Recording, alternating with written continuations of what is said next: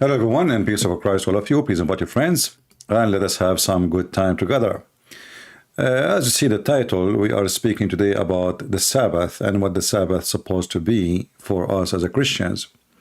However, we always try to understand how we see it and how other people see it. We know that the Muslims, in their funny book, so-called the Quran, their God, he spoke about the Sabbath. And what make it even more funny, that the God of Islam, he made the Jews, he transformed the Jews, according to the Quran, into pigs and monkeys just because they broke the Sabbath.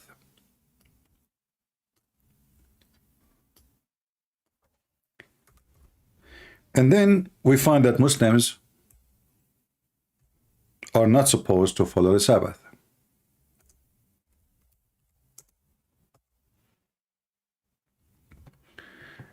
In chapter 2, verse number 65,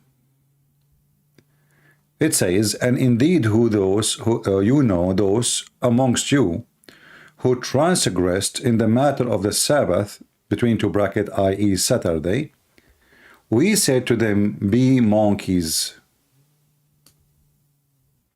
So Allah, he made them monkeys. Now here we see that this is the fiction side of the story, that there is some group of Jews who broke the Sabbath, and Allah, he made them monkeys because Allah, he loved the Sabbath.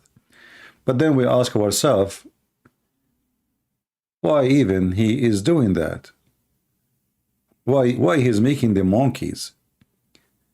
And if it's so serious, how come Allah don't make all the Muslim monkeys? Mohammed, because he is a fraud as usual, he come with the stories. I believe that those stories used to be taught to the children of the Jews, so the children, they will fear not to practice the Sabbath, like kids, you might say, oh, this is horrible to say to something like this to kids, but we are talking about 1400 years ago. And because Muhammad is a fool, he take any story he hear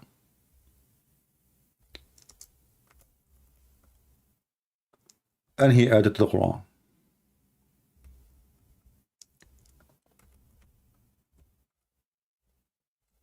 If Allah is so serious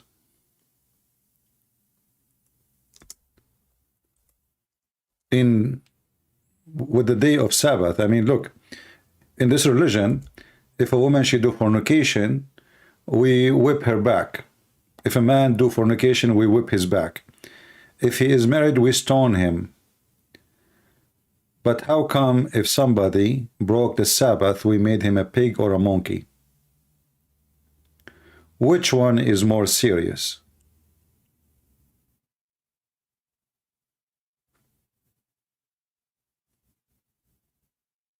There is no explanation for such a stupidity.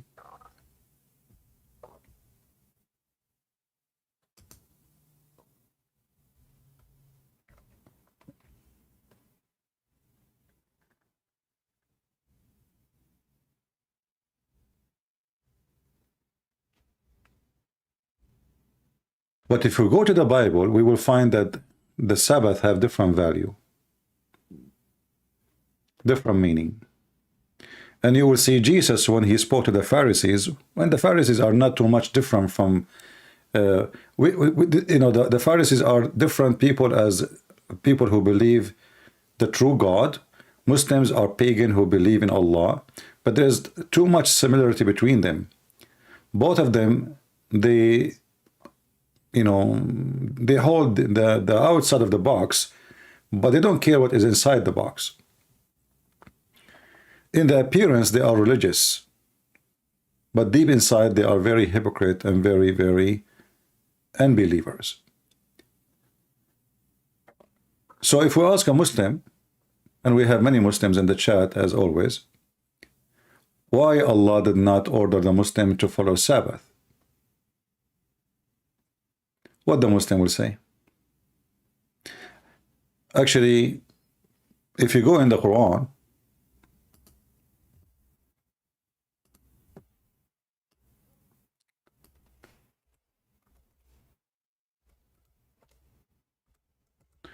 you will see a very funny verse about the Friday, which is the day of the Muslims, supposedly.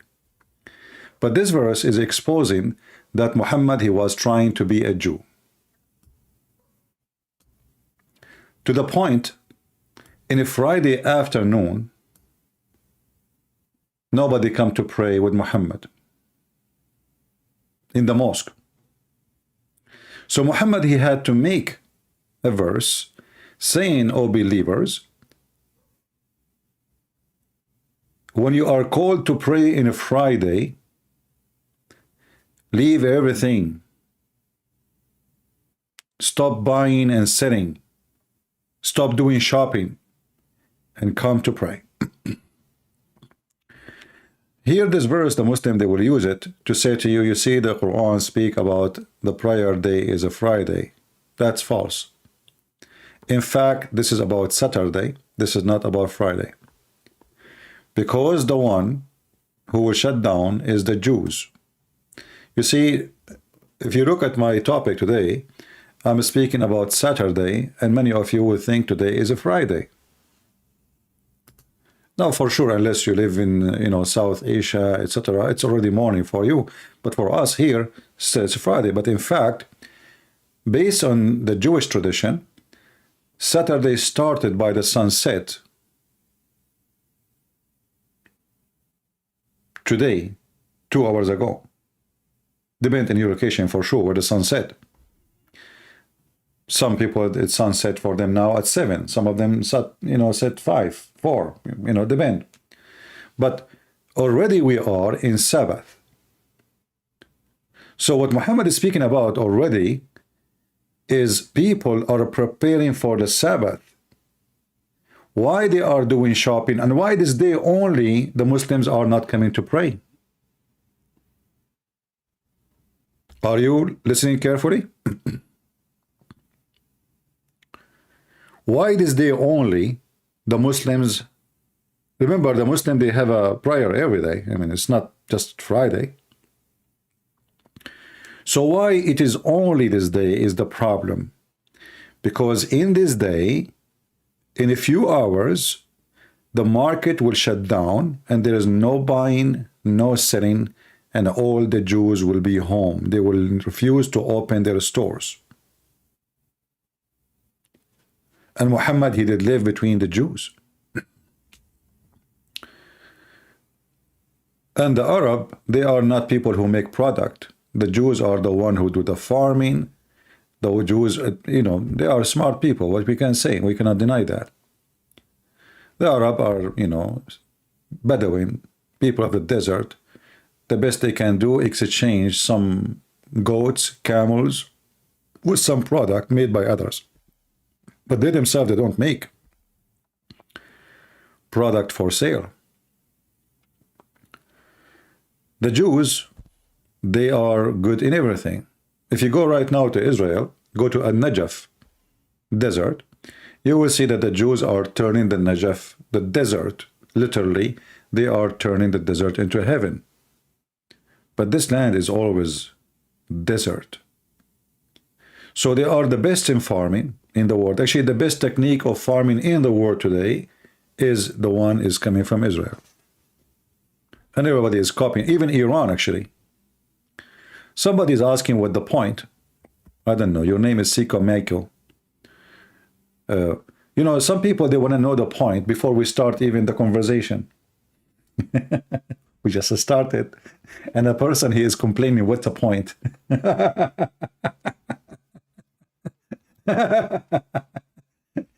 I'm afraid that you are a kind. If your wife, she says to you, honey, would you like to go to bed? You say to her, what's the point? She call you again after 1 hour. You say, like, what the point? She say, okay, do you like to come, sit next to me, watch TV? What the point? Oh boy. No wonder you will never have kids. So, all believers who are doing shopping in the day of a Friday, leave everything in your hand and come to the mosque. Because what's the point? The point is, we will not have food to eat if we don't do shopping. What are you talking about? So Muhammad, he have to enforce it on them. And he have to make it an obligation, not just a choice. And then the Muslims, they start saying this is the day we should pray, Friday.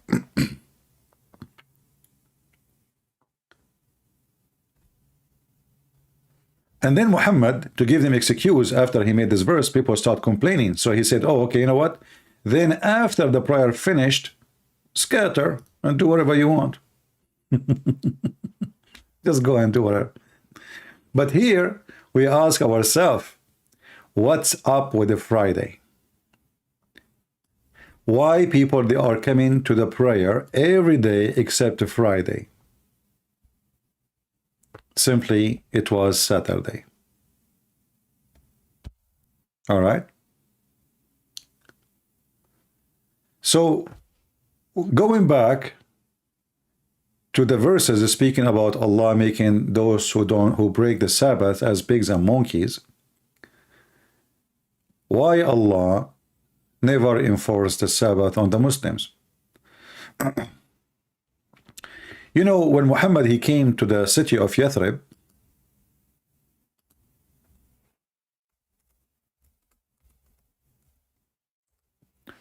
he saw the Jews fasting. Muhammad, he have no idea what is that. He claimed to be a prophet, but he know nothing about the Jews, about their books. He just moved in. And then when he walked by between the Jews, he asked them, what's today? Why it's fasting? Why you are off today? What's happening? Why it is Sabbath? You see, the day, a holiday for the Jews, is a Sabbath. All right? Muhammad, he claimed that the Jews, they used to fast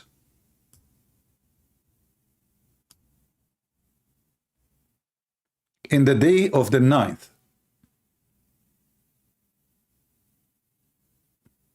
At that month. Muhammad, he changed it and make it at the 10th. If you read the translation here, it doesn't say anything, but in Arabic it's so long.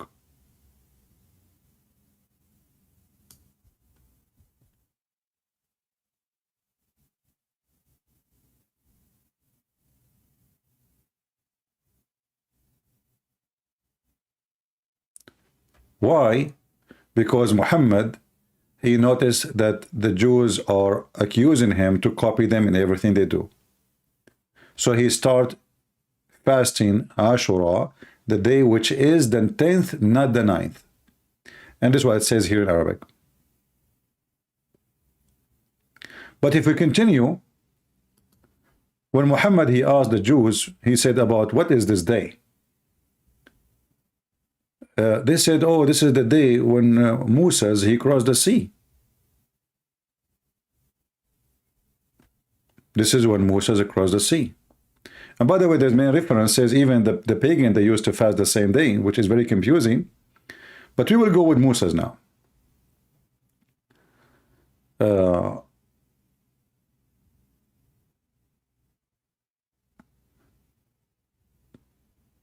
Let us see where is the hadith.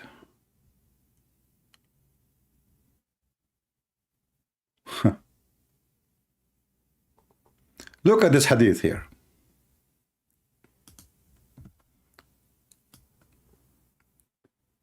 He said that when God's messenger fasted on the day of Ashura and commanded that it should be observed as a fast, he was told it was a day held in honor by the Jews and the Christians, and said, if I'm spared until next year, I shall fast on the 9th.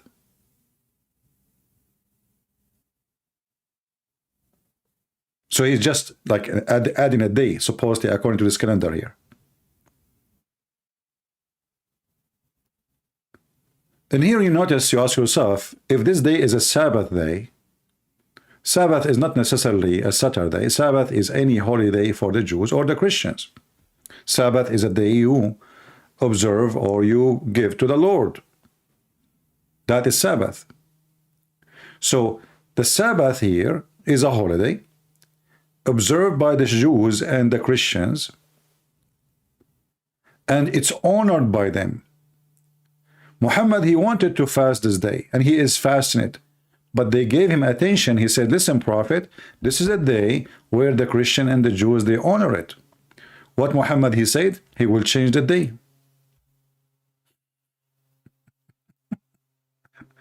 And here you ask yourself, if Muhammad is a prophet and he is following the God of Moses, why he is it changing the day? You know what I mean? Why is it changing the day? You know, Siko Miko, one more comment I will send you to Allah. I mean, are you stupid? What happened to my voice? What's your problem? I have a topic and this guy is busy. What is the point? What happened to your voice? What's wrong with my voice? Are you sitting in my throat? Shall I say what happened to your ears? Are you stupid? Here we go. I blocked you. You are the same as a student sitting and a teacher is teaching. Hey, sir, what happened to your voice? Sir, I see like you, did you break your nail? Sir, you have some mud in your shoe and the teacher is teaching. What a dummy. Don't come here again.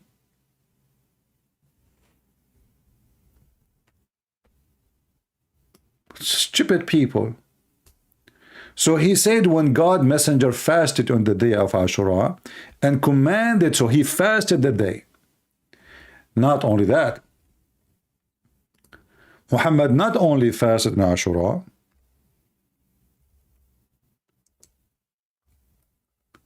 he claimed that if you fast the day of Ashura, Allah will erase your sin for a year in the past, and some story says in the year to come.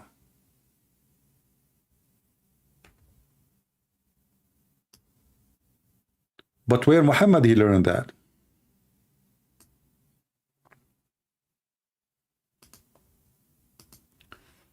He just learned about the day from the Jews. He never heard of it before.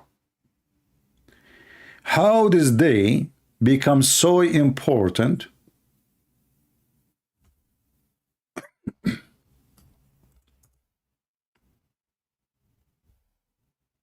to the point fasting in that day, in this day,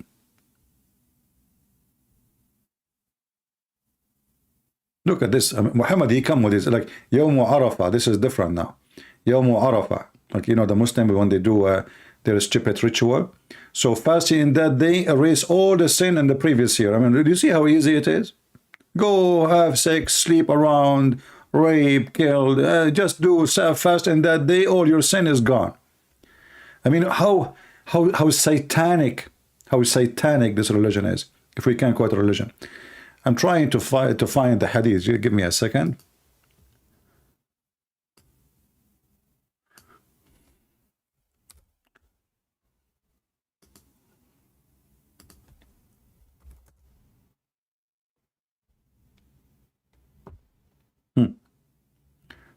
Abu Qatada al-Ansari narrated that the messenger, BBUH, was asked about fasting on the day of Arafah on the 9th of the month of Dhul Hijjah. He replied, fasting on the day of Arafah is an exception for the preceding year and following year. This is a false translation. What exception? What expectation? expectation. I don't know if translation is coming, or I don't know what exactly this word mean, but what it says here, that it's going to erase your sin for all the past year and the rest of the coming year. And he also was asked about the fasting of the day of Ashura,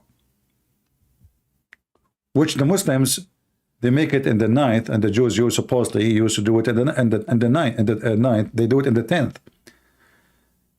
He replied, fasting the day of Ashura is an expiation for a preceding year. All right. But let's think about it for a second.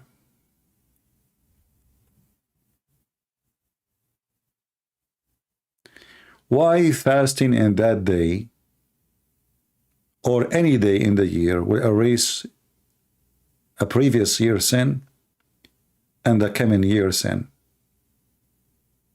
What is the logic?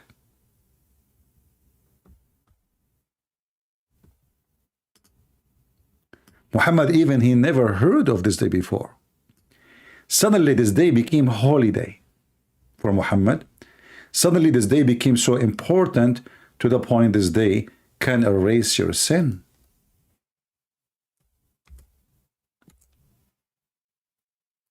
Here it says, and this is Sahih Bukhari, the Prophet came to Medina and he saw the Jews fasting the day of Ashura. He asked them about that. Do you see it? He asked them about that. He never heard of it. Never. They replied, this is a good day. The day on which Allah rescued Bani Israel, which means children of Israel, from their enemy. So Moses fasted in this day. The Prophet, he said, we have more claim over Moses than you. Here we go. He stole Moses from them. So the Prophet, he fasted that day and he ordered the Muslim to fast that day. Do you see it?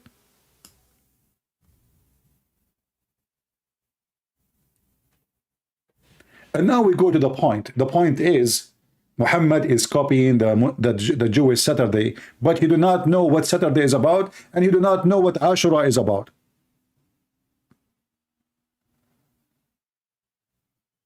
Are you getting my point? This guy, he have no idea. What if the Jews are lying? What if this day is a false day? Isn't it the Muslim, they keep saying the Jews, they lie, they corrupted their book, they are etc. blah, blah, blah, blah, blah, blah, blah. And then Muhammad, whatever they say, he take it and he make it a fasting day. And then not only that, he claimed that if you fast this day, it erase your sin. From a person who never heard about it ever before, to a person promoting the day to be the most important ritual to do, which is going to change your life, is going to erase your sin.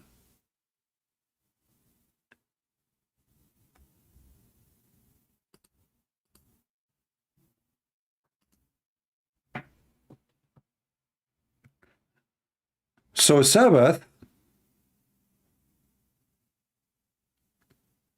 the same as the day of Ashura, is something have nothing to do with the Muslims. Muhammad is a thief. He learned. Muhammad is like somebody, he attend my speech, he learned something, then he go and he write it in his book and he claim he is the one who came with it and his God told him that. If we ask the Muslims, did Allah tell Muhammad about Ashura? Who is a Muslim can answer me? Who is a Muhammadan here? He can help us. As you see, this is Sahih al-Bukhari. And this is why you see, like, lately, a lot of Muhammadans, they don't want us to show them the hadith. Why? Because the hadith is proving that Muhammad is a fraud. The hadith is an embarrassment. So what the Muhammadan they do? In order to wash their hands from the poo-poo of their prophet, They say we don't accept hadith. But all of us, we knew that Islam without hadith does not exist. In fact, the Muslims today, they follow what is in the hadith against what is in the Quran.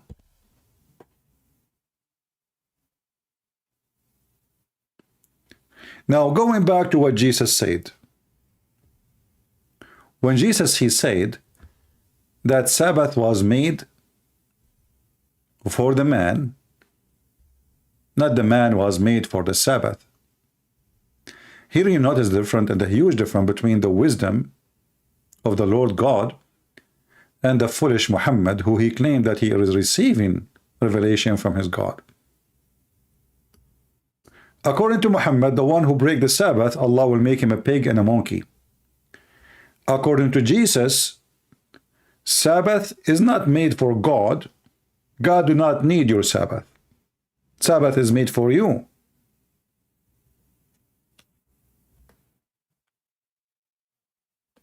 When a human being, he work like a machine, he have a point of a breaking down. When a human being, he become a money worshipper, so he forces his employees or his servants, at that time his slaves maybe, to work non-stop. He is abusing them. So you will notice that the day of Sabbath, when it was enforced in the Jews, in the believers, let us say, it was to stop the greed of the man, the abuse of the man of himself and others, and even the animals and even the soil. Maybe many of you do not know that in the Bible we have 7 year cycles. 7 years cycles. Like when you do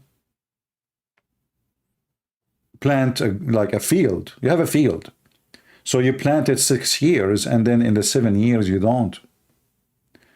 Proven to be scientifically very accurate, because that will give the soil to reset and set, and the bacteria will work and build up the nutrient and the minerals, and the ground will be ready to give you good food again. If you abuse the ground, non-stop planting, taking the plant, planting, taking the plant, the ground will die. So even abusing the ground is dangerous. And we are talking about earth, we are talking about dirt. Even earth, you need to give it a break. When you abuse the earth, you will die. Because your living is based on this earth. So when the Messiah, he was walking in the field with his disciples, as we see here. So Yeshua, he went out on the Sabbath to a grain field, and his disciples were walking and picking the ears of the wheat. And the Pharisees were saying to him, look, why are they doing something that is illegal on Sabbath? The Pharisees, they are just worried about what is illegal, not about the meaning of the Sabbath. Do you see the word illegal? They are like the police. You know, they are like the Sharia police. They go chase people by the stick and they play holy. But when they take vacation, they go to Thailand and they drink whiskey and they sleep with hookers. They go to Saudi Arabia, they are the holy men of Allah. Everybody know that. So the Pharisees, who made themselves the same as the Islamic police, watching everybody move, trying to find something wrong about Jesus and his disciple. Look. Why they are doing something that is illegal on Sabbath? Yeshua said to them, have you never read what David did when he was in a great need and he was hungry? he and his companions, as he entered the house of God. Here, David, who every Jew is so proud about him, and especially the Pharisees, they ignore what David did. David, he can do whatever he wants, man. What are you talking about? You know, those are the same as Muhammadan. Muhammad, he can do anything. Muhammad, he can do anything. Muhammad, he can take his wife. Muhammad, he can sleep with his mother. Muhammad, he can rape children.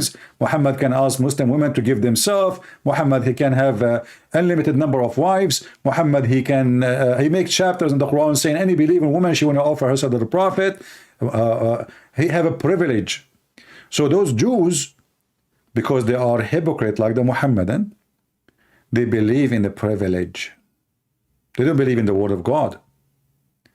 They are so strict on the word of God. If you are a poor, if you are nobody, the same as we see in USA, you know, like in USA, if you are a person who work in the post office and you don't deliver the mail to the person, you drop it in the garbage, you face up to 5 years in jail. But when we have the foreign minister of USA, Clinton, she dropped thousands and thousands of mails of the government in the garbage. She is playing golf. Nothing changed in the world.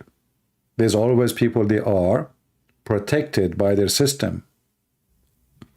When you are poor and you do something wrong, anything, they will make you the most ugly criminal ever. When you are powerful, sponsored by a gang, every time there's a gang, sometimes the gang is a religious authority. Sometimes the gang is a communist authority. Sometimes the gang is a socialist authority. Every time have a gang.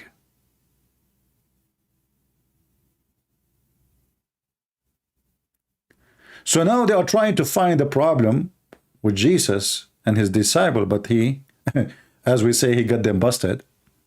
He says, how come David did this? And where you been? How come you never complain? You keep shout, the great King David. I never heard of one of you downgrade David. Never. The guy not only eating, he is eating from the bread in the house of God. Where you been?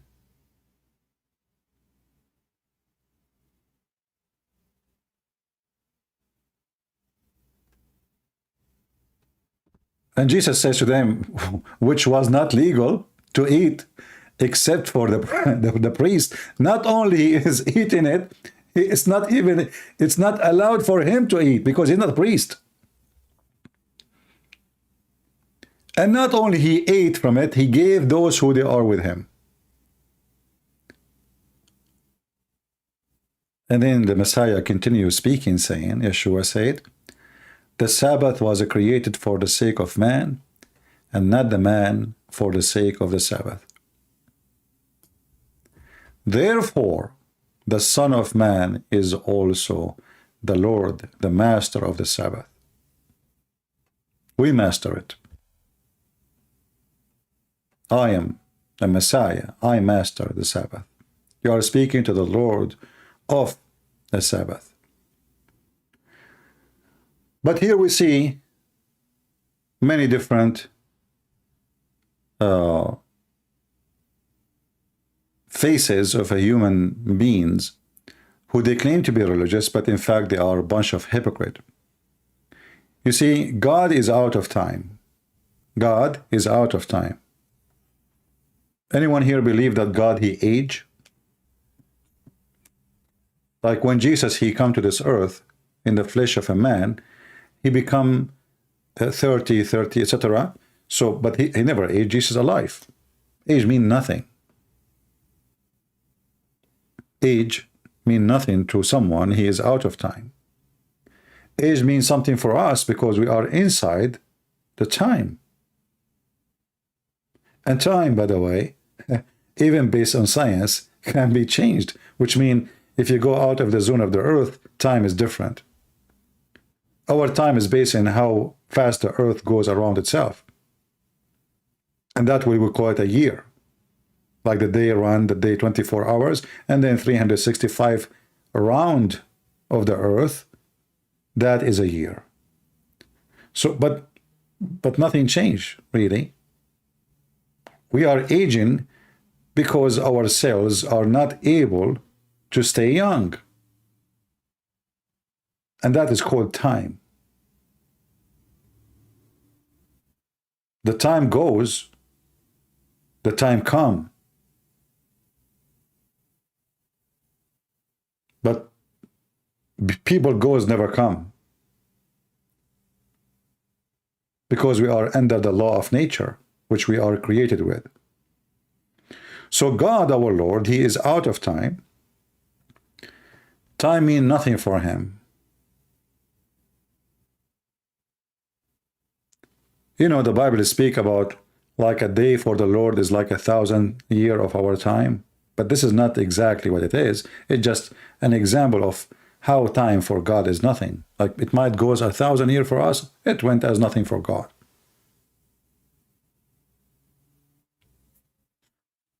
And here we have a lot of wisdom for all of us as a Christians.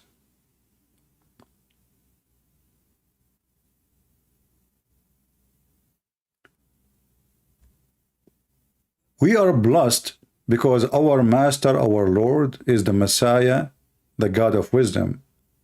And they are cursed because their Lord is the idiot Mohammed, who made them believe that Saturday is a reason to be a monkey if you break it, and yet he is the first one to break it. He is the first one not to practice it. He is the last one to follow it. But yet in his book, he made Saturday is extremely important, to the point Allah himself. And not only that, Allah, he played tricks.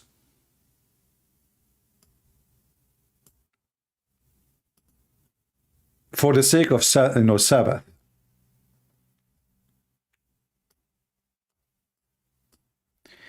According to the Quran,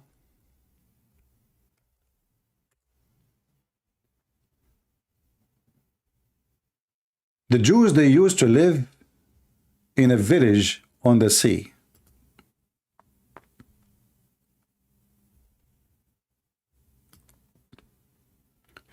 And Allah, He told the Jews not to transgress in the matter of Sabbath.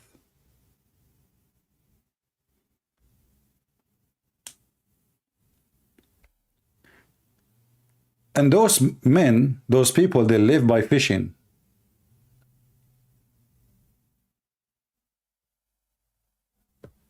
They live by doing what? By fishing. Allah, He made the fish come and play belly dancing in the top of the water every Saturday. And the Jews, they cannot fish in Saturday. They are hungry. They want to feed their kids. But they cannot. Every Saturday, as you see in the verse in the front of you, Allah, He made their fish come to them and do belly dancing and say to them, I'm here. You cannot fish me. And those people, they were desperate. They want to eat. They want to feed their families. They are fishermen.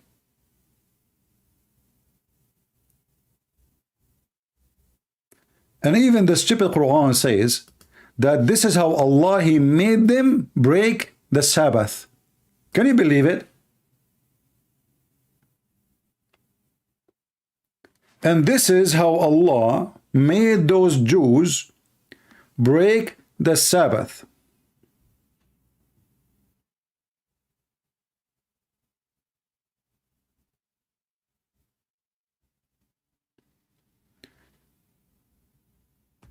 If we go and compare this to the command is given to the Muhammadan, those people, they are hungry. The whole week there is no fish. They are not farmers, they are fishermen. This is why it says, a town that was by the sea, as you see in the verse. So what they do? Fishing. This is how they live. So they are so hungry, Allah, He made them go in that direction. He made the fish disappear in all the week, and their fish come to them openly. Do you see the word openly? Like, you know, the fish take off her t-shirt, stand in the beach, or wearing bikini. She said, you cannot touch me. You cannot even get close to me. All kind of fish. And the dolphin is saying, I cannot eat them too. I am a Jew. So Allah, He made the Jews dying from hunger, and then because they cannot take it no more, they want to feed their children, they broke the Sabbath. Allah decided to make them pigs and monkeys. As you see, 3 verses after.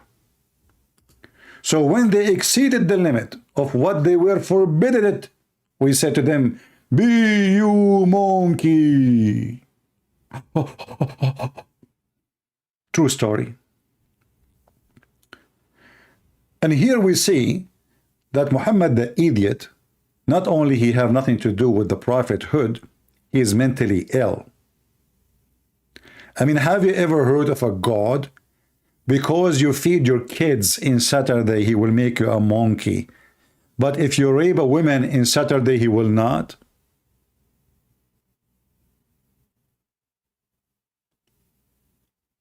How many crimes done around the world every Saturday?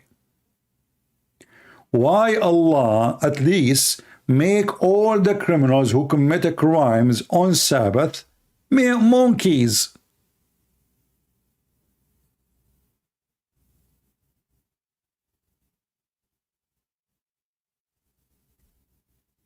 I mean, those people, they want to feed their kids, and they did fishing to feed their kids. They are not doing drugs.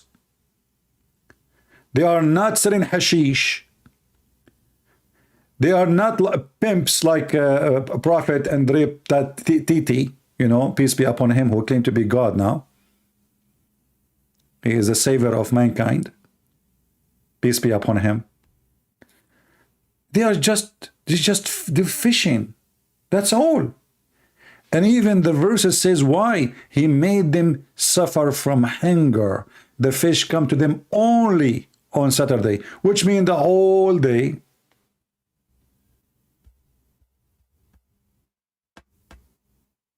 The whole week, they don't see fish.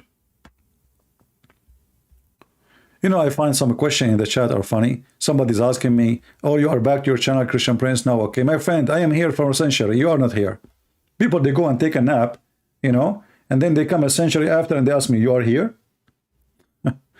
Lord have mercy. And the funny is, by the way, every time we go live, we have in the front of us, we have a banner. It says www.patreon.com/Christian Prince.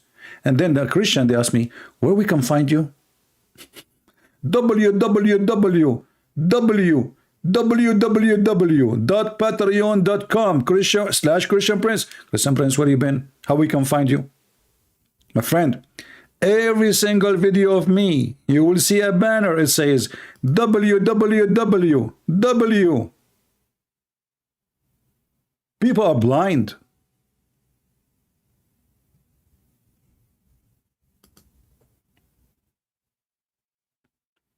Literally blind. You have to tell them, like, you go there, okay, click here. Now I know why people, you say, did you subscribe to my channel? Don't forget to subscribe. And he put a big bomb in front of you, subscribe, tuk, tuk, tuk, tuk, tuk. And people, because people, if you don't tell them, they are like, their brain is not functioning. You have to tell them. You have to tell them where to eat. You know, this is like Allah.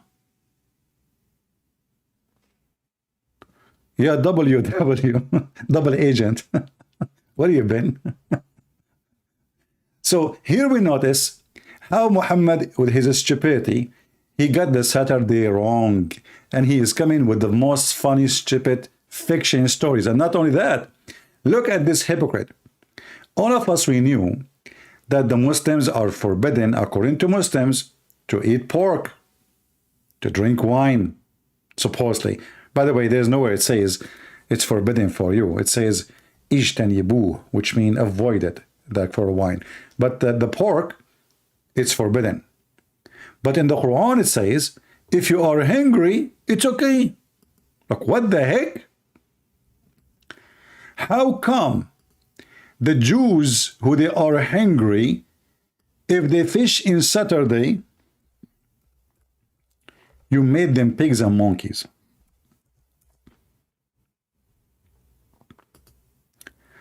But the Muslims, who they are forbidden to eat all those things, if they ate and they are hungry, it's okay. Do you see the hypocrisy?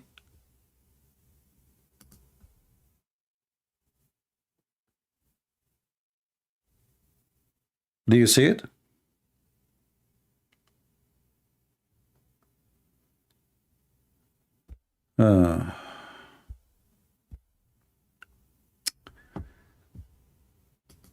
Do we have any Muslim have anything to say? So Muhammad, he got the Sabbath wrong. Muhammad, he never respected the Sabbath. Muhammad, he come with fiction stories about the Sabbath. And not only that, we are not done. Let us see Skype if we have any Muhammadan.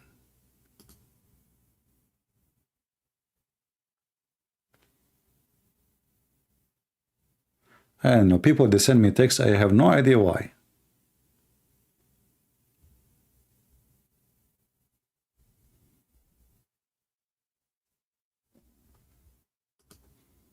Stories. People send me stories. I can write a book about it. Do we have any Muslim would like to call us?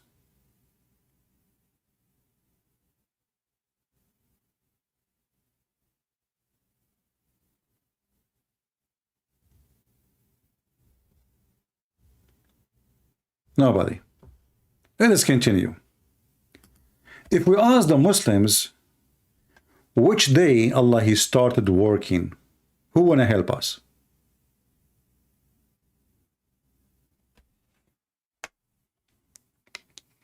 Who is a Muhammadan would like to help us? Which day? Somebody's asking me what happened with Iran.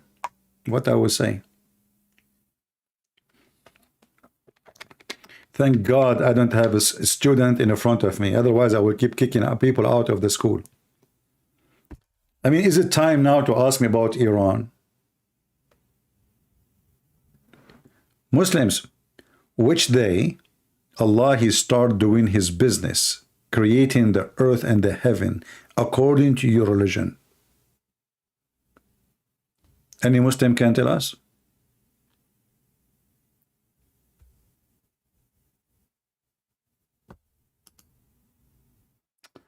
And the Ramoda Galaxy, he is saying, okay, CP, which topic you want me to debate against you? I'm getting ready. My friend, if you are a person who can debate, you will be calling me a century ago, get lost. I just block you. Christian Prince, okay, what the topic? Okay, what the topic? Tell me the topic and I'm getting ready, okay? Where I get those people from? Did somebody open the bathroom door?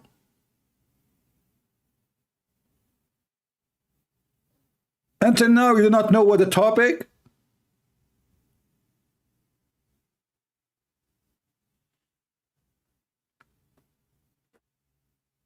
I heard in the weather news that there is a wind coming from the diarrhea land.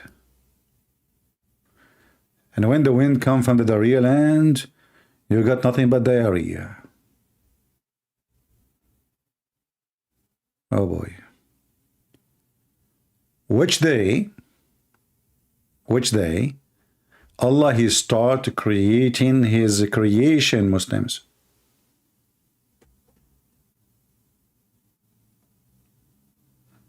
No problem. He can call me. He can text me. There's no need to make a drama about how to debate me, when to debate me. People want to do it, they do it.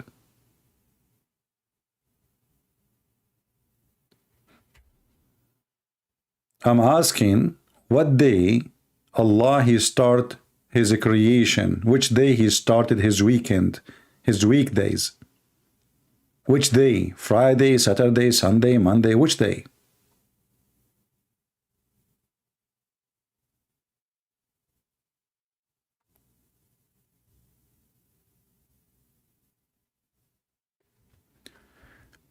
Click me saying, they wanted me to become a Muslim here in Oman, but when I watch your videos, I said to myself, let me hear this first.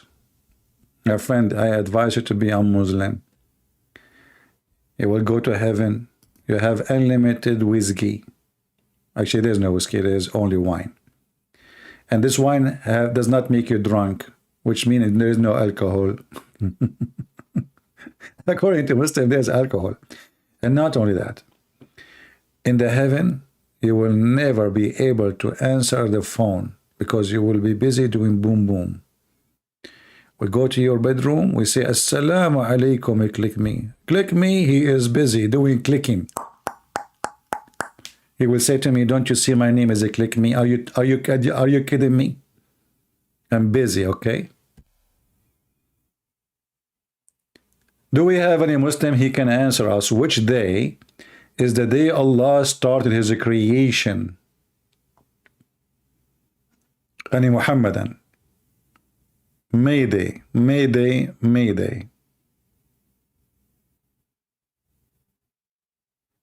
So here we see the thief Muhammad, he have double standard. When the Jews are hungry and they fish in Saturday, Allah made them pigs and monkeys. But when the Muslims are hungry, Allah is all merciful. Okay? If you are hungry, brother, Allah is merciful. Okay? Just eat it. Eat pork. Yeah, just eat. Okay, no problem. Huh?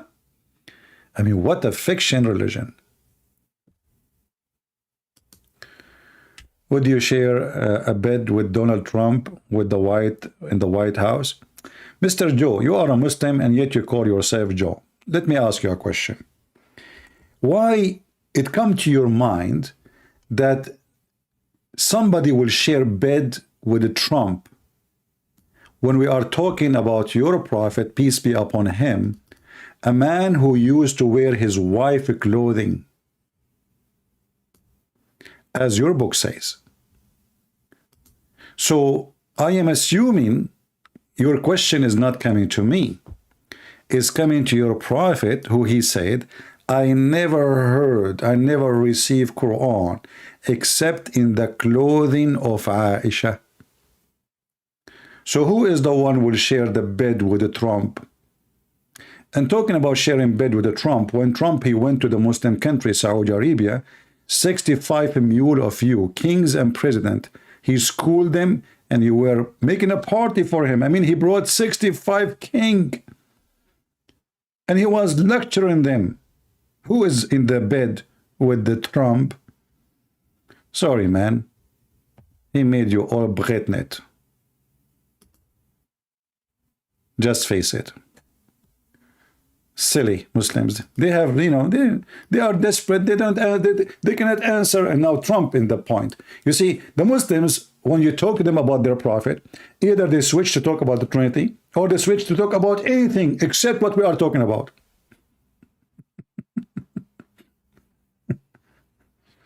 ZP, are you willing, ZP?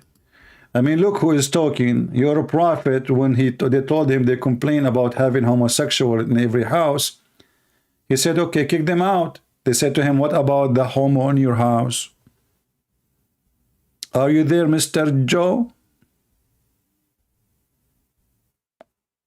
What he was doing in the house of the prophet? I will give you three choices. He was playing with the prophet hide and seek. Or he was playing with the prophet seek and hide. Or let us seek but not to hide. Which one, Joe? And as long you mention sleeping in bed with men, I have a hadith from your prophet saying that a man, he was allowed by your prophet to rub his back over the chest of the prophet, and the prophet was totally wearing nothing, topless, and the man was topless. And then the man, he grabbed the prophet from down his belly and he started kissing him, and he said, this is what I want, prophet of Allah. Yes, there, right there. Look who is talking. See, you brought this humiliation for your prophet for no reason. So who is a Muslim? We go back to the topic. Who is a Muhammad and can tell us which day Allah started his creation? Saturday, Sunday, Monday, Tuesday. Which day the week start for him? Any Muslim can tell us? I will help you. Let us go and see what Muhammad. You see, Muhammad, he is a person who keep giving gifts. His gifts never stop.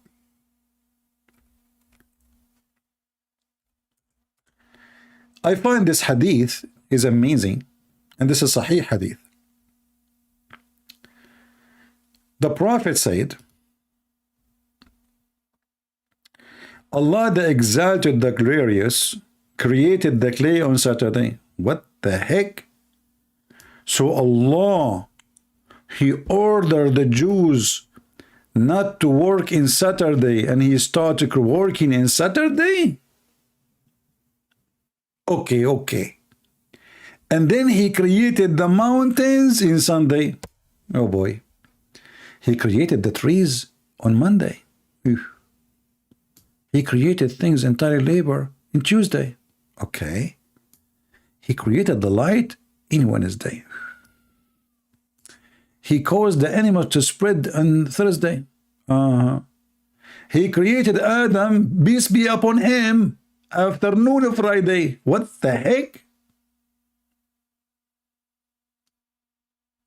And the last creation at his last hour, it was the hours of a Friday. Between afternoon and night.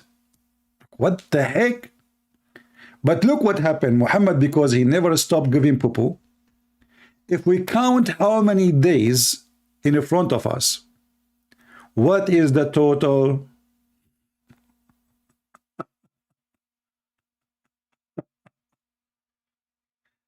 Hey, who is a Muslim can help us?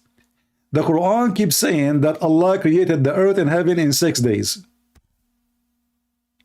We have tons of verses. How many? Tons of verses saying that Allah created the earth and the heaven and whatever inside them and between them in 6 days. Look how many chapters. Look, brother. Chapter 7, verse 54. Chapter 10, verse 3. Chapter 11, verse number 7. Chapter 32, verse number 4. Chapter 50, verse number 38. Chapter 57, verse number 4. I mean, it's all over the place. We created everything in earth and heaven and what is between them, nothing left, in 6 days. If we go back in the hadith here, and we calculate how many days the total creation was. Who wanna tell me? Somebody, his name is No Worries, he is saying, do you take 7 days of creation literally? Are you asking me or asking Muhammad? Mr. No Worry, are you a Muslim? The Muslims who try to avoid such a question, they say, as an example, Zakir Naik, when they ask him about the 6 days of creation, he say, Brother Sister, the brother they ask a question, that the Quran says that Allah created the earth and the heaven, and what is between them is 6 days. Whatever, brother, Allah in the Quran he said that a day for Allah is the same as 1,000 years for us. So if it is clear, brother, that the word day does not mean day, it means a period. It means what? A period. Period. But as you see here, Muhammad, he got the Muslim busted. It's not a period, it's literally a day. To the point he called it Saturday, Sunday, Friday, and not only that, he said Friday afternoon.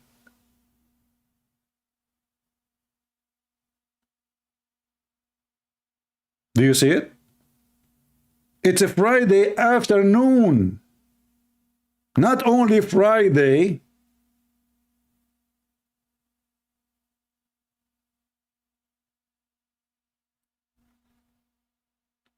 So when the Muhammadan, they try to defend the shallow, stupid Quran, they come with the most hilarious answers. But those answers, by the way, they work, but they work with idiots, ignorant. This is why those people, they choose carefully who's going to ask Zakir Naik the questions. Zakir Naik, he will never dare to take a phone call from me because he will become shish kebab hummus. And people will be confused, by the way, who is Zakir Naik, me or him? Because I will call him, Assalamu alaikum. Wa alaikum assalam. Brother Zakir Naik, I'm one of your fans and I'm going to talk to you. Zakir Naik will say, brother, mashallah, you look sound like me. And then the people, they will be confused. Which one now is Zakir Naik between the two? So the Muhammadan, in order to get away from the stupidity of their prophet, which now he contradicts his Quran, because the total numbers of days is 8 days. When you start working in Saturday, creating the dust or the sand, the dirt, and then you keep walking until Friday afternoon, until night. Actually, this is 9 days. Why? Because the second you enter afternoon and the sun set, that is Sunday. This is not only 7 days, this is 8 days.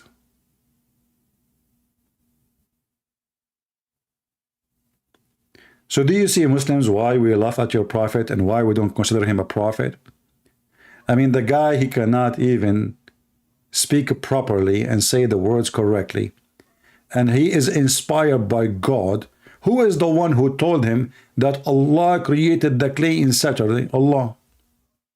Where he got this knowledge from? He went to the supermarket, he got a magazine? No. Allah. Is one day 24 hours for Allah? Well, based on this hadith, yes. Don't you see? Even the Muslim, they say, Friday afternoon, al-asr, asr in Arabic mean afternoon. The last creation at the last hour of the hours of the Friday, i.e. between afternoon and night. Do you see it? Do you see it? I'm not the one who's making this, this is their Muslim website, this is their translation, and this is the number of the hadith, and this is authentic.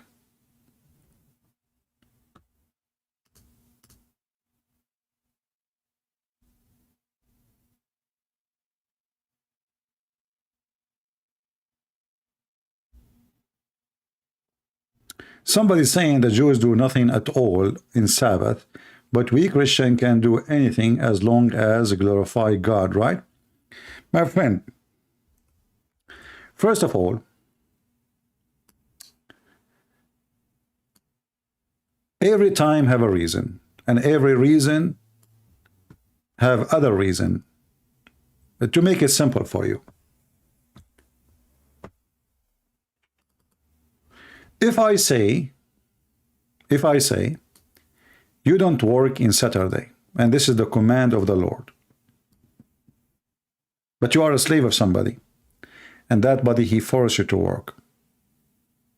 You have to work. He will kill you. So if you read the Bible, you will see that Saturday was to protect the weak before the rich.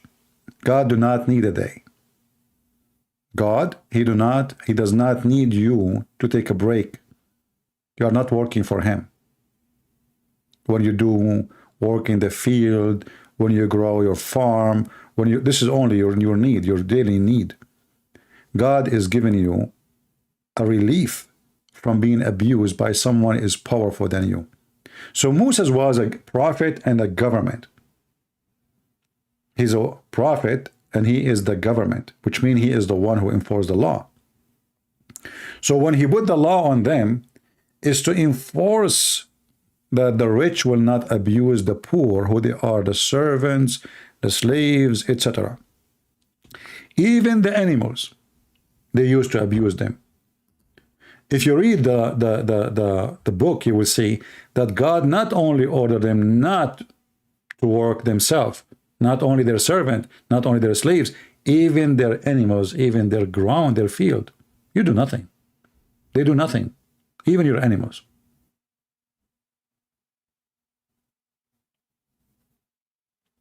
even your donkey. You see, in the old days, they used to have an animal running, like, you know, they have a technique where that, like, they hit the animal, a cow or a donkey, and he keep running in circle, and there is a well of water in the middle, and by doing that, the water will keep coming. It's like a pumping way. So they abuse the animal non-stop. Even your donkey will not work in that day. So that day is not for God, that day is for you.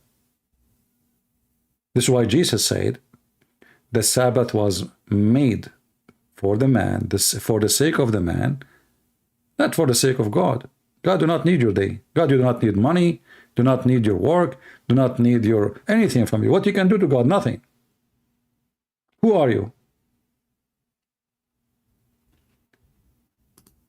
But when a human being becomes silly, silly can take you to many places. Then they start worshiping the law, not the reason for the law.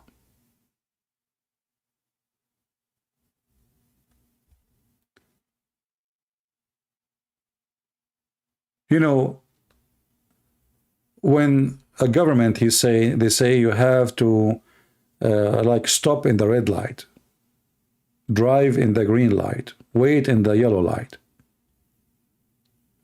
That the light is not the purpose. It's not. The purpose is to avoid accident, getting killed. People will hit each other because we are not organized. So in certain time, when a human being became so idiot, he started worshiping the law, not the reason for the law. The reason for the law is to protect the weak against the aggressive and to protect everybody. So when we make the law and we worship the law to be God and we forget what God he wanted by this law, this is what happened to us. Saturday, even in the Bible, is every day you give it to the Lord, not necessarily even Saturday. If you go to the story of Moses, when he was in the desert, they didn't know which day is Saturday. How we know? You will see that God was giving them food from sky, from heaven, every single day until the day which is considered Sabbath, the seventh day. That day there is nothing. This is how they recognize the day. It's not a calendar. It's not like Monday, Tuesday, Thursday. No, it was when the food is not coming from the sky, because this is what the day the Lord says, you don't work. Because if they go to pick it up, they are working. So you pick up a day, and the day before that day, he give them double of food so they can collect, and they have. If they do it in any other day, if they save food until the morning, the food will be damaged.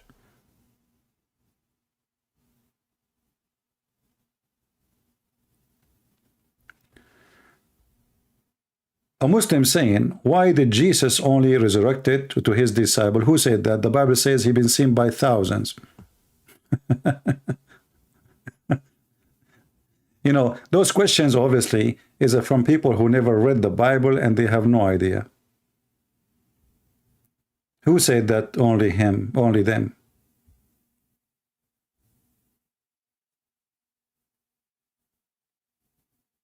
Not only that, actually, even the Bible says that there's thousands of saints resurrected with the Lord.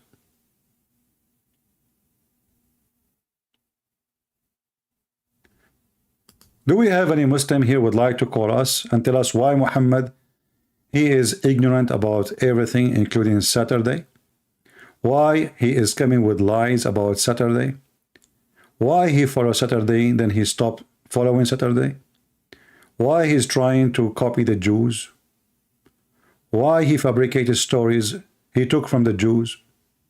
How he is a prophet and he says such a thing like this in front of us on the screen? Any Muslim?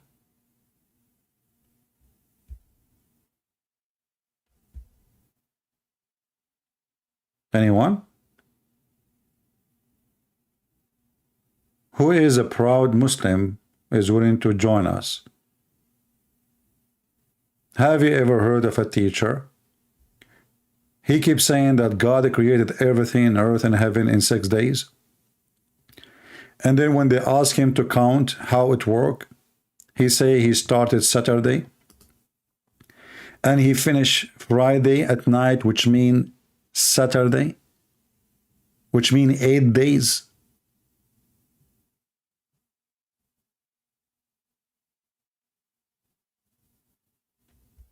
Anyone?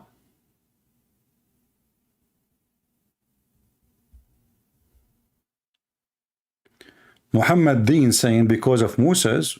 What because of Moses? I thought the Saturday is coming from Allah. Saturday is coming from Moses now?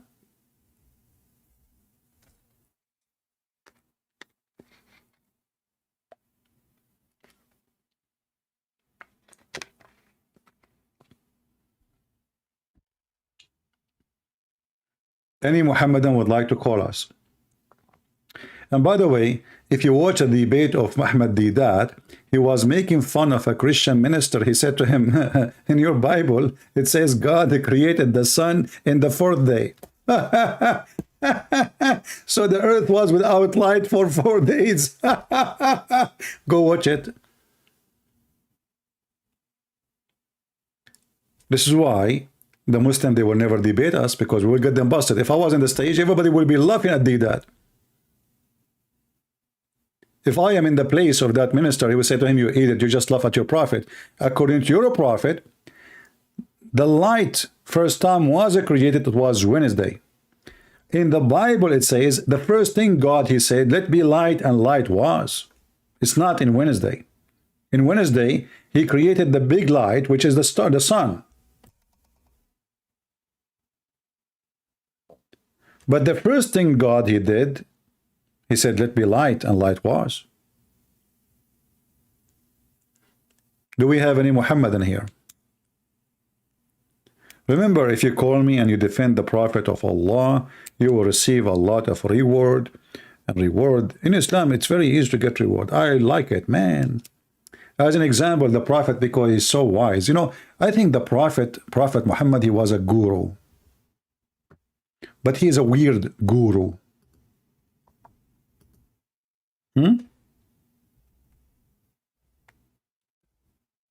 He is extremely weird guru.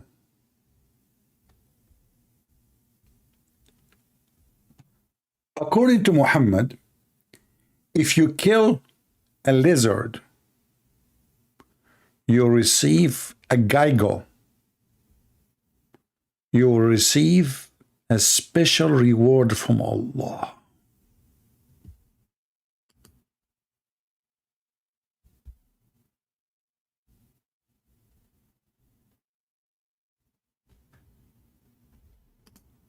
And since then, I start buying rifles and guns, and I go chase geigo.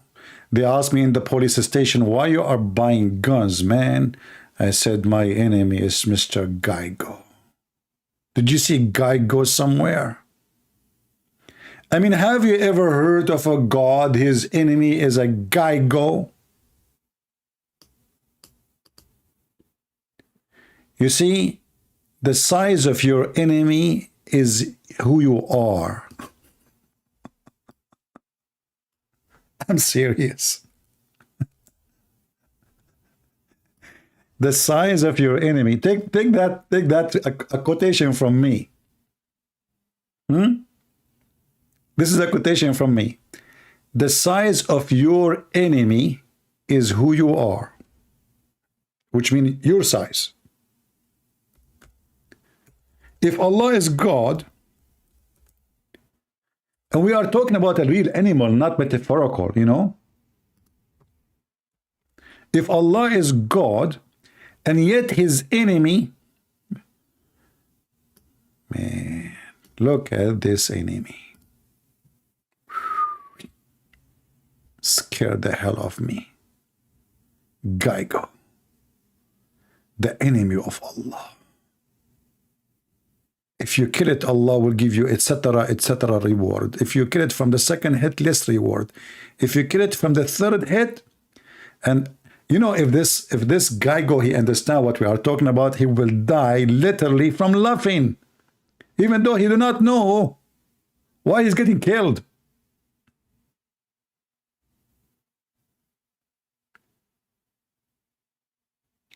This is the enemy of your God.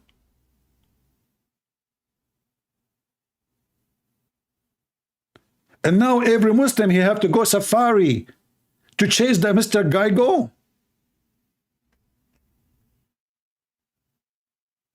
What he did. Look, now the Muslim, they will play dead. Nobody want to talk about this topic. Oh no, they will talk. They will say, let us talk about Trinity.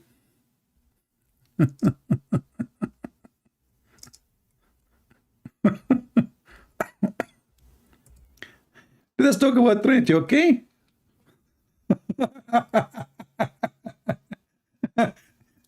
You know, this is when you get lucky. A foolish man, he become a prophet, and then he have a religion, and then a great number of people follow him blindly. And who is their enemy?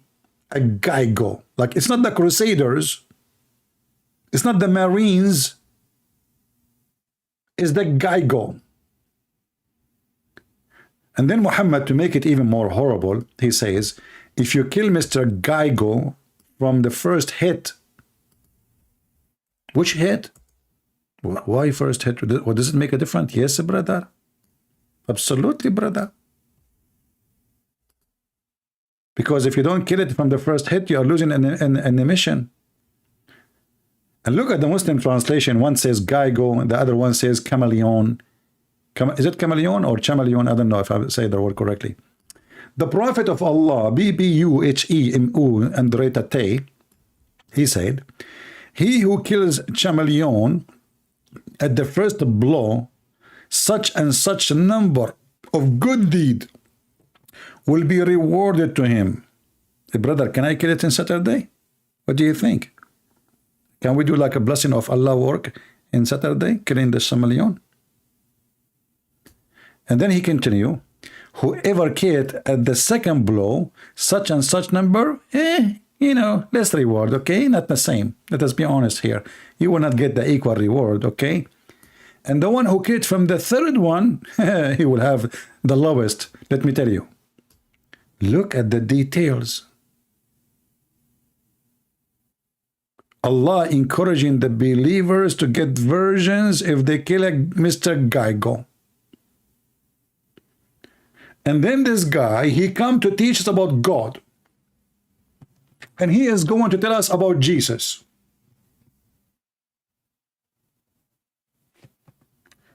Is it a Geigo or house lizard? For the Muslims, all is the same.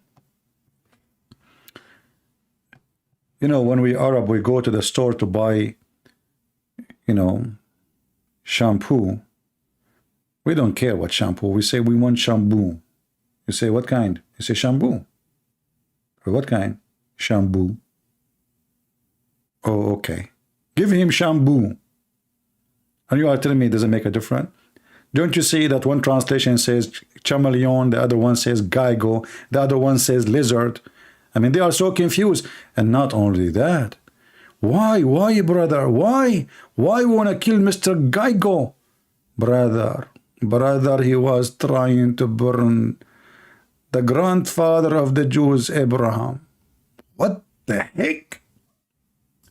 Sharik told that God messenger ordered Geigo to be killed, saying, Geigo blow on Abraham. What the heck?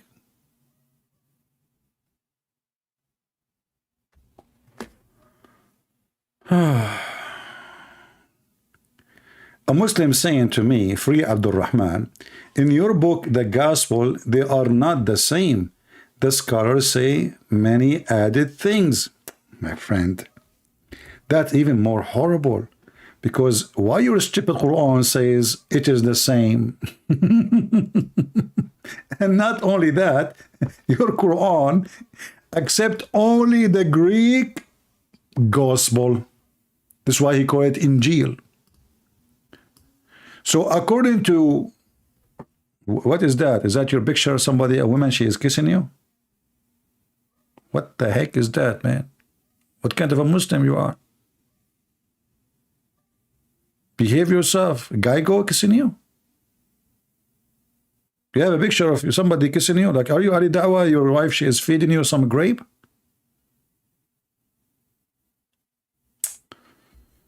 I want to get married, man. I will go live. I will wear like those for the circus, you know, like they have like a many cube things like in the jacket, you know, like Ali Dawah. And my wife, she will come and she will feed me grape in my mouth. Man, what a moment. And the believers are watching. Very conservative, very, very conservative. Yeah. Unbelievable. Okay, guys, I'm going to go and get married. Sorry, I have to get busy. I'm going to see if there is any woman, she is willing to feed me grape when I'm going live on air. Please send me your resume. Qualification. You have to have hands, and they have to be long,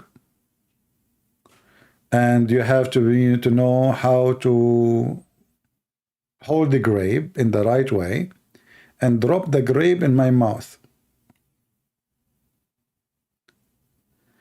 Quran says the different Bible before corruption. So the corruption happened after your prophet Muhammad came.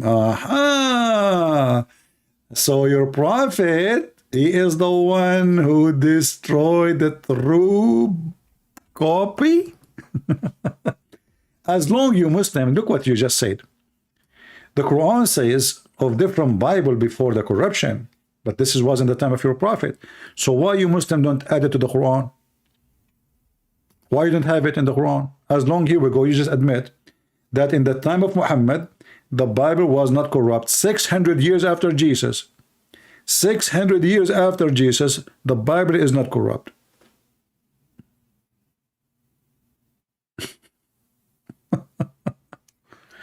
Let us go back to our topic. Forget about the Geigo and forget about this idiot.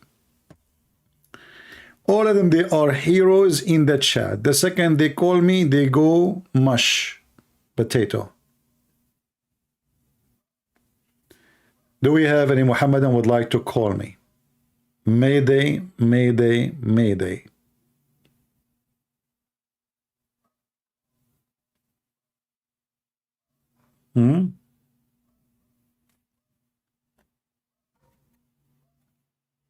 Anyone?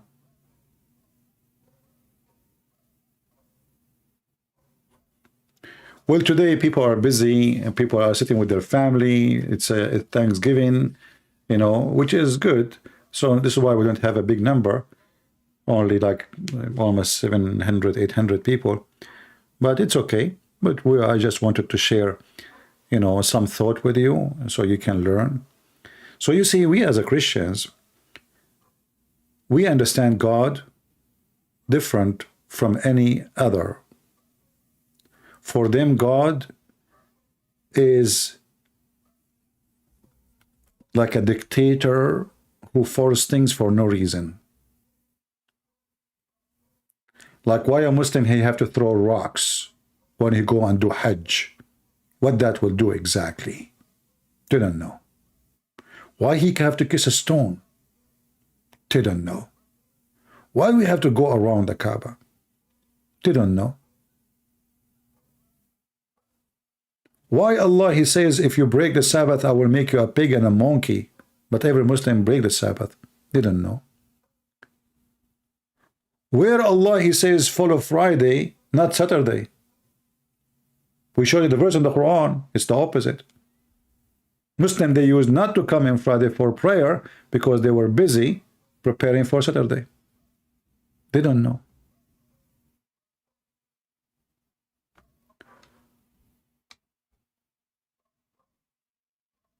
Anything you tell them, they do not know. Where Muhammad he got this story from? They don't know.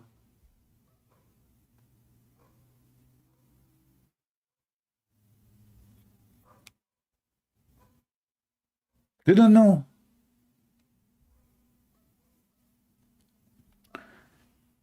Fanti saying, why Jesus make it hard to follow him? Well, easy come, easy go. It's not Jesus who made it hard for you to follow him. It's you who made it hard. You decide to follow the easy way. Did Jesus make it easy for him too? You see, let us see if Jesus is a hypocrite person who make it hard for you and easy for him. Is that correct, guys? If Jesus made it easy for him, that will make Jesus, I mean, come on. So it's easy for you, it's hard for us. Jesus, he have the hardest way. And if you don't want to follow him, it's your choice. Don't follow the hard way of Jesus. The way of the devil is so easy. Go drink, sleep around, kill, rape, steal, lie, easy. But Jesus said, what is the benefit of a person he won the whole world and he lost himself?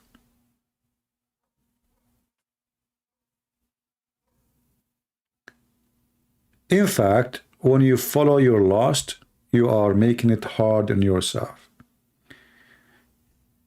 You see, our body is like a mirror, like a glass. And every day we break a piece and we glue it, we put some glue and supposedly it's still there, but the crack is there. The more crack you do, the more ugly you get. But you convince yourself that your glass is perfect. But in fact, a little touch, the whole glass will collapse. This is why you see that people who they are away from the Lord, they are the easiest people to collapse. Even they get rich, maybe, they got powerful, they became famous, but they are the first one to commit suicide, the first one to die from drugs, the first one to die from diseases because they are totally lost. In fact, maybe 1 from every 5 or 4 famous singers, they die in a very early age. Why?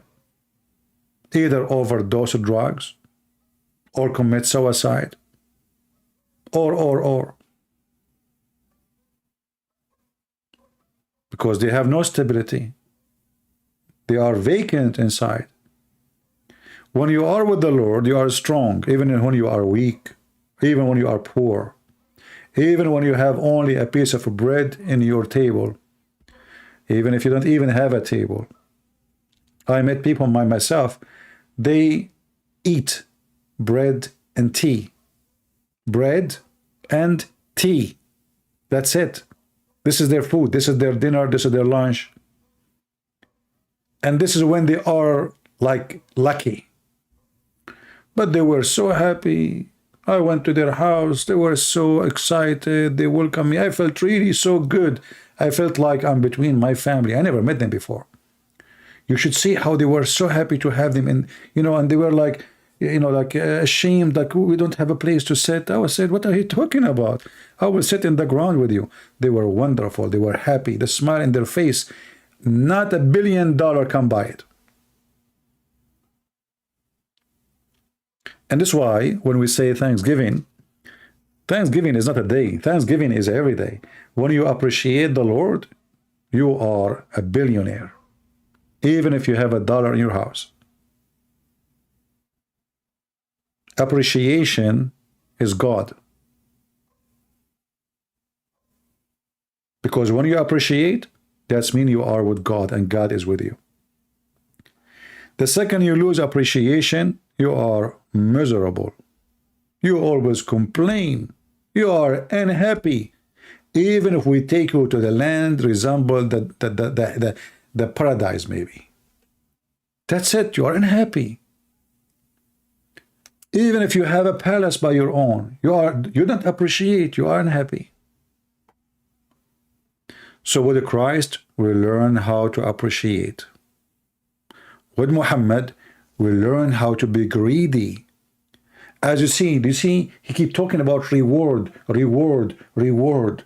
So those people, they are not doing the good work for the sake of God or for the sake of good work. They are doing it for a reward.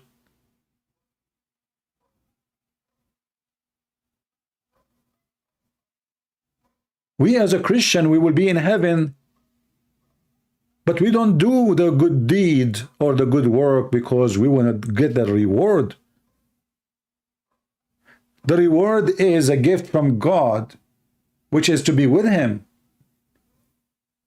But we will receive our reward because we are not seeking reward. That's why Jesus, he said, when you pray, go to your closet, which means your private room, and pray. Don't be the same as those hypocrites who pray in the corners. They receive their reward.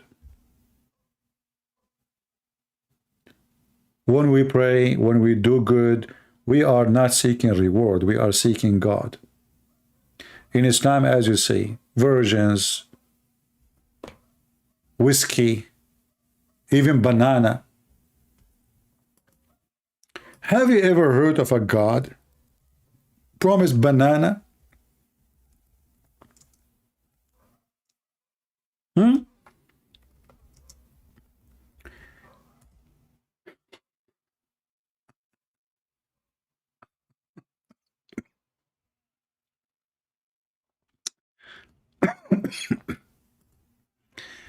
Hey, listen, I'm a prophet. My name is Mohammed. If you believe in me, I will give you banana.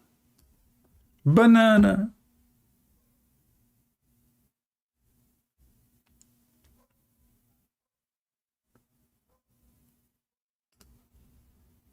Look at the translation here is different. Let us go to different translation. Hilali Khan.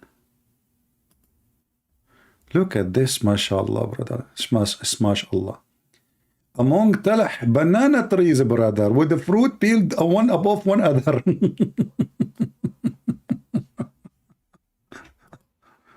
So the Muhammadan, when they pray to their God, they are not seeking Allah, they are seeking banana. It is the banana republic.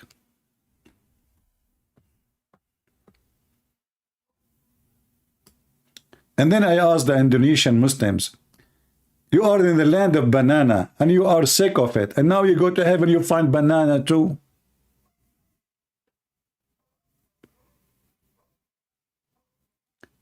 Like, you know, this is like a fantasy for those Arab who live in the desert. They don't have a banana. But this is not a good promise for someone who live in Indonesia. I mean, they have it everywhere.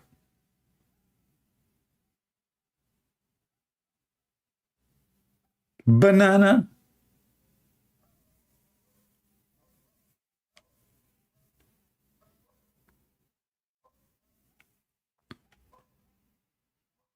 He never heard of coconut?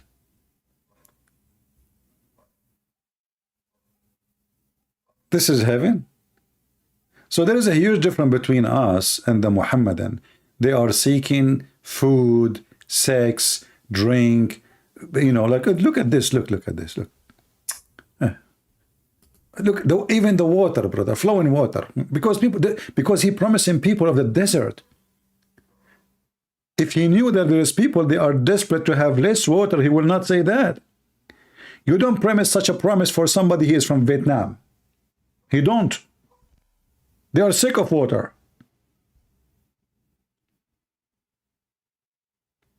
This is a promise made to fit with people who live in the desert. It's a desert, totally desert. A lot of fruit, okay? And not only that, we have shade for you. Shade. Shady, shady, shade, brother. You lay down under the shade. Promise for people of the desert. Can't you tell? If you tell those European people or somebody who live in Alaska or in Russia, we will give you a lot of shade in heaven, he will say, hell no. Where is the sun? Shade? Is that the God of the desert? Speaking to the Bedouin?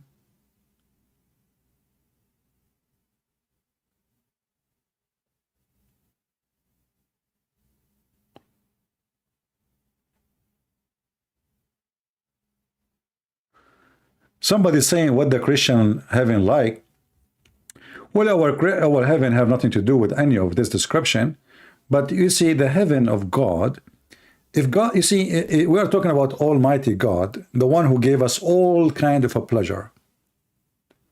The pleasure of taste, touch, voice, like somebody have nice voice, we hear his voice or her voice, we enjoy it. Song, music, the pleasure of sex, the pleasure of many pleasure. There's seeing things, you know, amazing, beautiful nature, etc. So the God who gave us all those pleasures, can he give us way higher? Sure he can. So this is how the heaven of the Lord will be. We will be high above our creation now, which means we will not be the same. We will be different creatures. We will be new. We will be new in our life, in our spirit, in what we need, which means actually we need nothing, because he said he and she, they will not get married. They will be the same as angels, which means we will be free from any needs. All those things which we include the pleasure, in fact, they are a need. We have a need for food. We have a need for sex. We have a need for money. We have a need to see beautiful stuff, to take vacation. It's need. It's more than just a pleasure. But with God, he will free you from all your needs. For the first time ever, you are totally free.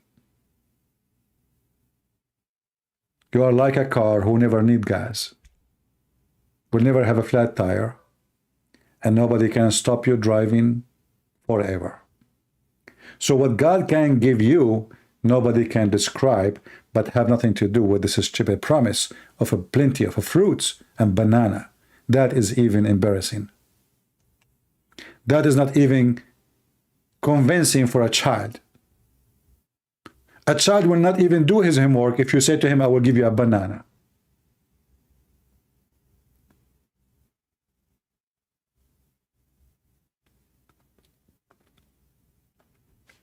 Somebody saying, I am free from sex, my wife is not happy. No, but you and your wife, you will not have sex anyway.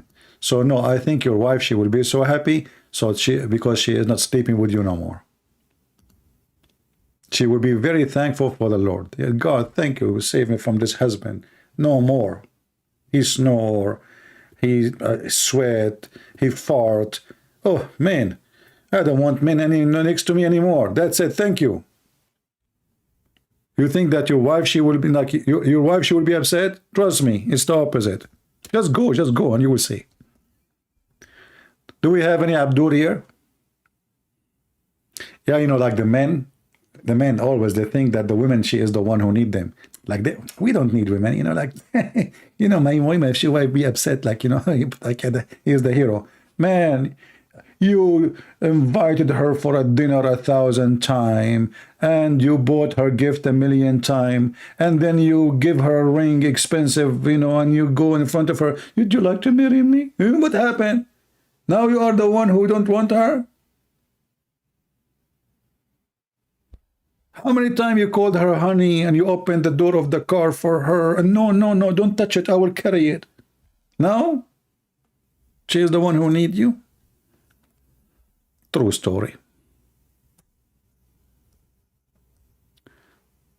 Do we have any Mohammedan here?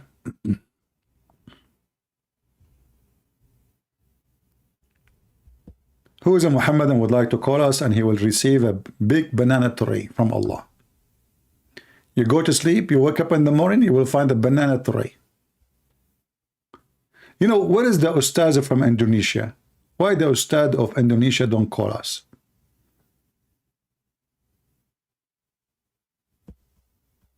Anyone?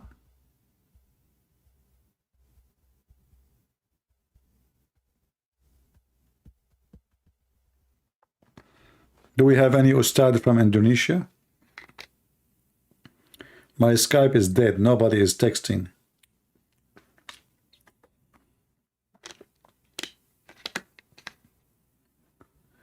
Nobody.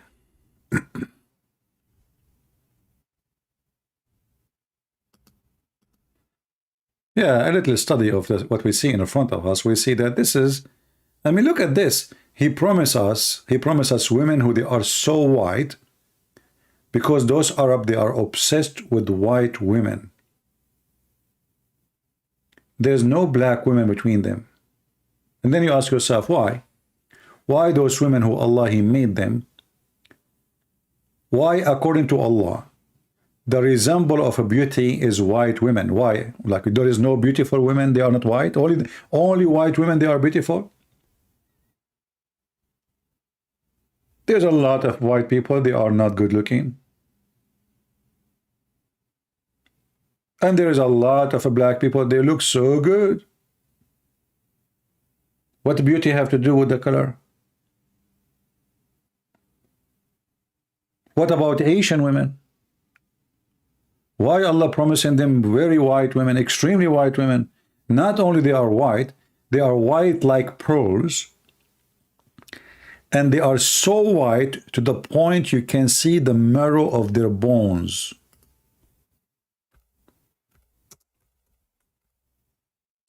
Additional proof that Muhammad is racist and he is trying to feed the obsession of the Arab with white women slaves.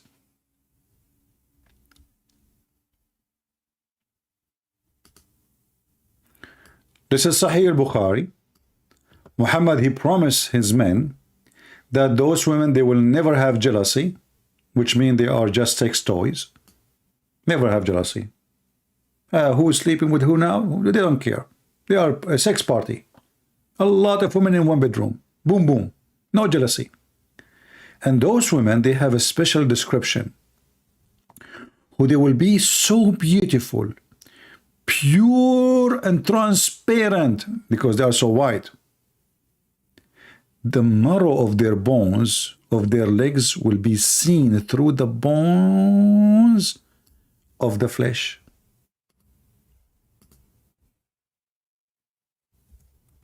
Brother,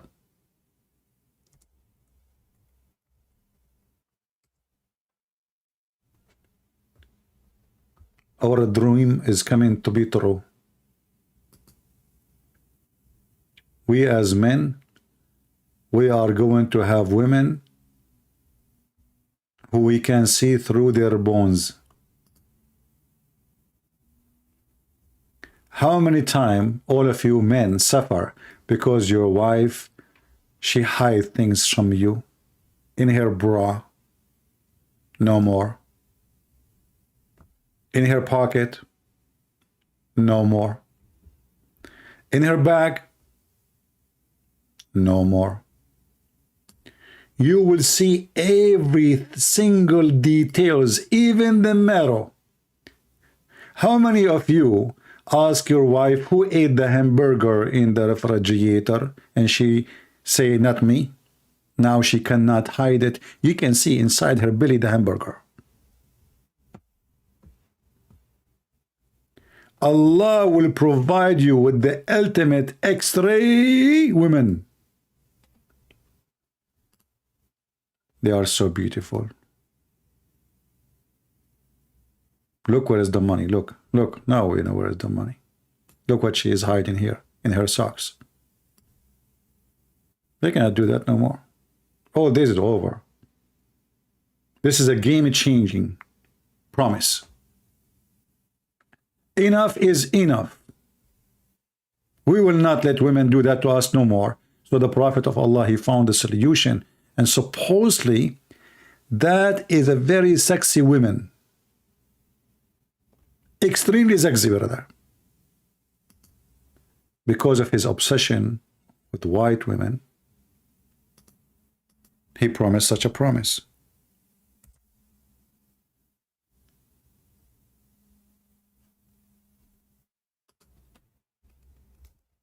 Those alone, actually, is enough to prove to anyone that this man is an idiot. I mean, literally, he's an idiot. Just to give you an idea about your wife in the future, in case you are a Muslim. I hope I'm not tempting you badly now. Can a Muslim woman have 72 husbands? According to Zakir Naik, yes. According to the Quran, no. Somebody asked Zakir Naik, a woman, she asked him why the Muslim man will get hur, but the woman, she will not get hur. He said, Brother Thitter, the Thitter, they asked a question. She said, why a Muslim man, he will get 72 hur. And the woman, she will not get 72 hur. Brother Thitter, in Arabic, the word hur is a plural word. And it can mean male and female. So in Salah Thitter, you will get 72 hur too. He just told her, you will be effed by 72 men. He just told the women, you will be effed by 72 men. And all the Abdul, they have no problem with that. So brother, I'm telling you, the coming days is way better than those days. Look at this. Look at this. Who can? I don't know. I don't know. I mean, many times I thought about converting to Islam because of those pictures. And then I said to myself, maybe in reality they look a little bit different. So I wanted to see, like, for, you know, in front of me. Is it possible? Is it possible, Muslims? I mean, how you Muslims even guarantee that this promise, which is amazing, is true? What is the guarantee? If somebody told you, I will give you whatever, blah, blah, blah, blah, blah, what is the promise? Where is the promise coming from?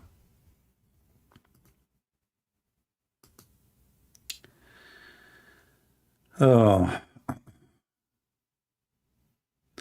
Okay, maybe we have a Muslim here. Let's see. Give me a second.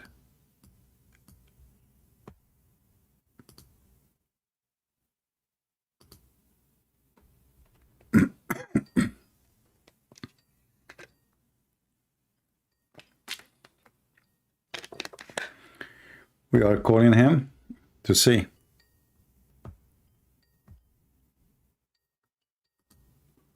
Let us move this picture. Otherwise, many of you will convert to Islam now. You will not be able to handle the beauty. Hello? Hello, do you hear me? You. All right, my friend, you are live on air. What do you like to say to us? Go ahead. You are a Muslim? Yes, CB, you remember me, Abdul Mohammed? I don't really remember. Sorry. I know I receive calls from thousands of people, as you know. I apologize. So Okay. what do you want to say to us, Abdul Mohammed? No, I was trying to get some people to call into your chat, some of the sheikhs here, Okay. but none of them are willing to come. All right. Why they wanna come? What the problem? They're saying that it's not good to discuss with the, what do you call that, the Christians. But this is against the Quran. The Quran says جادلوهم بالتي هي أحسن. So now they don't even want to follow the Quran? Which reference is this, CP? So I can show that to them, if you No don't mind. problem. But you called who? Do you mind to say you called who? No, last time I spoke with you, and then I said, like, I will try to speak with the people in the mosque, you know, Okay. our sheikhs here, and ask him to speak with you, so directly, so you can, they can clarify many things. But so I went to them and I asked them, and they are not willing to come. They're saying, like, no, we don't go live. Ask him to come to us in the mosque, and we will speak with him. Well, if you go This to is the only chapter, answer. if we go to chapter 16, verse number 125 says, call thou in the way of the Lord with wisdom and good admonition, and a dispute with them in the better way. Speaking to who? About the Christian and the Jews.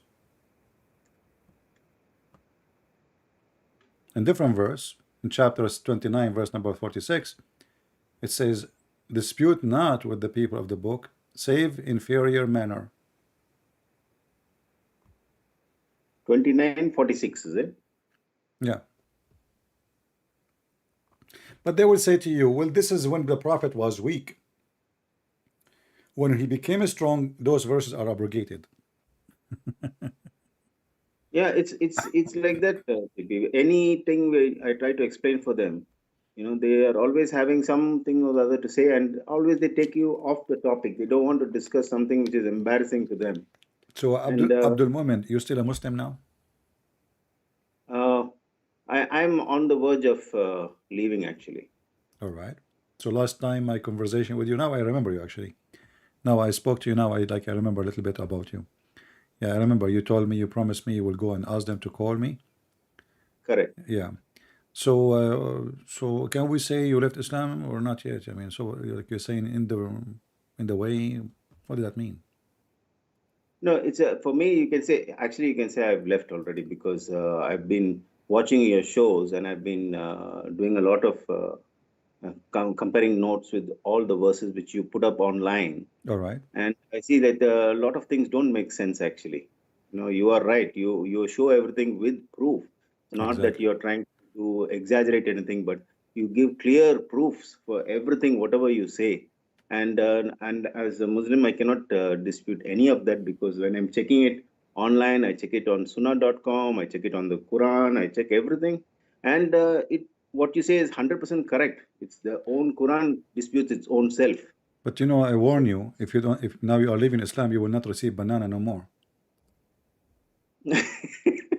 I'm just being honest with you. Like I have to tell you what is going the consequences. You know, you will be forbidden from the heaven of the banana. Allah will send you to the heaven of the coconut. You know, and you know what will happen in the heaven of the coconut? There's a lot of monkeys, and they will throw coconut at you.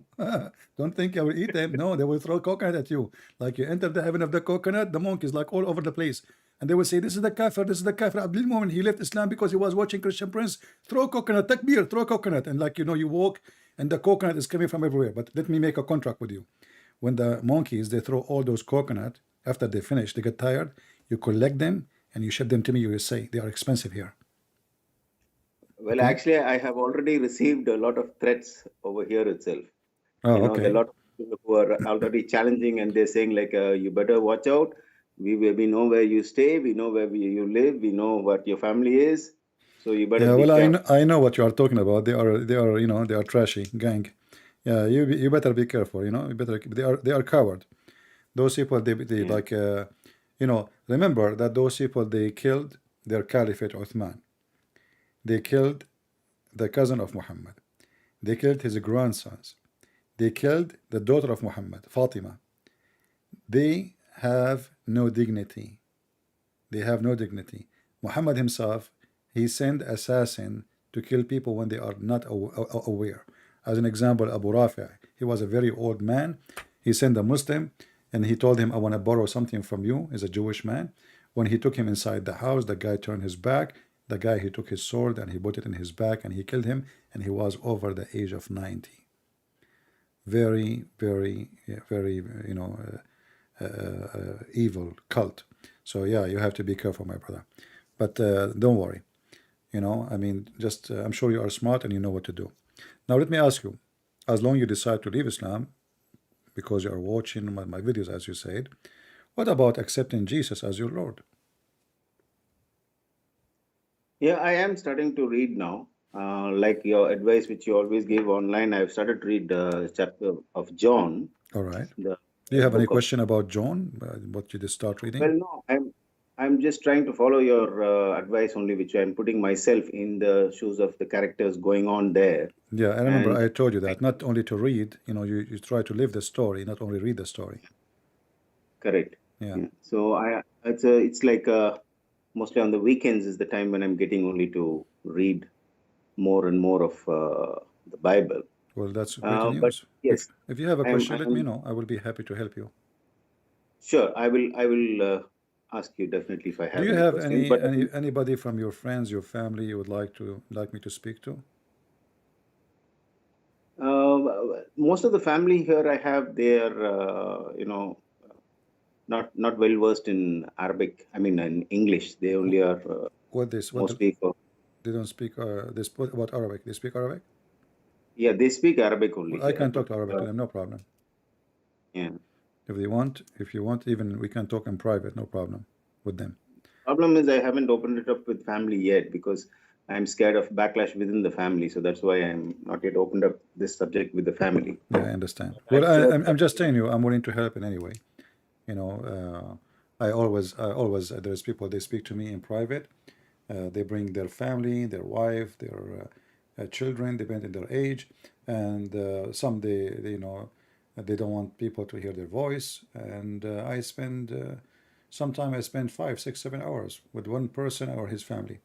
You know, because not everybody like to you know, to be heard and recorded, and many people, the majority actually, they prefer not to be heard. Yeah, and we are here to help. Well, I'm so happy for you, Abdul, that you decide to leave this evil cult, and we pray that you will keep reading the Bible, and soon we will hear good news from you, that you will be able, you know, to understand the Bible and to accept the Messiah as your Lord, as your Savior. Yeah. I have this Christian friend, and I've been speaking with him also. And he's actually he's IT specialist. He makes apps.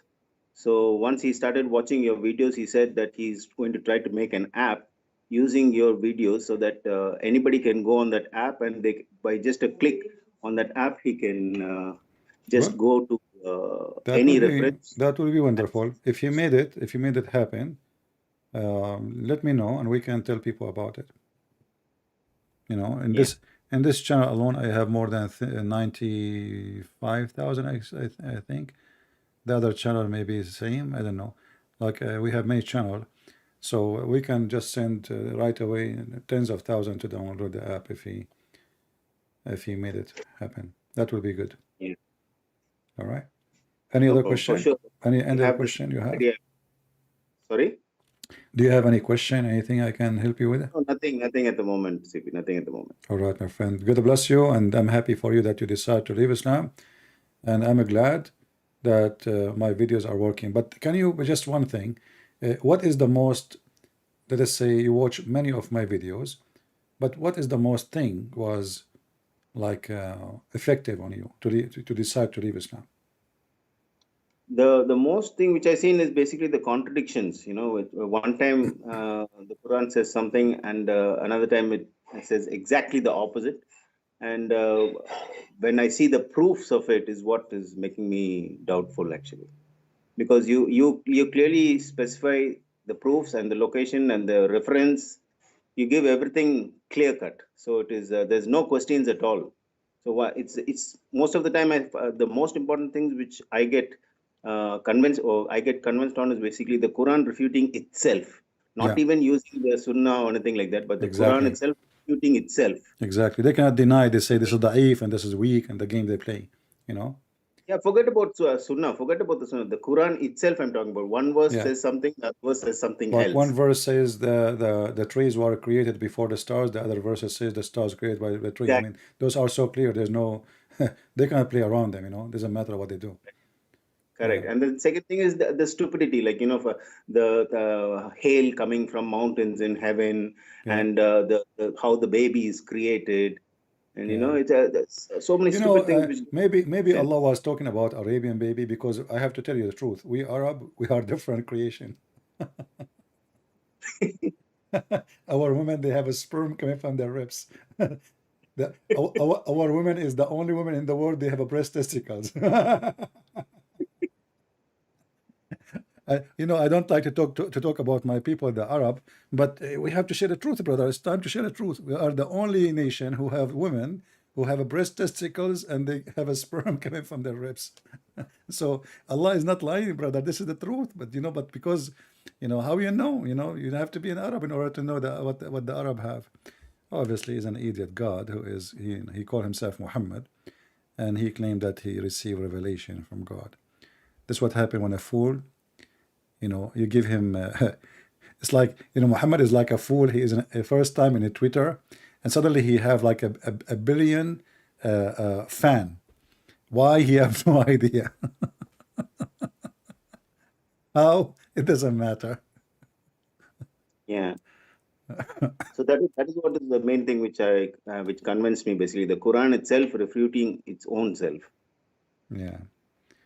Well, I'm happy for you, my friend, and I will be happy to hear from you anytime if you have any question about the Bible, and if you were able to bring me any sheikh or anybody he dare to take the challenge and call me, and I will, I will be happy to take him too. Yeah. All right. One of the sheikhs here told me, like, he told me directly, he said, like, don't even try to call any sheikhs or anything to refute with any Christian preachers or anything like that, because you will be immediately taken care of in Saudi here. They will immediately take you, and nobody will know where you went. Yeah, you have to be careful. Actually, he's right. He's right. Yeah. So you have to be careful. I'm not going to tell you what to do. And maybe you finish your work in this country and go back where you should be. Those countries are not a blessing country to be in. And then there is no human right. There is no freedom. There is nothing. I mean, and there is abuse for like they abuse the Indian, they abuse the Filipino, they abuse the Indonesian, they abuse Muslims. Muslim abuse Muslims. It's countries of abuse. They bring maids, poor women from Indonesia, and many of them, thousands, they disappear. Nobody knows what happened to them. And Lord have mercy. It's the slavery of the of time. Slavery never stopped in the Middle East, and slavery is still there. Nothing changed. And right now, all the world is rewarding this country, Qatar, and all the world, they are going there, sending their citizens, spending their money, when this is the land of slavery. And hundreds of Indian, Filipinos, Indonesian, they die to build those stadiums. Those stadiums are built by shame. They bring workers, they line them up, they make them live in one room like chicken, like 100 person in one room. No air conditioning, no water, no good food, no safety. And many of them, they died. And even they don't give them. You see, when an American person, he died in Qatar, they send millions of dollars to his family. When an Indian person, he died in Qatar, they send them $3, $3,000, $5,000, $10,000 maximum. This is how they discriminate you as a human being, just because you are not coming from a wealthy country and you don't have a country to stand for your right. This is the truth. All right, my friend, thank you very much for calling, and I will be happy to hear from you soon again. Thank you, Steve. Take care. Have a nice day. Take care. All right. Yeah, I remember him. Last time I spoke to him, I advised him to read the Bible. I asked him if he accepts what you think about Jesus, and we told him to read, and he said you need to learn. And he's doing it. Very happy for him.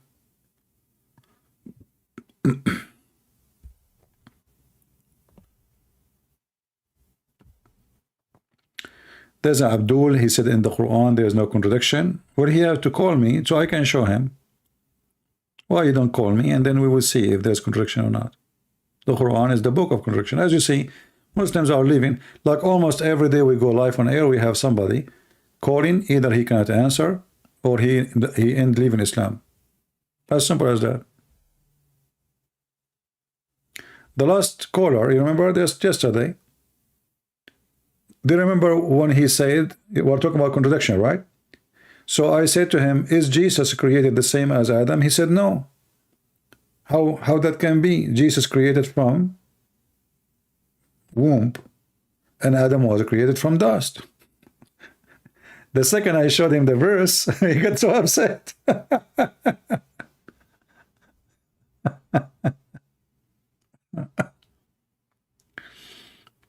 You are a banana shake. Yeah, we have somebody here, he posted, Mr. Meyer, I hope I'm saying the name correctly. He said, Christian Prince, you saved my life from this cult. I ended my relationship with an Egyptian hijabi. She tried to force me to convert to Islam, to marry her. But listening to you, I made U-turn from her. I don't know what that word means. I made U-turn, not U-turn. U-turn from her. All right, well, I'm glad that you made a U-turn.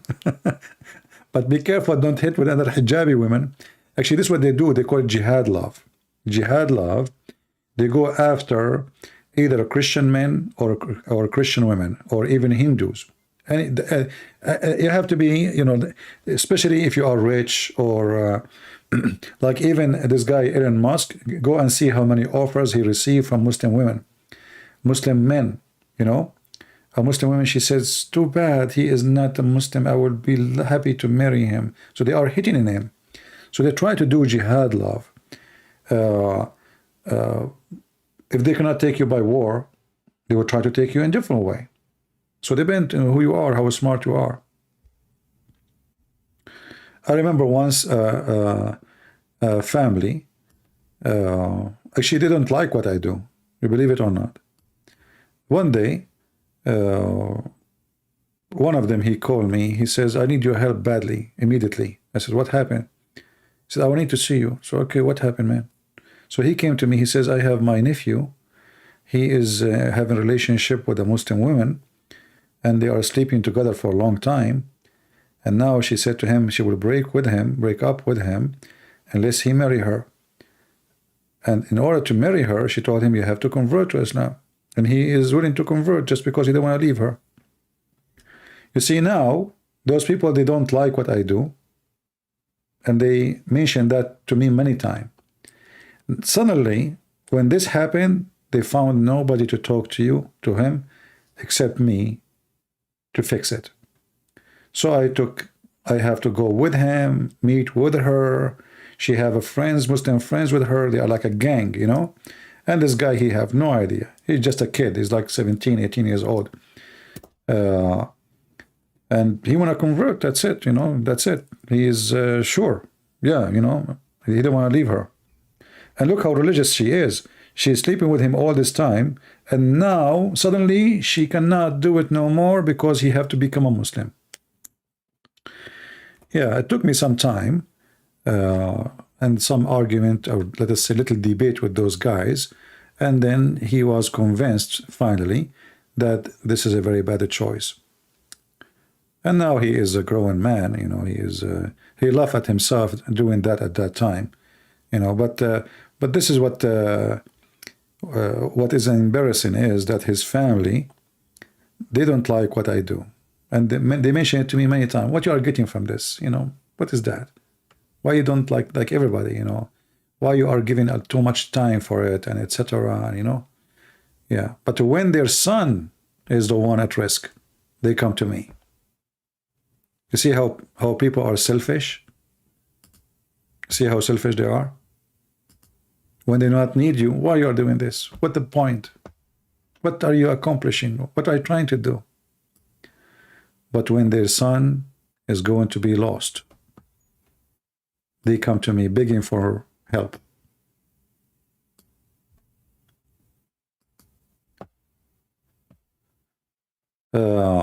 Anyway, this is why what we do is very important. We do not know who is listening. We do not know who is watching.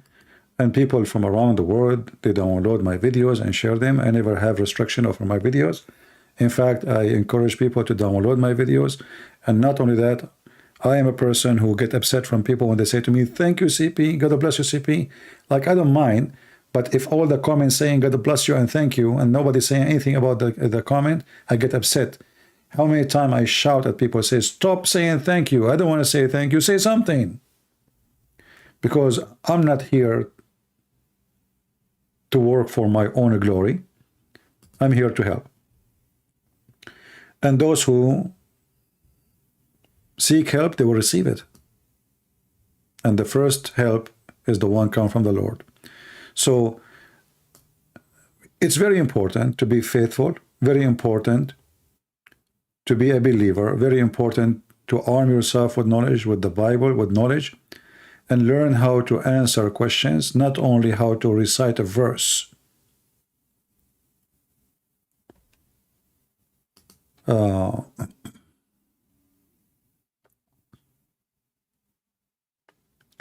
What is Libadi Islam that is popular in Quran? I'm not sure what that word means, my friend. Libadi? What Libadi mean? I have no idea.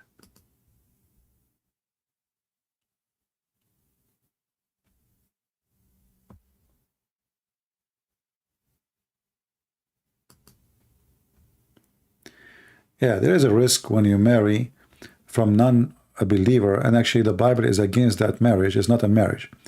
If a person who was a Muslim and he become a Christian and he have a wife, she is not a Muslim, as the other day, you know, remember? We have a Muslim, he left Islam, and his wife, she's against him now. He asked me, should he divorce her? I said, no. You know, unless she, you know, she insists to divorce. But we as a Christian, we don't, you know, encourage divorce. We don't encourage destroying a family, even though she is not Christian. But if you marry after you become a Christian from someone she is not a believer, that is against the Bible teaching. Because darkness and light, they cannot live under one roof. And that will be very dangerous, because even the kids will be confused. One parent is teaching them to believe in Jesus, the other one saying, oh, Jesus is nobody. And this goes even for atheists. Never marry an atheist if you are Christian. Never marry no Christian. And not only marry a Christian, you have to marry a person who is a believer.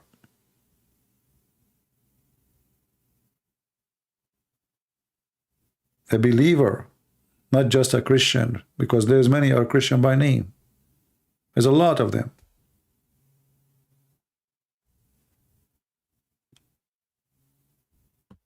They will destroy your life. And you know, if you think about it easy, like you say, okay, you know what, he is just, you know, he is not a person who practice, but that will affect his ethic later, and you will see how easy for him to divorce you, to leave you, to dump you, let us say. And the same for women, you know, man or woman, the same. Anyway, as you see, I have a comment in the section there. It says, today Christians can call. Not a single Christian call me. And when I say Christian cannot call, Christians, they text me, they want to talk. Unbelievable how things work. But anyway, I hope we had a good time together today. Can you show us what hijab is coming from? Well, hijab, my friend, hijab is not a hair covering. That is a stupidity of those Mohammedan. They do not even know how to understand the Quran. Hijab is a curtain. Hijab is a curtain you place between you and someone else. As an example, Allah, when He speak,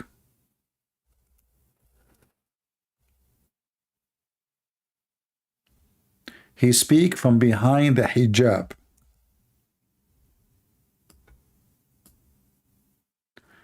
Even chapter 7, verse number 46, it says, and between them hijab. You see the word veil, between them. Between them. It's not the women wearing hijab.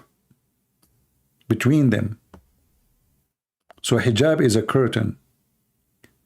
When Mary, she is going to deliver a child, you know, before she get deliver a child, she isolated herself. What the word it says? She took a hijab, but she's not wearing hijab. She just separated them from them. She veiled herself from them. She's not wearing a veil. So the Muslim, they don't even understand Arabic.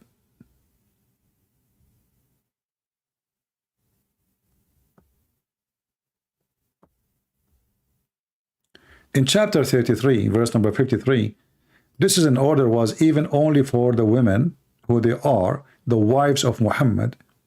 Speak to them from behind the hijab. Not they are wearing hijab. They are in their house.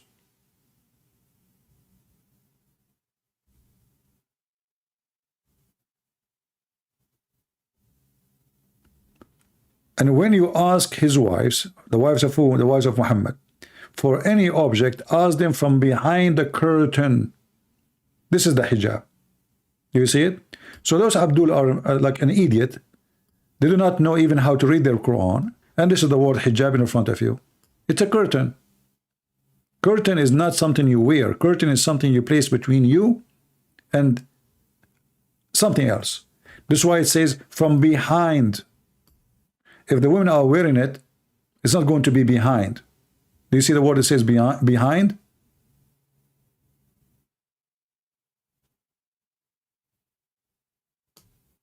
Do you see it? And this is the word behind in Arabic. Wara is behind. Hijab is the word hijab. So فَاسْأَلُوهُنَّ مِنْ وَرَاءِ hijab. They asked them from behind the hijab. So hijab have nothing to do with the thing they put in their head. It's a lie. It's a big fat lie. Hijab is a curtain.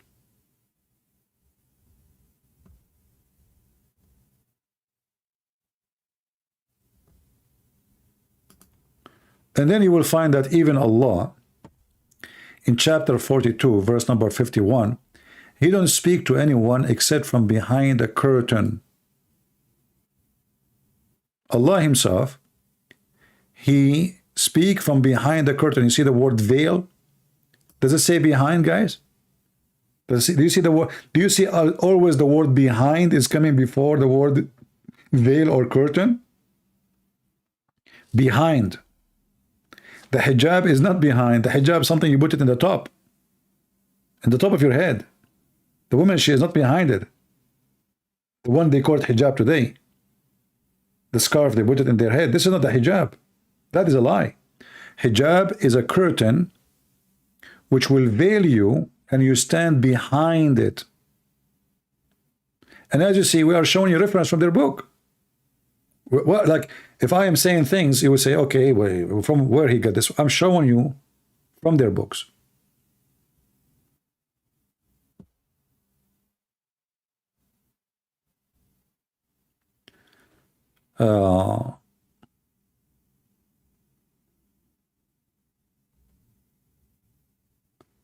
To prevent them from marrying a girl. Abdul, I did not say I met a gang of Muslims to prevent them from marrying a girl. You're an idiot. A Christian kid, or he is from a Christian family, but he is a Christian by name, was sleeping with the Muslim female, and she said she will not sleep with him no more unless she married him, and he become a Muslim in order to marry him. So we scheduled a meeting with her, and she have 2 boys like her. And they keep saying the F word, filthy. And I went there to show him that they are not truthful in what they say about their prophet. They told him the Quran have scientific miracles, the Quran have amazing stuff. The second I start asking questions, they look like stupid like you. Because you did not even understand what I'm saying. You just said, I met with gangs of Muslims to prevent them from marrying a girl. You stupid idiot. It's the opposite. I was trying to convince a Christian not to marry a Muslim girl. She was sleeping with him all the time. And now she wants to sleep with him no more unless he marry her. A trick. Yeah, I met with them. You said you debated them, but don't you see what I do here every day? We heard you. It's recorded, brother. Here we go. When I finish the video, you dummy, download it and share it with everybody. We heard it. We heard it. Yeah, but they are dummy like you. They told him the Quran have a lot of scientific miracles. The second I went there, we sat, we got coffee. I said, okay, tell us the scientific miracle of the Quran. They said, who are you? I said, I'm a family member. We want to convert to Islam too. Tell us about the scientific miracle. And we told him when we go there, you said you don't talk anything, you don't say anything. Just leave it for me. He was sitting and he was listening and he saw how stupid they are. They could not answer anything. So all the stories they told him, it turned to be a fraud.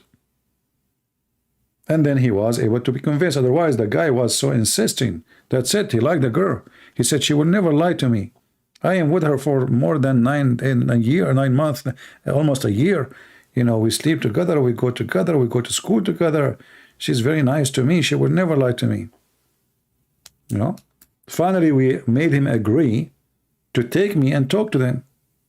To her, actually. But she have 2 other Muslims with her.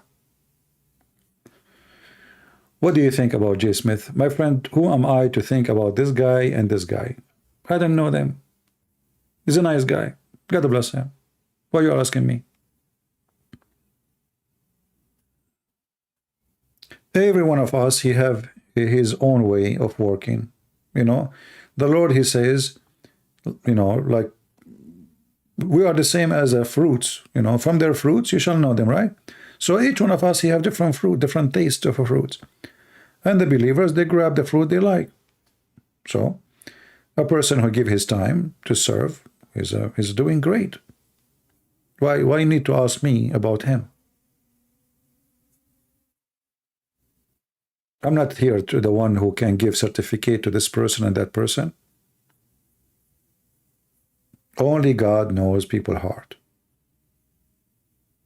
The judgment of the man is a false judgment.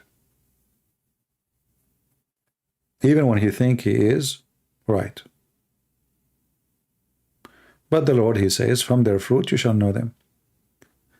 A person, he is old, he give a lot of time of his work to teach you. He is doing a great job. He is way better than those false Christians who do nothing. How many people they are exposing Islam from the Christians? Very few. You can count them by the fingers. How many Muslims attacking Christianity every day? By millions. How many priests they speak against Islam? Nobody. Very few. Not only that, many of your priests, they invite them to teach Islam in their churches. Those priests are priests of the devil.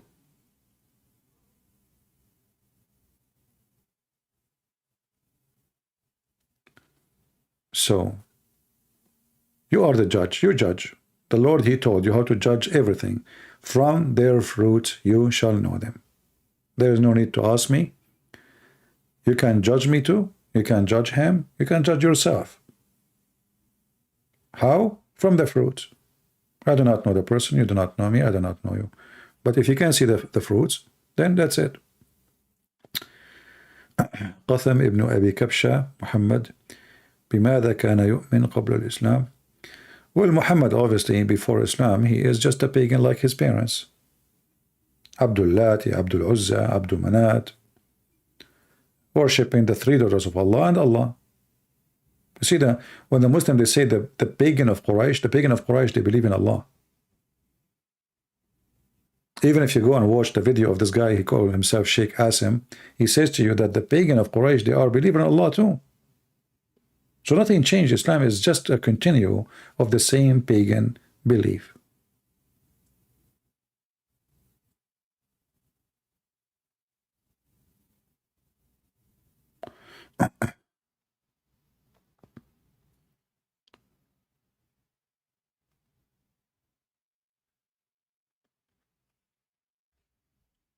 CP, is it correct that the reason for hijab is because Omar, he saw of Muhammad's wife? Yeah, this is a story in the hadith that the wife of Muhammad, Sauda bint Dham'a, she was doing poo-poo, and always this idiot Omar, obviously he is a very filthy man, he used to harass them. So each time he come to the house of Muhammad, he harassed them or he flirt with them. And once, Sauda, as you see in this hadith, she was doing poo-poo, and imagine the wife of his prophet doing poo-poo. What he said to her? Arafnaki ya Sauda. We recognize you, Sauda. And then he went inside the house and he told his wife, told Muhammad, why you don't order your wives, man, to wear hijab, to veil themselves, sorry. You know? Why? Look at the name of the chapter. Look at this. Look at this. The Book of a Greeting, chapter. The principality of women going out to relieve themselves.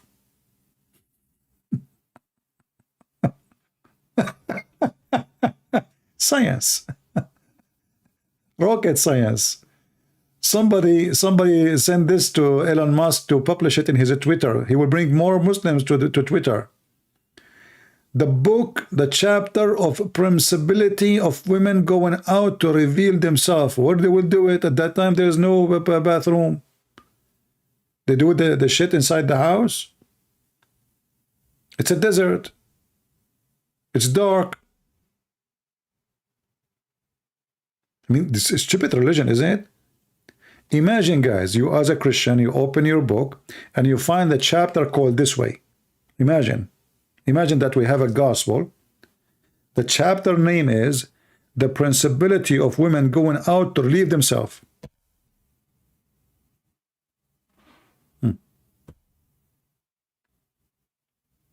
And then imagine that one of the disciples of Jesus, he say, you know, just I don't want to continue.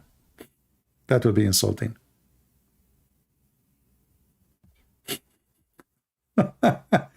Imagine somebody coming to your house and your wife, she is like, you're living in like off a grid, you know, like there's no light, there's nothing, you know, there's no bathroom. So you go outside, and then your friend, he say, hey, Susu, I recognize you. Like, what the heck? What kind of a friend this friend is? The woman, she's doing poo-poo. It's not polite. It's very filthy. And it's disgusting.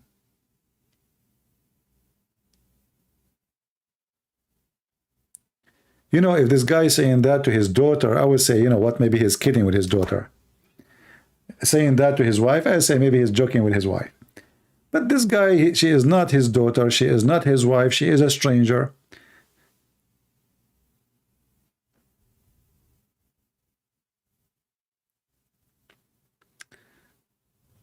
Yeah. And then even later, Umar, he says that these verses in the Quran came upon his request, as he said. As he said. Can you believe it?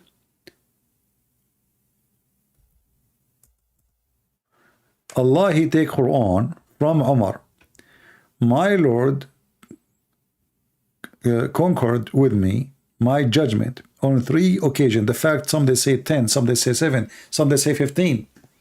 That's why Muhammad, he says, if there is a messenger will come after me, a prophet, that will be Umar, because he was copying him.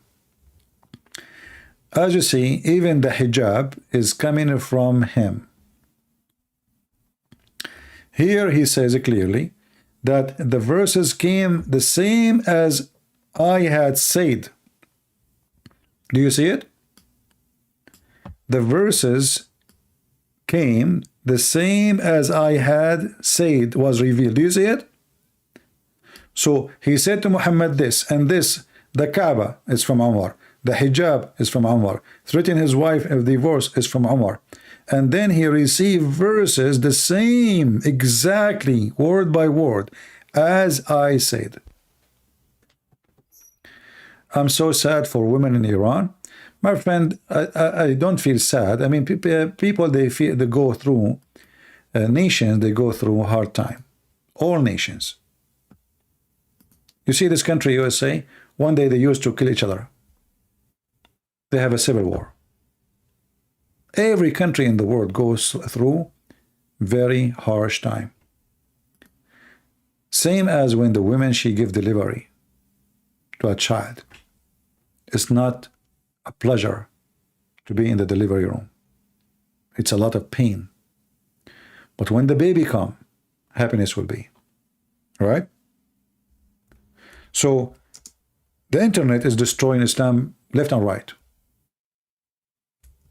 Those mullahs, they thought they established an army and they are building missiles and airplanes, drones, etc. But they ignore one thing, that there is internet. And Iranian women, they are not the same as the Arab. Iranian are people of, they are an old civilization. They are smart. They are intelligent.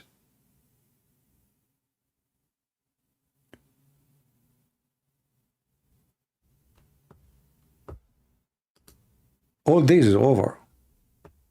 There's a big change inside all the Islamic society.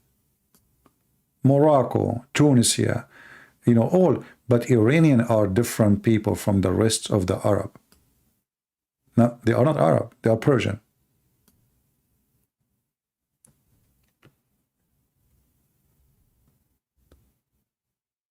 You know, one day, those people, they used to be #1 nation versus the Roman.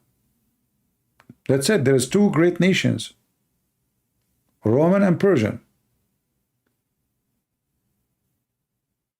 There's no even the third one.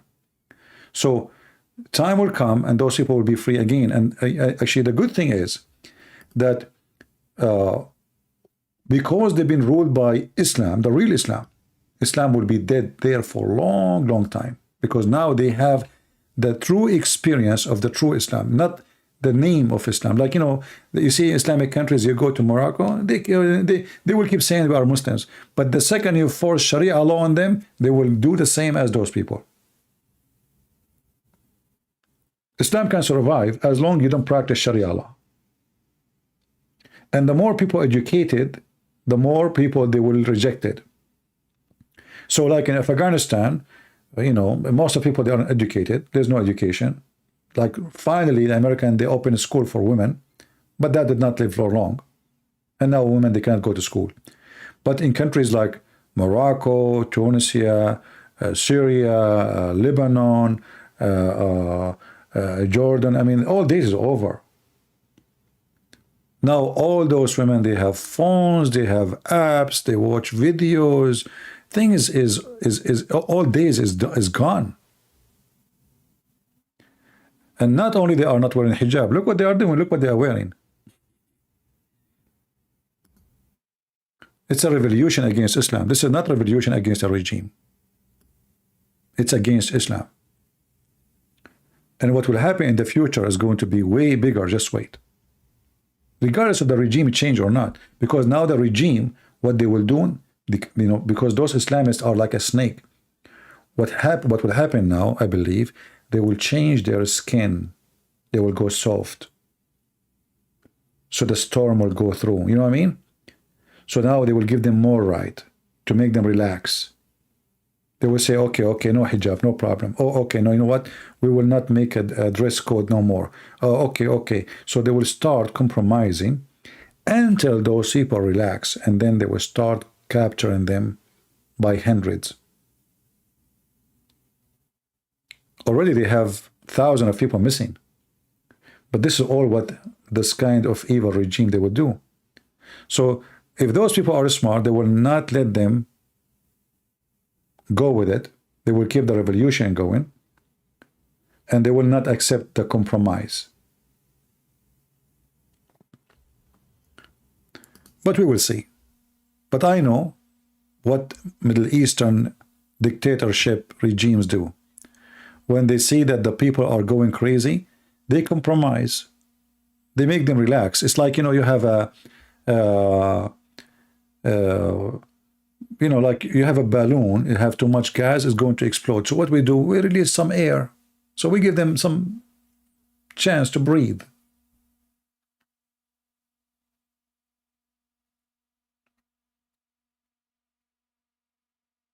This is happening everywhere in the world. Like even in countries, they call themselves democratic. Like here in USA, Joe Biden, he went to meet the Crown Prince of Saudi Arabia. He asked him a favor to increase the pumping of oil before the election. Why? Because people are upset. So they want the price of gas to drop just for the election. After the election, we go crazy, no problem. So always evil regimes, they do those things. Always. And many of them, they claim to be democratic. Even in USA is not really democratic. In USA, like I can say that until now we have a freedom of speech, but those Democratic Party, they are trying to take that away. As you see, they censor anyone they don't like. In Twitter, in Facebook, in YouTube, anywhere. They practice terrorism. This is an act of terrorism. The one we don't like what he say, we mute him. And they claim to be democratic. So what's the difference between the Democratic Party in USA and the regime of Iran? It's the same.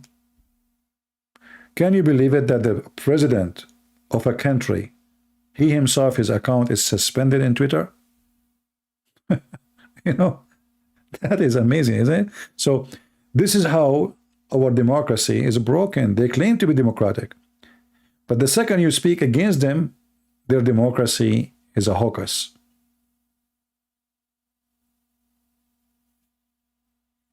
They are practicing Islam on us. This is what this government in USA now practicing. But I'm glad that's, you know, at least Now the Republican, they are able to take more than 221, I think, chair in the Congress. And we will see if the senators will be in our hand. So we can try to fix a little bit until this Biden go. But what you can say, evil is evil. You know, they always will lose anyway. When Obama, he was in the office for 8 years, they start saying in TV, happy holiday. There's no Merry Christmas no more. No, nothing. That's it. Happy holiday. And then Obama, he go in TV and he want to tell us about Ramadan. Suddenly the president of USA want to talk about Ramadan because he's a Muslim and he's a Shia. He support Iranian regime.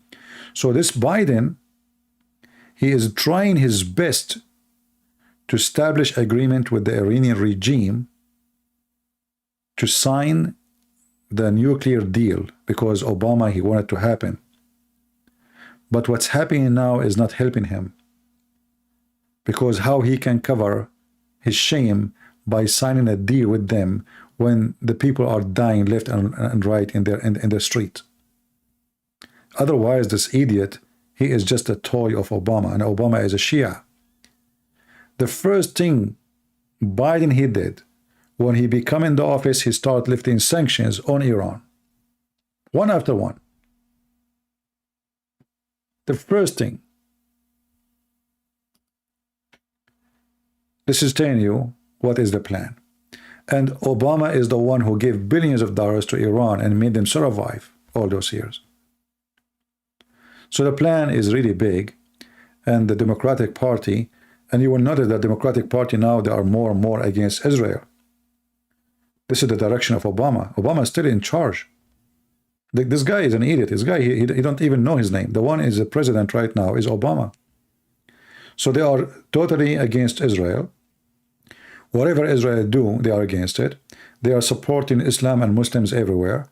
Biden, he quoted the hadith, the same as Obama exactly. And they are against the Christians, and they are against the Christian value. In the same time, they don't dare to speak one word against Islam because this is the agenda. The agenda is to promote Islam, to kill Christianity. Obama, 8 years, he never allowed the White House to say Merry Christmas. It's only Happy Holiday. But anyway, you know, Stalin was not softer. Stalin, he ruled, and the communists ruled, you know, for 70 years. And then the second they collapse, Merry Christmas is back. And the churches are open. So they try, they think they can make it happen, but they cannot. They will never be able to make it. In fact, the more they fight Christianity, the more Christianity flourish. It's the opposite. Anyway, I think we have enough for today. I hope you guys, you have a good time.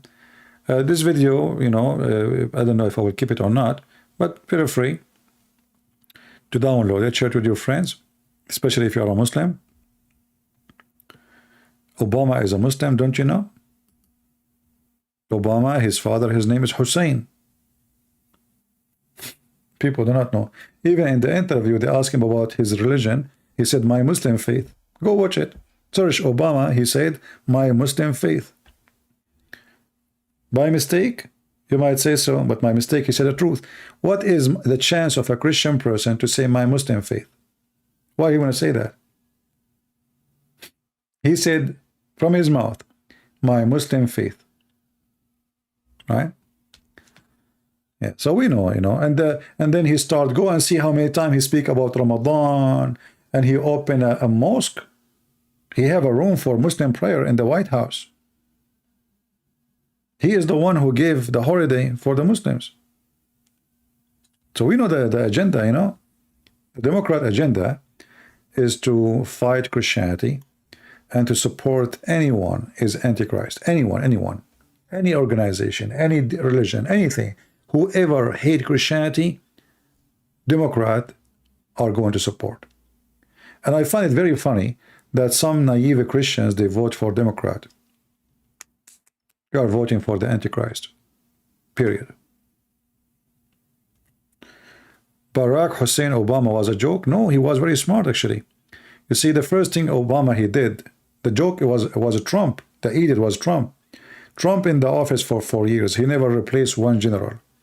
The first thing Obama he did when he took the office, he kicked out all the big Christian generals from the army. And he replaced them with atheists. It was Trump who is the joke.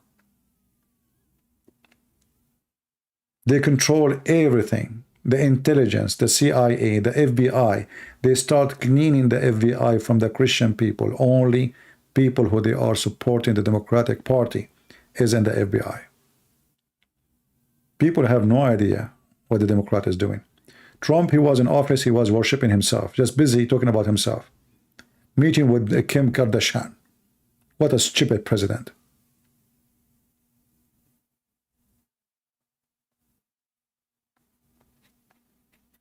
Trump is an idiot. He wasted his golden opportunity to make a big difference. He was busy with Israel, but not busy with America. He was busy with Qatar. And I believe he's a corrupt man. But we voted for him because we have no other choice. In this country, you have two. Either this donkey or this mule. Choose one. One will hit you in the head, the other one will hit you in the balls. Which one you vote for? Choose one. So Trump is not a good man. But he is better than those Democrats. But for sure he's an idiot. He was smart only when he put sanctions on Iran. The rest is garbage. You know, he's good in economy, in the oil, etc. But when it's come to abroad, politics, he was like a puppy in the front of Erdogan. Because he just have some property in Turkey. Very corrupt. He went in the front of the White House speaking about Qatar. Qatar have to stop supporting terrorism. Right away, less than 3 weeks after, he sold them more than 30 most powerful fighting jet. Billions of dollars. Few weeks after, Qatari government, they rented a building from his son-in-law. And they paid him $1 billion, 99 years rent.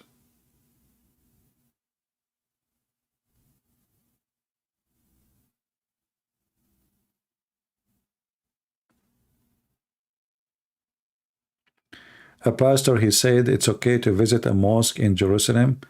It is Abraham history. What does that mean? What does that mean, Abraham history? I have no idea what they are saying. If you are saying to you that this mosque used to be part of like something belonged to Abraham, to visit it, go, yeah. But not to visit the mosque. You are not visiting the mosque. But if it's a mosque, just a mosque, no.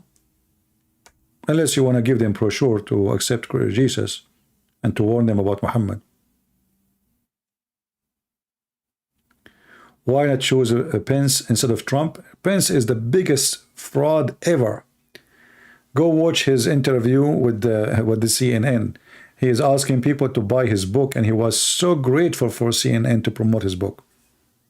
My friend, tell me who is your friends, I will tell you who you are. When Pence is praised by CNN, that means Pence is a piece of garbage. And this is an additional thing about Trump. Trump, he never chose a good person to be in his government. Never. All the one he chose them, except maybe this guy Pompino, the rest are trash. Not even a single person of his choice was good.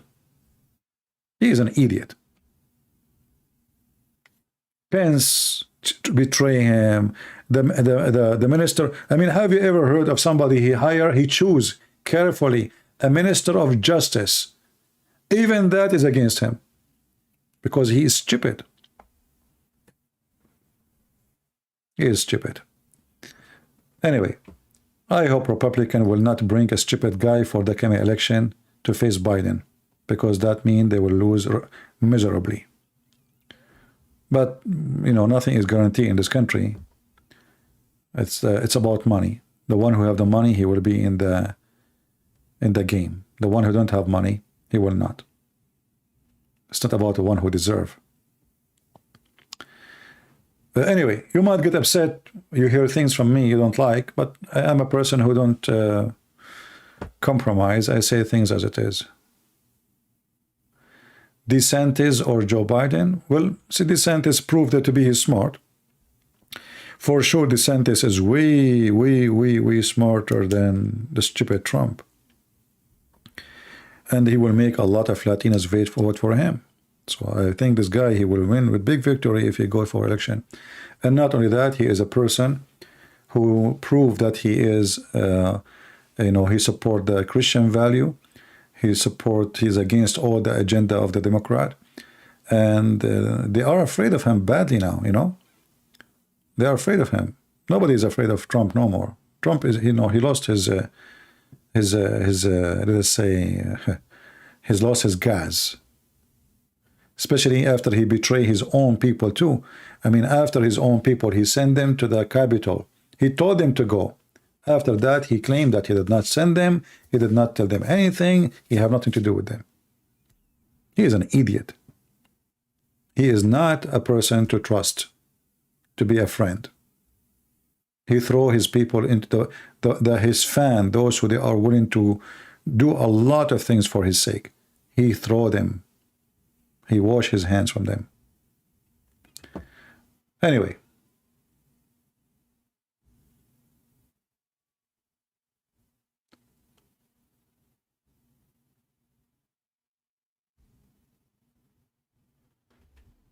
DeSantis, he will be lost to a black gay. Really? Take care, Vanessa. Black gay? I mean, is it black and gay? Are you racist? Why he will lost? Don't you see what he did in Florida? He's the only one who brought victories nobody have. Areas where Democrat, they never voted for Republican for 40 years. This time, not only they voted for him, but they voted in a massive way.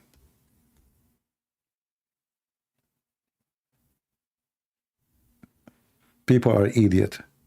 When everybody in all the states in USA, they were crying for lockdown, etc. This is the only guy he stands for against all of them. And he said in his state, he will never allow anyone to be locked down. And he was right.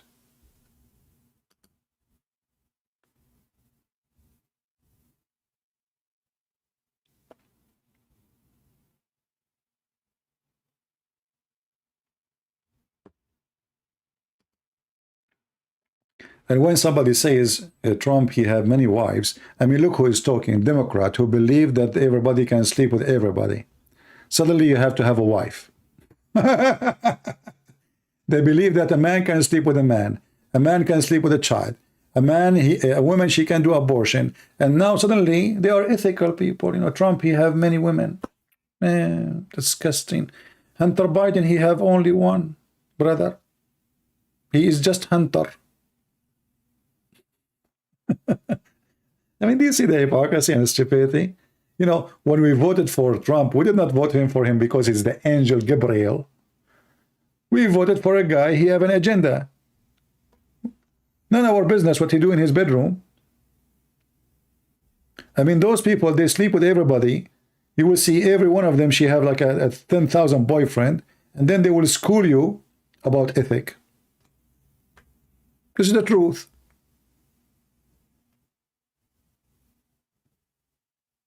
When they want, they are very ethical. When they want, ethic die.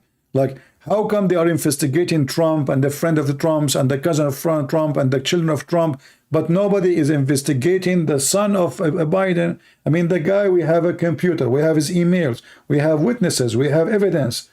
All of this, there's nothing. If any of us have any of those things, he will be in jail from a century ago. I mean, not only they have his emails, they have his computer. Literally, his computer. And there is tons of evidence. Crimes, tax crimes, cheating, not only that, there's pictures. And yet, there's no proof. It's a hocus. And when in Twitter once they posted something about Biden, what Twitter does at that time, or did, they block the account. You cannot talk about Hunter Biden. Do you see how corrupt those Democratic Party? And this is why they are so upset from this guy Elon Musk. He is going to unleash all the blocked people. They thought they are done with them. You know what? I hope this Musk is going to buy Google. He's going to buy Twitter. I mean, let them go crazy. Honestly, if he is going to stay the way he is, I hope he will buy everything. And he will drive them nuts more and more. And obviously he can. I mean, this guy is getting rich and rich and rich more. And the funny is, the more they oppose you, the more you get rich. Look, they claim that Twitter is going to collapse, right? Guess what? Twitter is getting a lot of more users now because they keep talking about Twitter. Nobody talk about Facebook. Everybody want to go to Twitter to see what's happening in Twitter.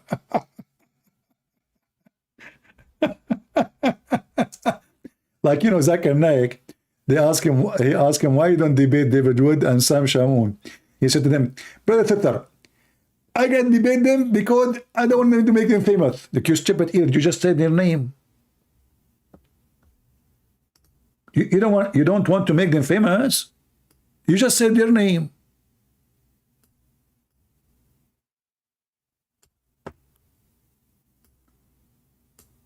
Like, imagine you don't want to do commercial for somebody, and then you mention the body name.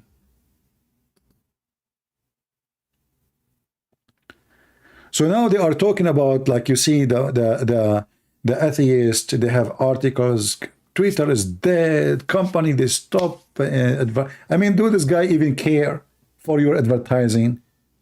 This guy, he owns the sky now. Do you know how many billions he make every day? He woke up in the morning, they tell him, you lost today 11 billion. He finishes coffee as nothing happened. So what those people are talking about? This guy, he can survive even if he make no money from Twitter.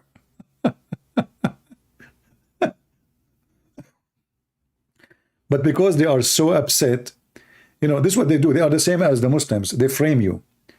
They paint you as they want. Now he is the devil. He is the evil. He is the ugly. He is fascist.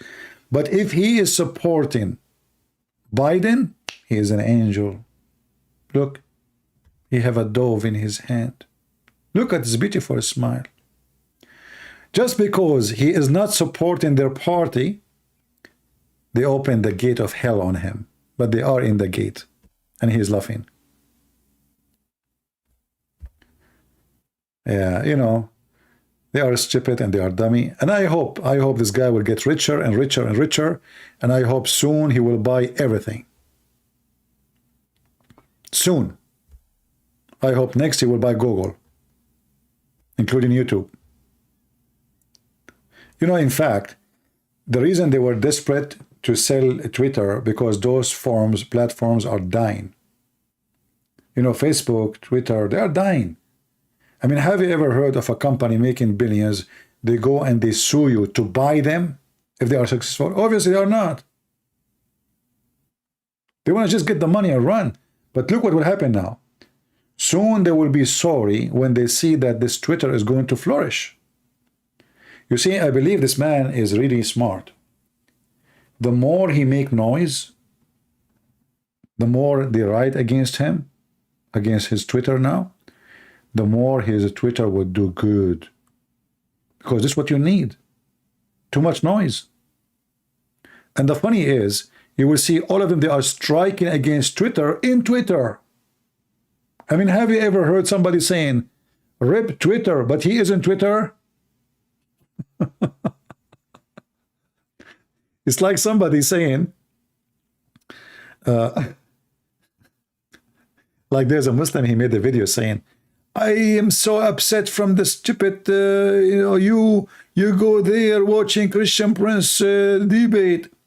And then second day I receive a call. He said, I never heard of you until this guy yesterday. He said, don't watch his videos.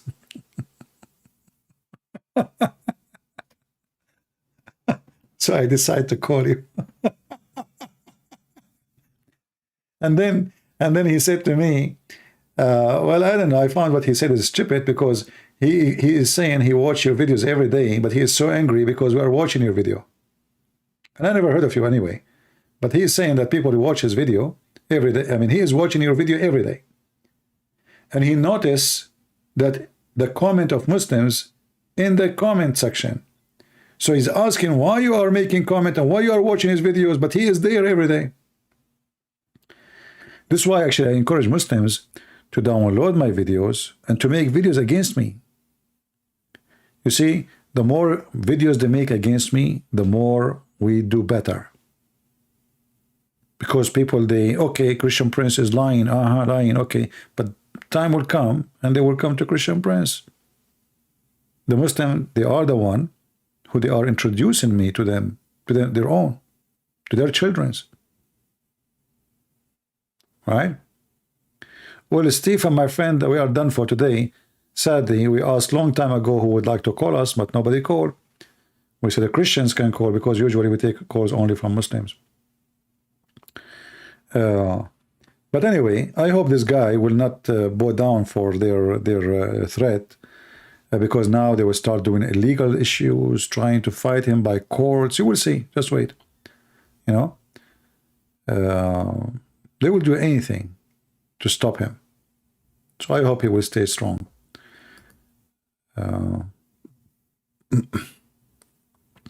No, Twitter will not ban Andrew Tate. I will tell you why. Actually, if you notice, Andrew Tate is praising Elon Musk. Why?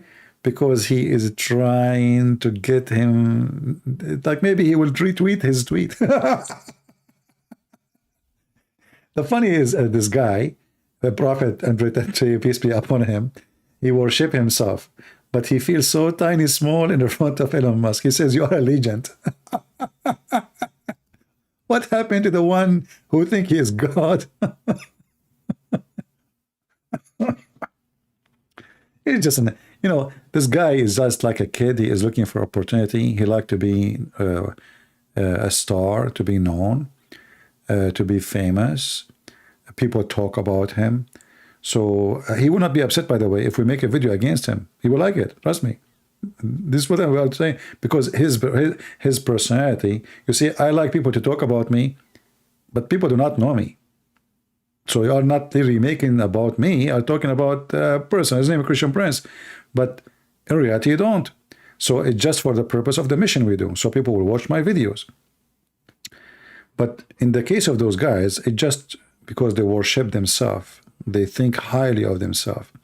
And the only way to feel that is about being so popular. People talking about them, how amazing they are. This is why you see how silly he is. He retweet a tweet of somebody speaking so nice about him. He tweet a tweet. He have a mental issue, obviously.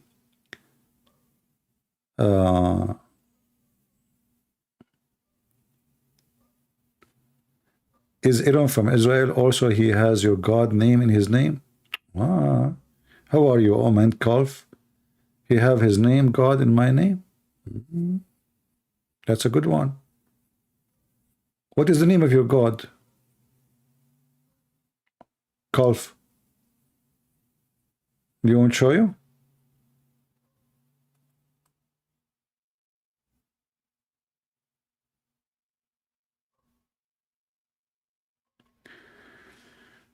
Zucchini saying, this is the first time I hear about zucchini talking. sorry my sister, I'm just joking. So our sister here, Zucchini, she said, the first time how she heard about me.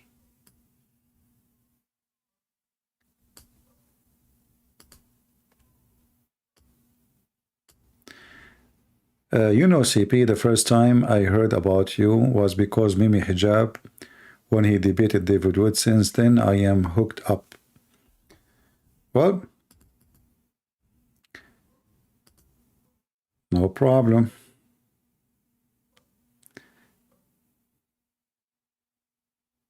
Anyway, do we have any other serious question? I think we are done for today. I'm not sure if I'm going to keep this video or not. Maybe I will keep a little part of it. But anyway, you can download the video and you can share it in your channel if you want, all of it, before we take it down.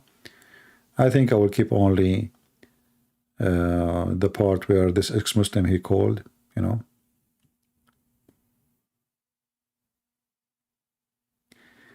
The whiskey video of Tate is 3 months ago. No, my friend, he just posted, let us say it's 10 years ago. Let us go with you. Just to show you how people, they say things which doesn't make sense. Let us say I took a video of myself drinking whiskey 10,000 years ago, and then I repost the video today.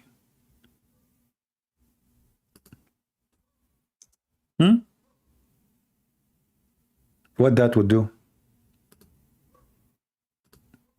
It was just posted a few hours ago. So people, when they say things, it's funny and silly. Honestly, this is how I find it. It is silly. Even if this person he have his video taken 10,000 years ago, not today.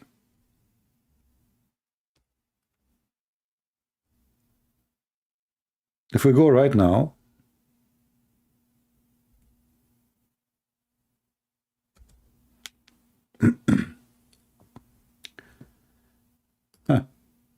like now, I just went to his video. This is a channel. And then you will see when it's posted. So even if it's 10 years ago, and he is reposting the video again, that's mean he like it. He appreciate it. Men are designed to be armies, gang. Are you going to say to me this is 10 years ago? And let us go down. This is 14 hours ago. People, they say silly stuff. I don't know. I mean, you know, intelligence is a gift. If you don't have it, it's your problem. Look at this. Why you are recording yourself coming from this car? I mean, and obviously you are renting them. And this car is a rent too. You don't own the airplane. You can call right now. There's tons of airports. They provide you with a private small airplane. Why you are recording yourself? Because he is obsessed or shipping himself.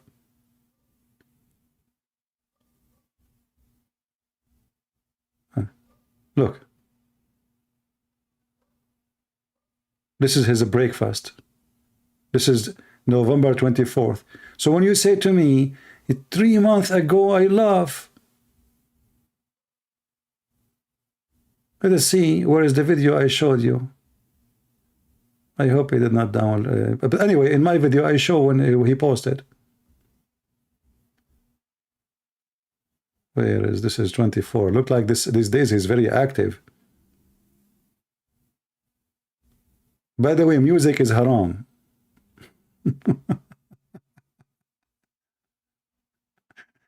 Here we go. This is another one. This is 3 months ago, November 23rd. 3 months ago.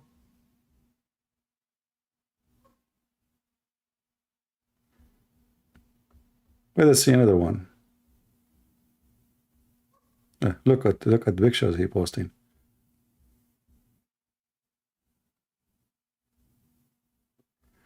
November 22nd. With the Trump. I mean, Photoshop is very good. And where is the video of him? It's going to be here soon. Remember, this is 3 months ago, right? I guess we passed it. November 21. Here we go. What is the date? November 20. Hold on. My screen is not on by mistake.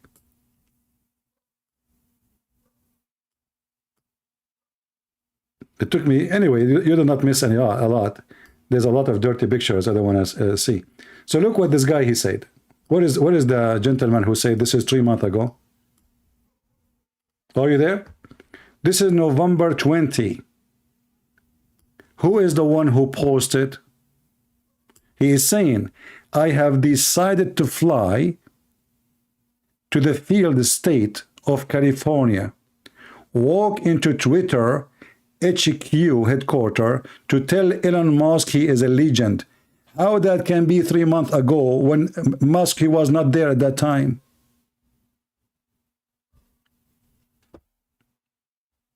I mean, do you see how stupid people are? How he is going to California, flying over Elon Musk headquarters to tell him you are a legend, and that was 3 months ago.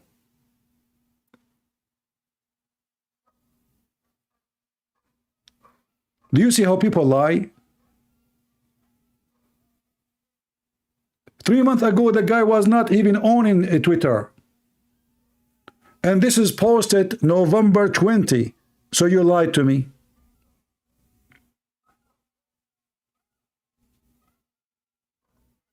And look, brother. Aman Rabbi Aman. Whiskey. Cheap whiskey. I searched, on my phone. I don't know what kind. I wasn't sure really actually this is a whiskey or not. So I took a screenshot and then I searched on my phone and it turned to be this is $38 whiskey. Christian Prince, this was 3 months ago, okay? 3 months ago. Do you see how we get you busted lying? 3 months ago, you liar. Who is the guy who said this is 3 months ago? Is he still here or in the bushes? Huh. This guy. The tribal chief says, whiskey video of TA is a 3-month-old CP. Aren't you ashamed of your stupidity? How it is 3 months ago, and he himself is posting it in November 20, saying, I have decided to fly. He's flying right now. When he posted this, supposedly, according to him, he is flying. My friend, I don't care. I don't care. I don't care. Even if this is taken 3 months ago, he is posting it now. He is posting it now, November 20. So stop being stupid. Is he a Muslim in November 20 or not? When he is posting this now, and by the way, this guy is a liar. He don't own private jet. Those are rent. You can rent one too. In USA, those airplanes is like a taxi. The more money you have, the more you take, your size. You can take a big one. You can take a Boeing if you want. In USA, airplanes is just a taxi. There's people, they take the van because they have less money, and there's people, they take a taxi. There's people, they take a limousine. Same for airplanes. So as you see, it's in front of you. So as long as he posted in November 20, then your excuse is invalid. And that means he is a liar too. Why? Because he said, I have decided to fly to the field state of California. He's claiming now he is flying. Now, not me. Where to tell Elon Musk he is a legend. 3 months ago, Elon Musk was not owning or in control of Twitter. And he is the one who is posting it.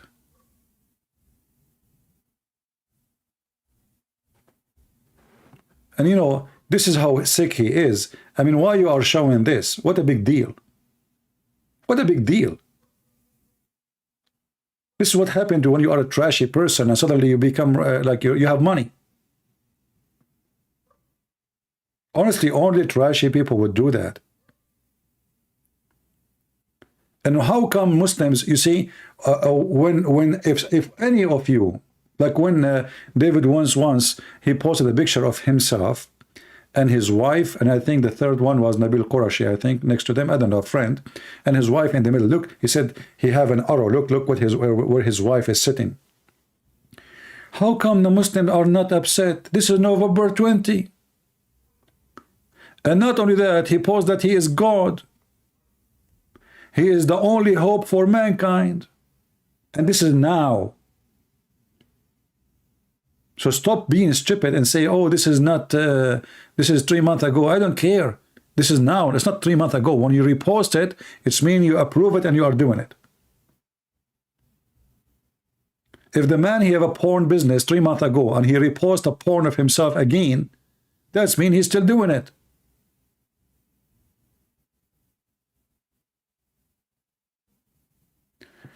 Why don't you support your own biological brother event the same way support man who insult him? The wise man. Yeah. Look at this. Andrew Tate is against bad stuff. Look at this. I own the heart and the minds of a masculine youth. The number one demographic, the matrix, is most afraid of losing influence ever. The exact demographic they attempt hardest. Peace up. The matrix will attempt to kill me soon. I will never ever kill myself.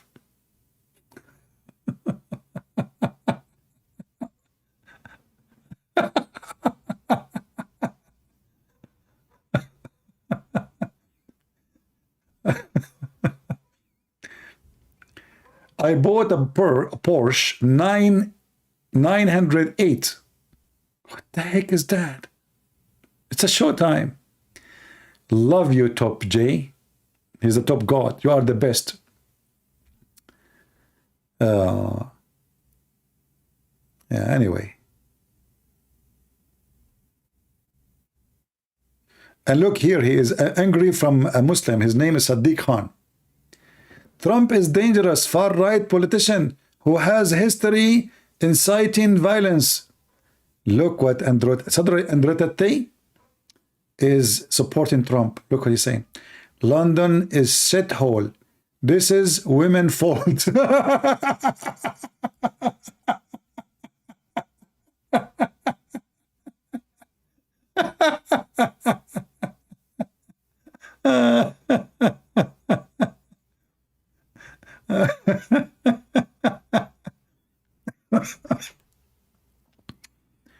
Oh.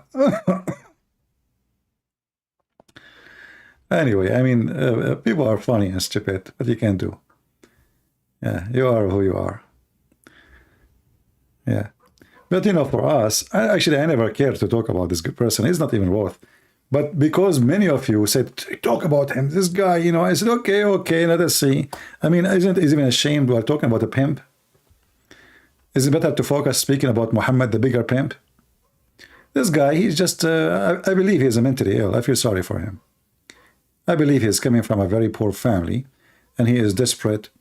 Finally, he got some money in his pocket, and, you know, he don't know what to do. And I'm afraid he's going to end bankrupt. You know, when those people, they focus in showing, to show off, you know, buying those cars, if he is really buying them, like, why you want to buy many cars? That is a sign of his stupidity, and he would end bankrupt.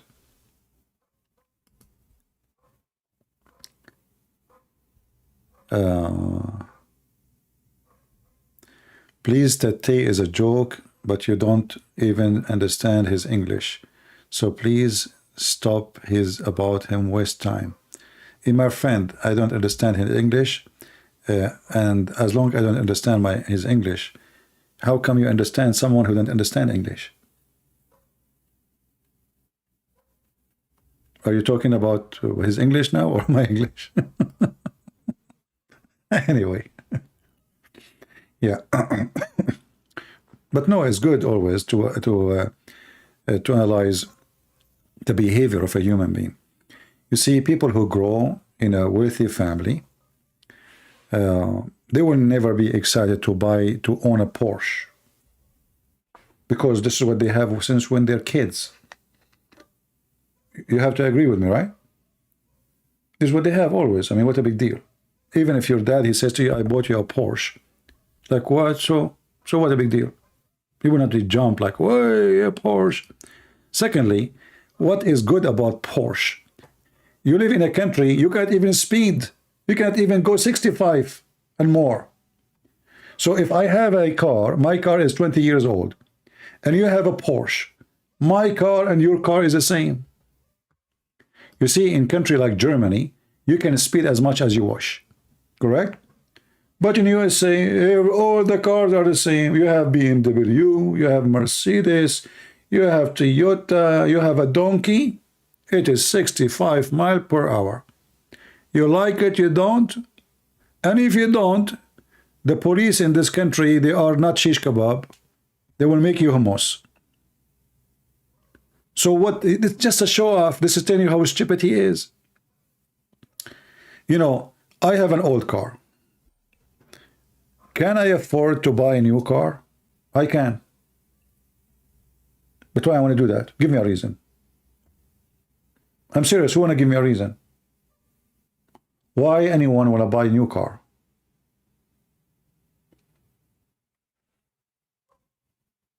If my car is fine. You see, you start focusing on those things only if you are not satisfied with your appearance. You care for appearance.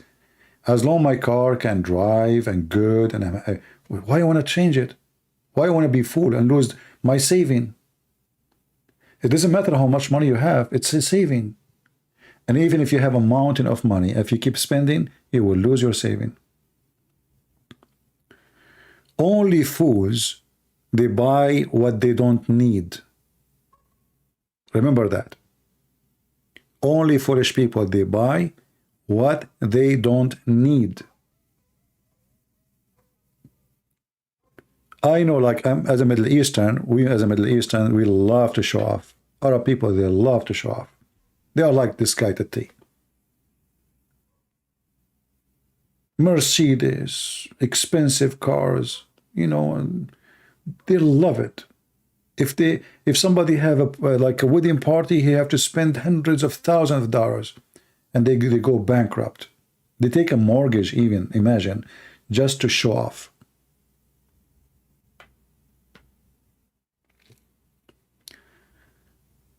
People who have intelligence,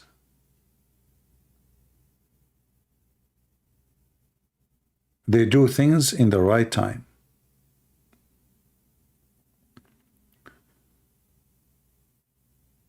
So even if you want to do shopping, do shopping for things you need. Like now it's a Black Friday, right? How many fools they will go and buy things they don't need, just because they fool them and they tell them that they are cheaper. You see, I was watching to buy a monitor because I'm writing my books and I want to sit in the other room. Like now the winter is coming, it's getting colder, so I start like saving in my list which monitor I'm going to buy. And I said, okay, you know what? Black Friday is coming. So look what they do. The monitor price, as I say, was $250. This is before Black Friday, 2 weeks ago. 3 days before Black Friday, the monitor became $280. And then $290.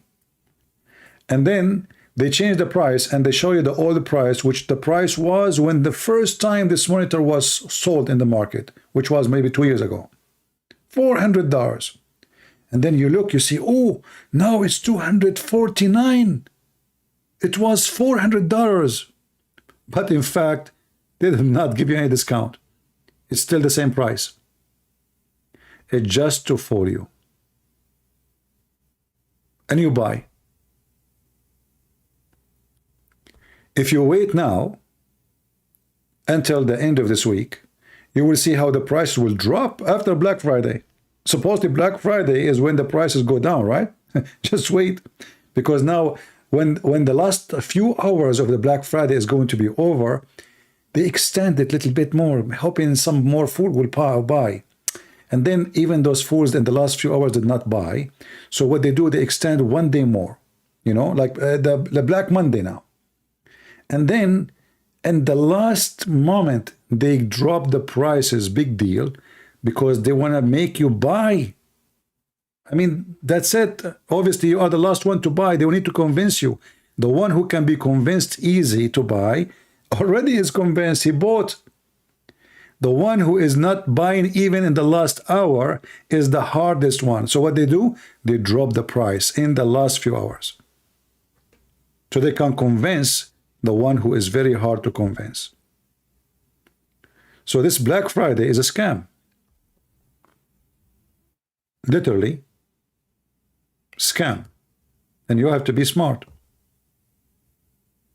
And as I said, I can buy a monitor. You know, I need it badly, and you know, it's not like a luxury for me. It's, you know, to help me to write my books and to be more comfortable. But I'm not going to give them the money they are asking for. I will keep shopping and choose the right time to buy what I need.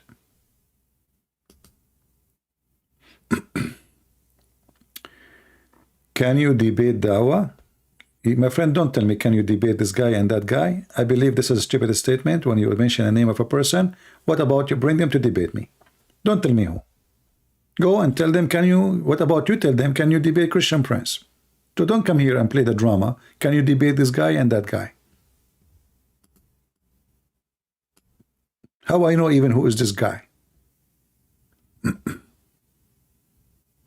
I open my Skype. I invite even Mr. Geigo to call me. And yet they don't call. So what we will do? I open my Skype for 3 hours, 4 hours, 5 hours, and then you say to me, can you debate this guy? Look, even Geigo is welcome. But he told me he don't, you know, he don't have a cell phone. He's waiting for Joe Biden to pay for his loan student. You know, he was in school, in the Geigo school. And then, you know, now he have a case, by the way, against Geico company, insurance company, because they are using his name. He called you a liar? Okay, my friend, you are just promoting him, and maybe this is you. Get lost. The one who called me a liar, he called me to prove me a liar. Otherwise, he is a liar too, and you are a liar. Don't come here and say to me, why you don't? There's a million Muslims, they call me a liar. What I would do? Chase them? Every Muslim says that. Are you bringing me for me CNN news? He called me a liar? Are you sure? A Muslim and he called me a liar? No way. My friend, you just hurt my feeling. No way. I can't believe you. That is impossible. And this is why you want me to debate him? That's deep. That's deep and steep. Hey, Geigo, what do you think? I mean, you have a look I don't like. What are you trying to say? A Muslim, he called me a liar. What do you think? What this smile is about? Are you upset? Are you happy? Say something. Okay, blink, blink. A Muslim and he called me a liar and you want me to believe you. That is impossible.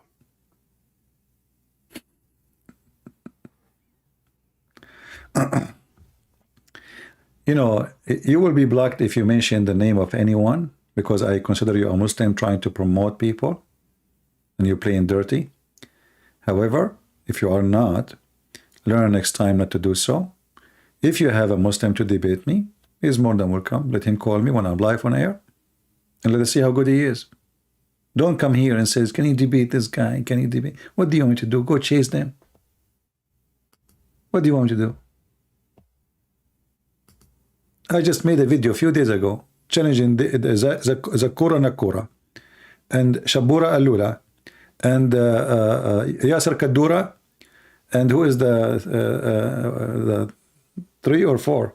A Mufti Minka.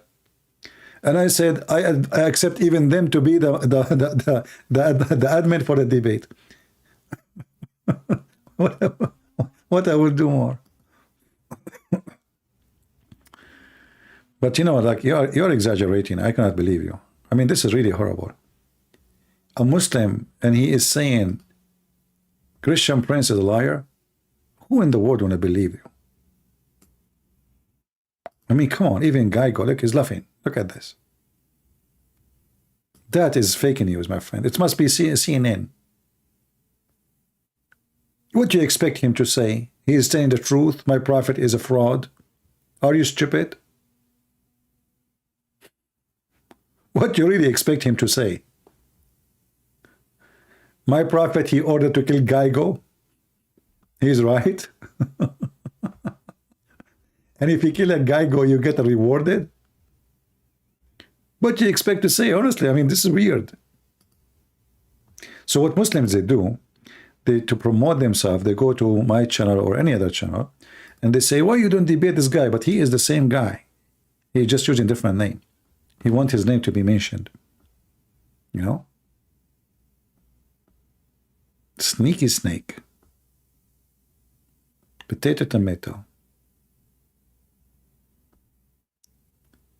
Man, I search here the word Geico and I got a lot of pictures here.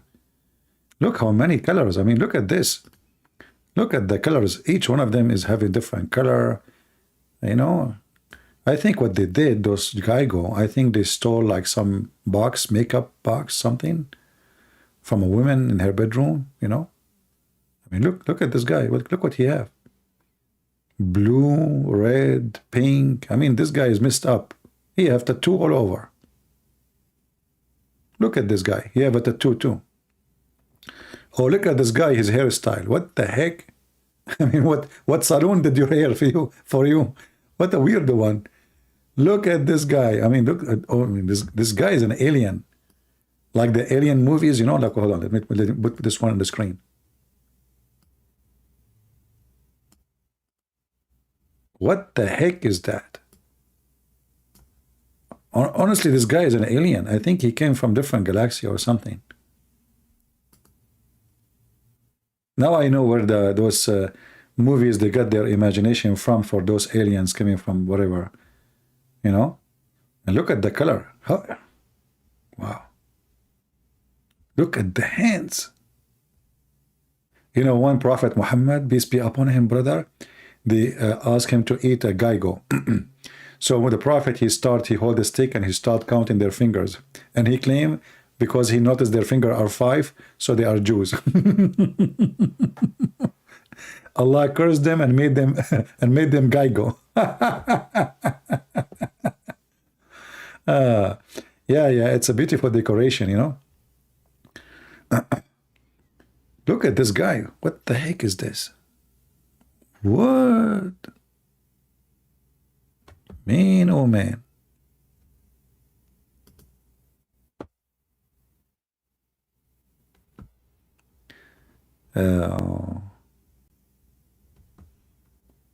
Look what he eat for a snack.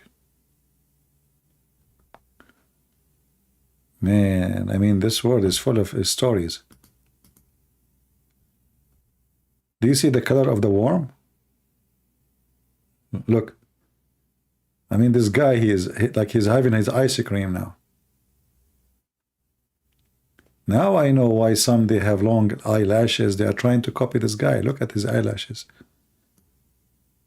Like these days, you walk in the street, you will see someone, she have eyelashes. They are like airplane. You are afraid to walk toward her because her eyelashes might hit you. And supposedly men, they will believe that those are real eyelashes.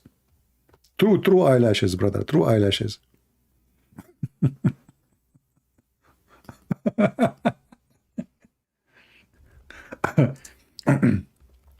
Honestly, I find them very funny. I don't want women to be upset from me, but I find them very funny and very weird. You know, look at this. What the heck is that? You know what? If Muhammad, he see this, he will make a chapter about it. He will call it the chapter of eyelashes. This is not eyelashes. This is eye fan. This is eye curtain. This is I don't know what to say.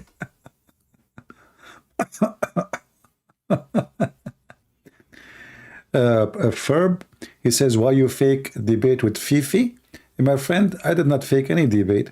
The fake is the one who don't dare to call me, and he mentioned his name here, but yet he don't dare to call me.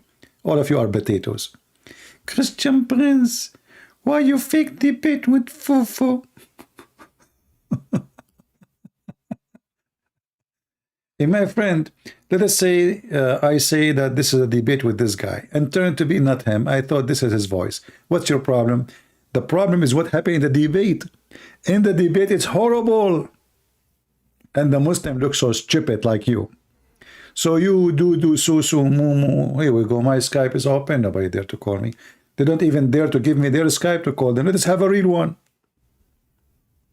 Why we don't have a real one? I will debate you only face to face. Okay, let's go to the eyelashes. This is the same guy, by the way. I blocked him. He came back with different name. He's trying to promote names. Eyelashes. Yeah, all of those are fine. They are not. There's no crimes there. Let us change the picture. Anyway.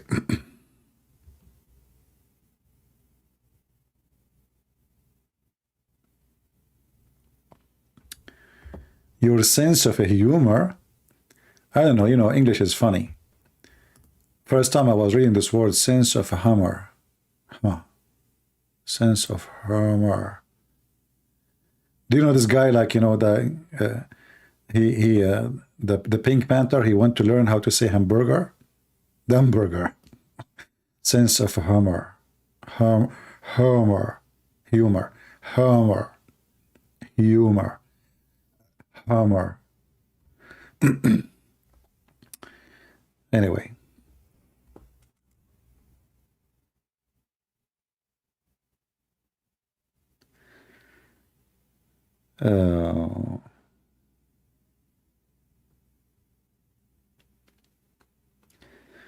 Let us see here.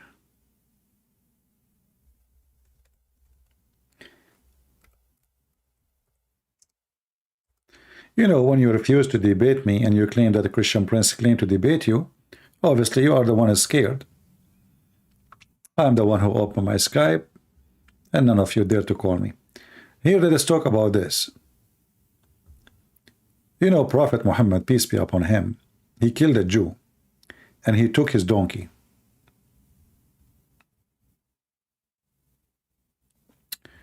Why we Christians said, for one soul saved, it will be joy in heaven. But Islam celebrate famous people who convert to Islam. Because they are not saved, they join a gang. For us, you know, the Bible says, a happiness in the kingdom of the Lord. For the Lord, he consider us his children. So when a child come to back home, the father will be happy for the child to be found. The story about Muhammad asking his donkey if he liked females, which is located in the book of Ibn Kathir. You know, and it's located in many other books. The Muslim, they read those stories for centuries, 1400 centuries. How come only when I read it, they get upset? Is that a fake story?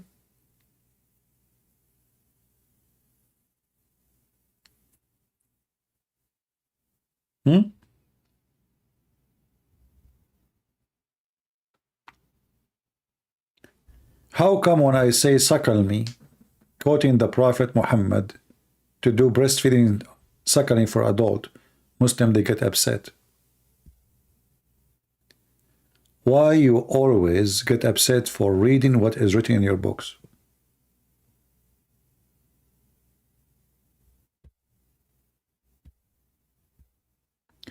Christian Prince, I did follow your debate with Mujahid Okini Bomer 10 times.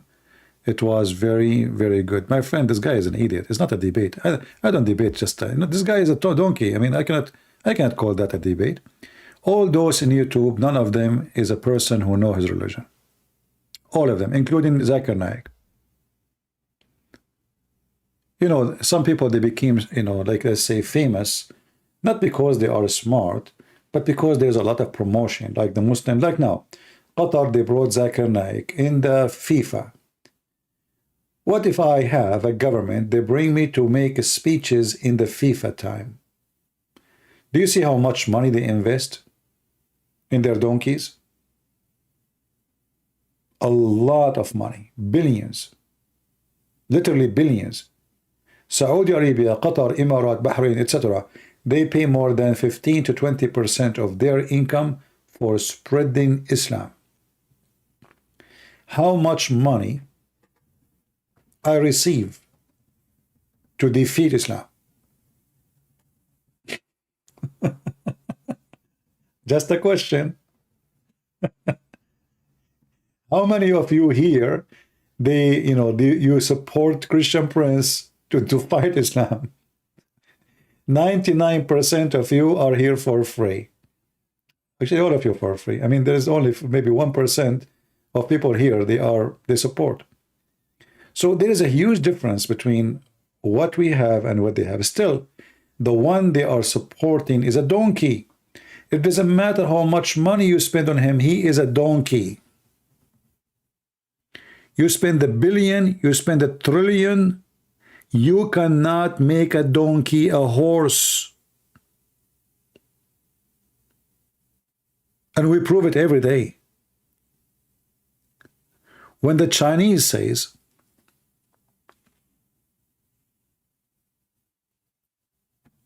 he left as a donkey, never come back as a horse, it was true.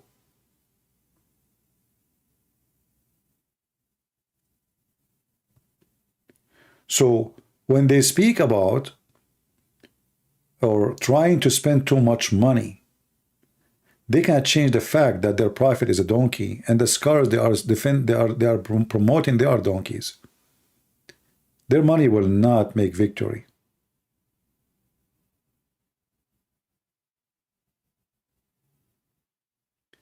Actually, now, after many people they went to Qatar, many people they are so upset from such a stupid country. They promised them to have a freedom when you come, etc. When they went there, they flip upside on them. So only foolish people, they went there.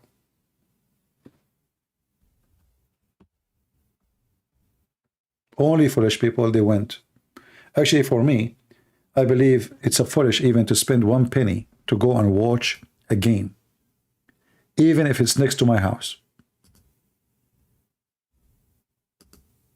First, it's dangerous. Secondly, it's stupid, because you know this is a business. It's not a sport. The FIFA is a gang. All of us, we knew that Qatar, they won to be the one who hosted by bribe. I mean, they have a case already. It's a bribe. It's a business. It's a commercial. So when a human being, he go and he join this mafia, the mafia of football,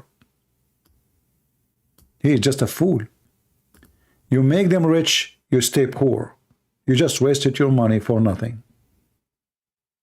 I did not even watch anything. The only thing I saw is the opening. I click at the video because they have 2 women dancing, just to take a screenshot and post it in the news, in YouTube, in Twitter. Right?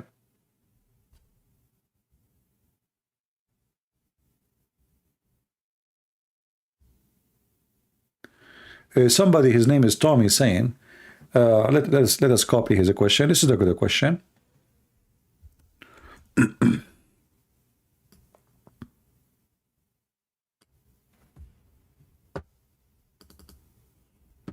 So our friend here, Tommy, he's asking, obviously he's not a Christian. He's saying, okay, I am interested in why Muslims keep Friday as worship day, yet the Quran says keep Sabbath. The same question goes to you, Christians. When you say Christian don't keep Sabbath, obviously you don't understand what the Sabbath. No, we keep Sabbath. Sabbath is not just Saturday. Sabbath is every day you designate to the Lord. So if a person, he gave a day to the Lord, he is preserving the Sabbath. Let us say you are a Christian who live in a Muslim country, and they force you only to have a Friday. You cannot have Saturday. You have to go to work. What this Christian would do?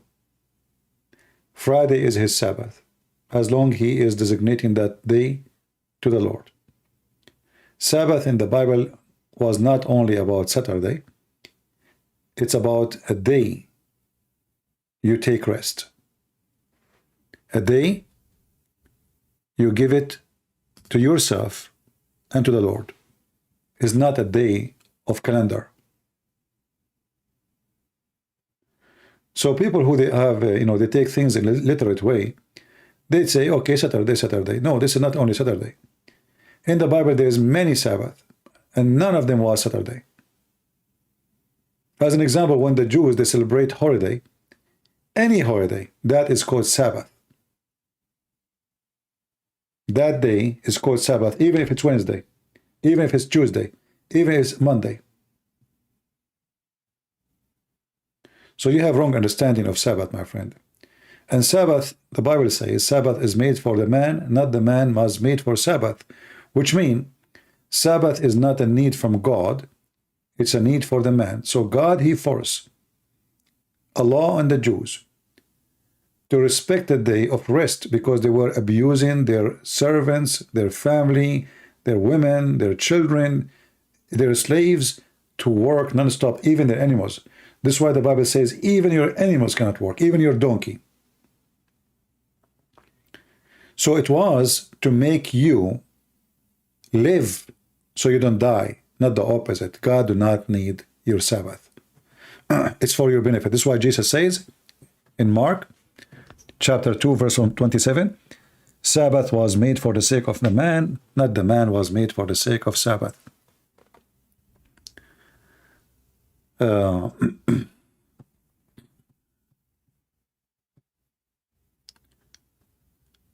Let us see if we can see a question worth answering. Fuzz, he is asking how you worship the Father. Fuzz, are you a Muslim, my friend? Mr. Fuzz?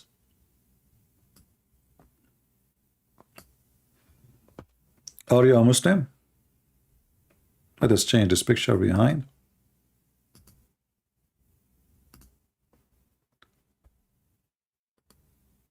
Are you a Muslim, Mr. Fuzz?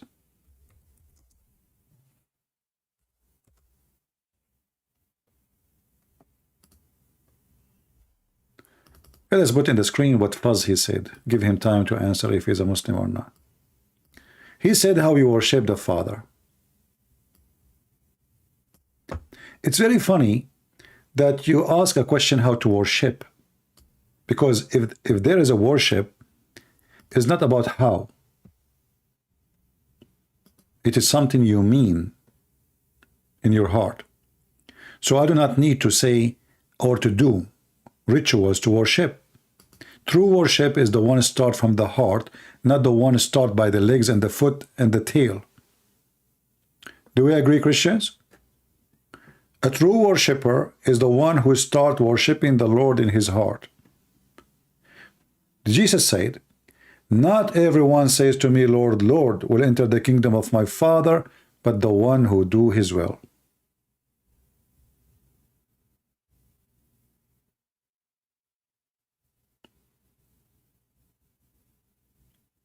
And I find it very funny that Tommy, he decided to talk only to Caroline, but he didn't want to answer me about what I said. Tommy, he debate Caroline now. So those who worship by bowing down, you can do that, no problem. I'm not saying this is wrong, but maybe you are doing it just to show off. When Jesus says, when you pray, you go to your closet. which means nobody see you. So why you are asking me how to worship? As if you are asking me to be a hypocrite and go in the top of the corner and show you how I worship. A true Christian is not the one who speak about how much he worship or what he do when he worship. Is a person who worship in his heart first. Only hypocrite. Jesus, he said, he warned us, don't be like those hypocrites who pray in the corners.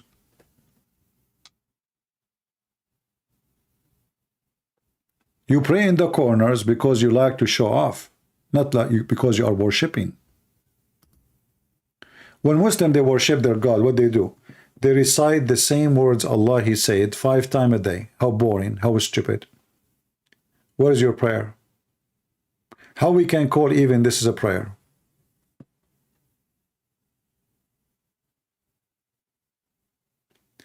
Why the Holy Spirit thought? Why not the Father and the Son? I don't understand, Fant, your question. Why the Holy Spirit thought? What does that mean? I have no idea.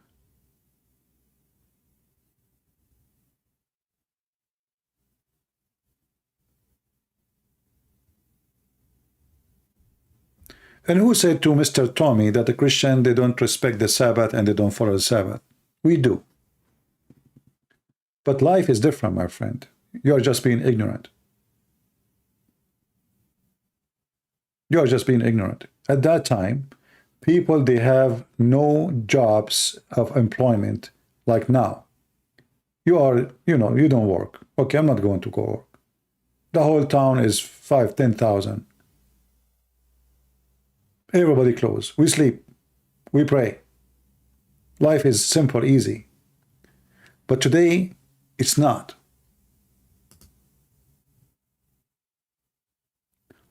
Imagine if we make the electric company stop working in Saturday. Just to show you how silly people are. You know, people are silly. People are stupid, really. Imagine if we say, okay, we are going now, because this is a law given to Moses long time ago, we are going to stop working in Sabbath, all of us. So we shut down the electric company. Then with that, we shut down the water. And then they will shut down the hospitals. And then we will shut down the grocery stores. And then we'll shut down the traffic. That's even the stupid of you to think this way. But because you are just trying to ask questions out of the spirit of knowledge, it's just you're arrogant, you know? Like, why? Why you don't do that? You have sent your Skype request? Okay, hold on. Let me take a look. What is your name in Skype? Tommy. Ah, your name is Tommy. I see it. Let me call you. Okay.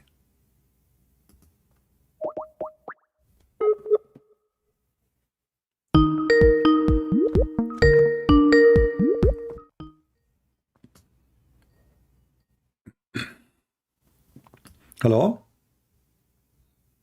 Yes, my friend. Tommy, how are you? I'm fine, very fine. Okay. Did you hear my answer already, or you have still things to say? Go ahead. Sorry? Do you think it's possible for us now, in the year 2022, to shut down Yes. electric companies, transportations, trains, airplanes, because it is Sabbath? Do you think that is possible? Well, Hospitals, according to what, yeah. yes, it's to an extent it's very possible if it's only for the essential services like hospitals, nurses, medical, churches. Those ones can be on. But the Bible Yes. says you don't do any work. The Bible says you don't do any work, even your donkey.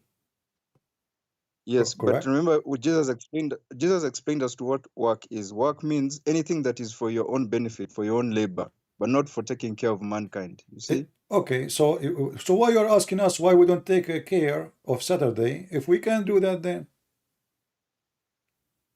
Because you know the Ten Commandments says the Yeah. fourth commandment that you should remember the Sabbath day Okay. The and Ten keep it Commandment was holy. given to who?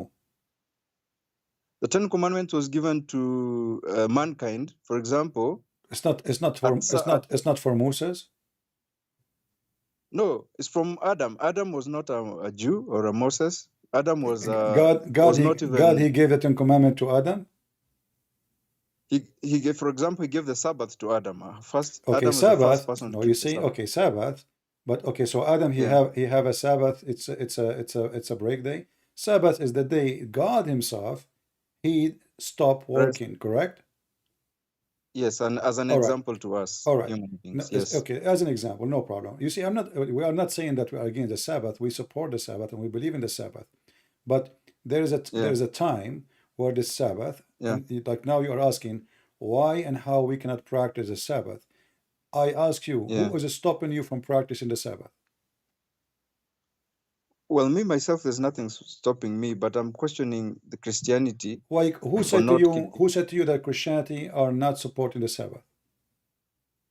Most Christians that I know of keep Sunday, How you know? which is not. No, not true. This is not true. Yeah. No, Sunday, my friend, Sunday they go to the church.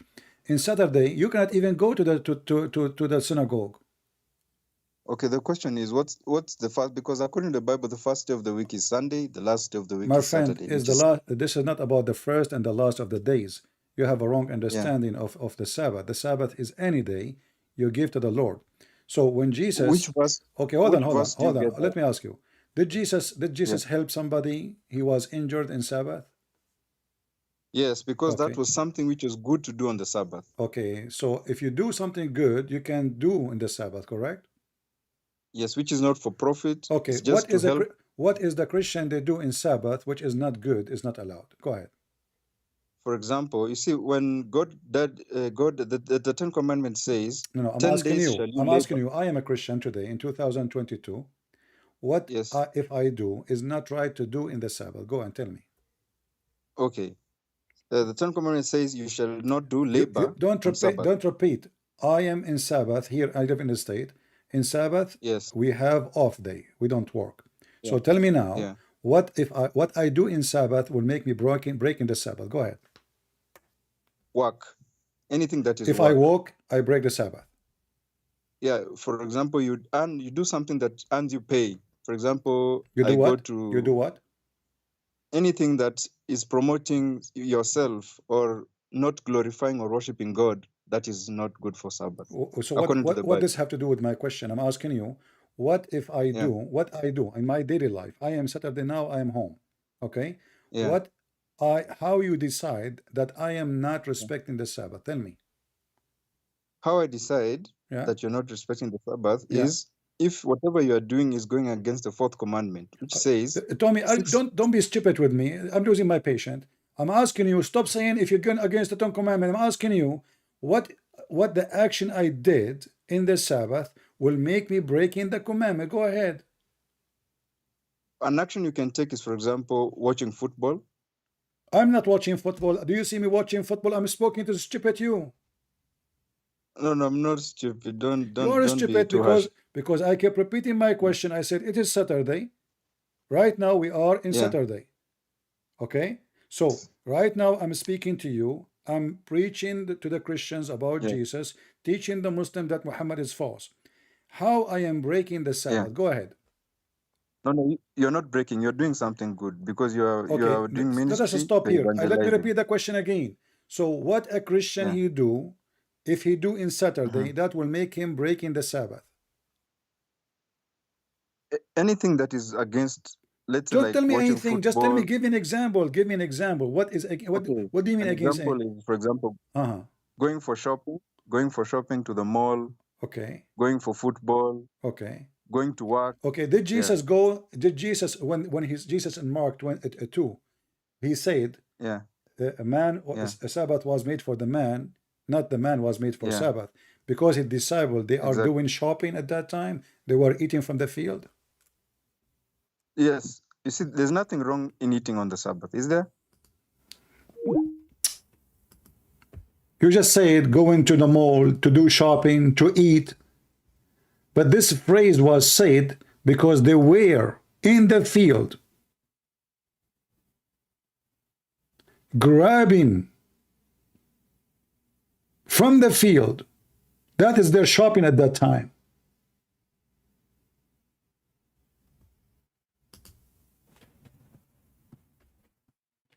People are stupid, man. They are so confused. And like, okay, you are not keeping the Sabbath. How? What we do exactly? And when the Lord, he says the command to the Jews at that time, because they are Jews and they are greedy and they are working non-stop, they want to make more money. They force their servant, they force their slaves, they force their sons. Even their donkeys never stop working. Even the ground. The Bible even says that you have to stop after 6 years of digging in your ground, farming. You have to give 1 year to the ground. That is a Sabbath. Sabbath is a day of rest. Anything the man he do for his rest is what God he wants you to do. You pray, that will give you rest. Pray. You want to sleep? You sleep. What people they do, they try to measure what was exist thousands of years ago to what we can do today. That is not what the Bible is teaching. The second you just said to me, oh, if you are doing something good, nothing wrong with that. With everything we do is good.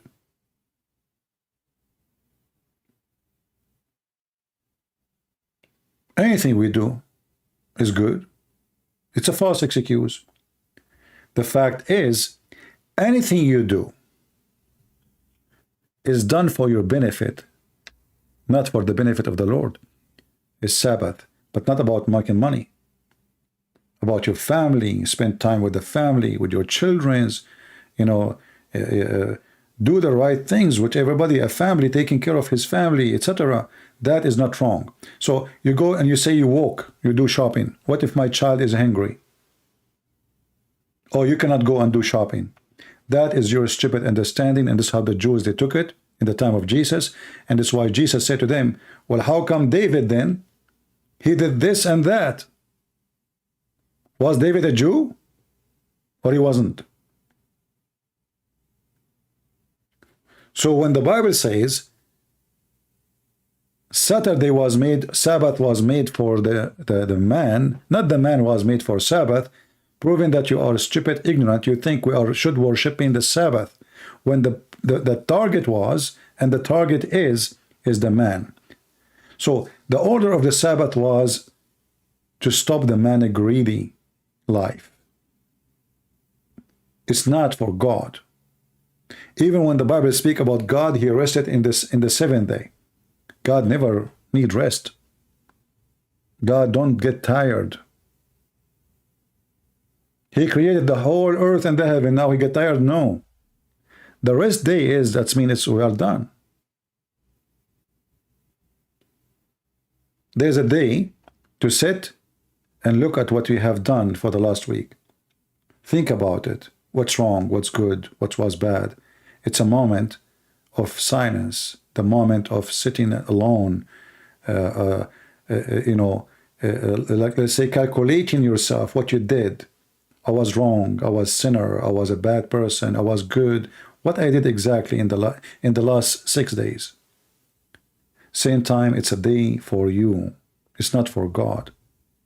God, he will not eat your food. He will not take your money. You work, you don't work. This is not his business. It was to stop you from your greed. That's why I ask you more than once, what I do is against God teaching, breaking the Sabbath. You said worship, watching football.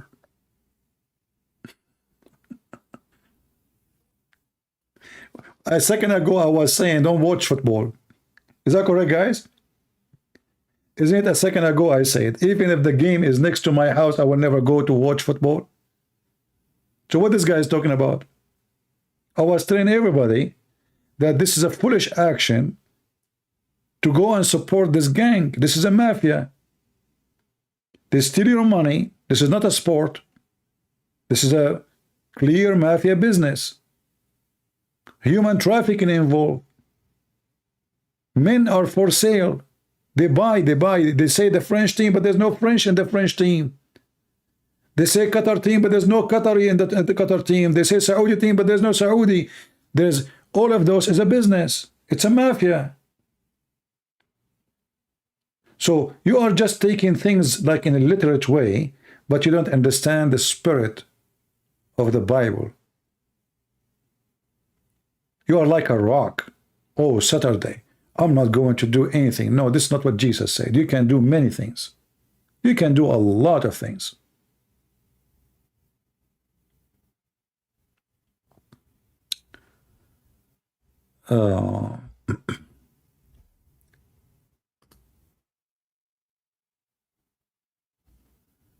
This is my dad account.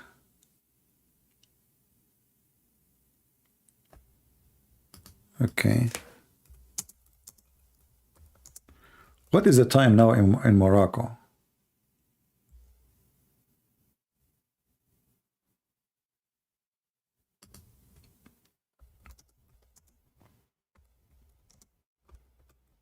I think it's still sleeping, right?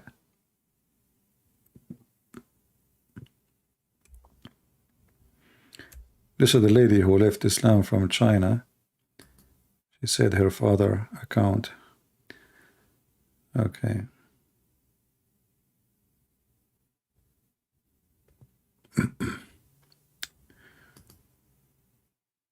Somebody saying he is a Muslim. Let us see.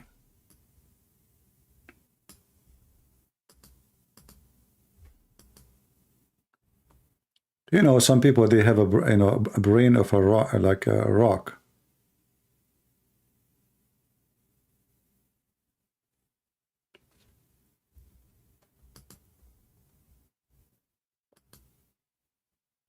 We're trying to call this Muslim. Let us see if he is online.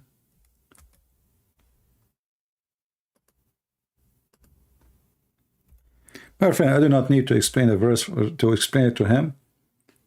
You know, when Jesus, he said the Sabbath made for the man, that solved all the issues. Obviously, the Sabbath was not about God. The Sabbath was about man. It's so clear. And there is tons of things. Life now is way more complicated. People, they are forced to work in Sabbath. Otherwise, they will lose their job if your job is required. Especially if you live in a country, they don't honor the Sabbath, neither Sunday. What you would do?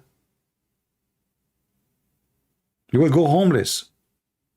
So, God, he gave an order for people who have control of their life. And their life is so simple. And anyway, they used to sleep by sunset. You know, not long time ago, I remember once me, myself, I went once to a village. And this village, they have no electricity. This is the first time I see myself in a place there's no electricity. Sunset, people, they came, we drank some tea. Around 6:30, by 7, everybody is home. By 8, everybody is asleep. 8 is like late, like we spend too much time.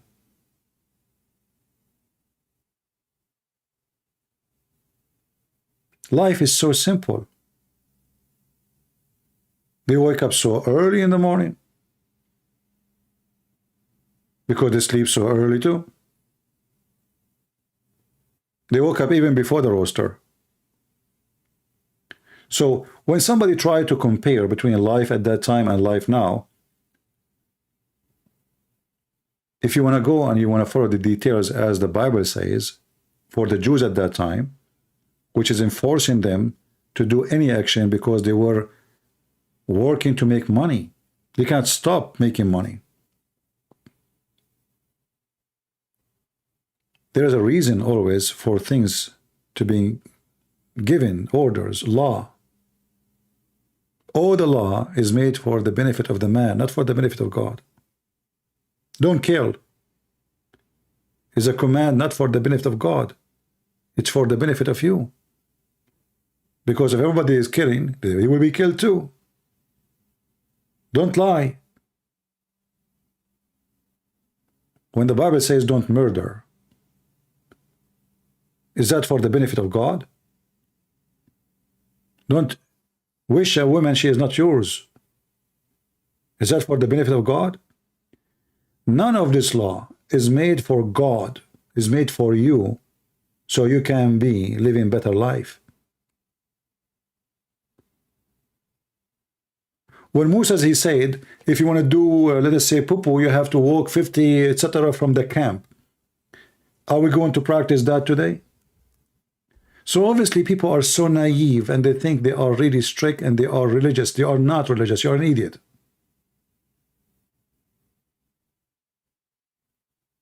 If it says don't light a light, don't light a light. Do you? Don't light a light today? At that time they sleep at by 6 o'clock they are asleep. Why they want to light a light anyway? It's just to control the greed. They force their slaves to make wine at night, to make bread at night, to work non-stop. Like the slave, he go and he is so dead.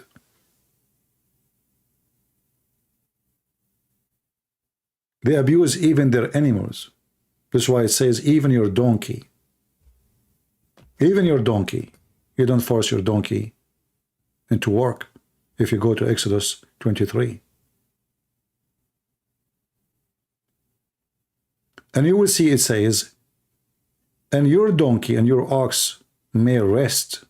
What is the purpose? To rest. It's an animal. So Sabbath is a day of mercy for the man, not for God. Anything is mercy in the action you do in Saturday is a good action. As simple as that.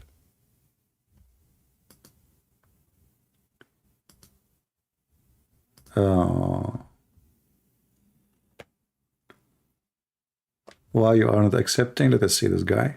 We have many texts. I don't know, like suddenly people, they are texting me from everywhere.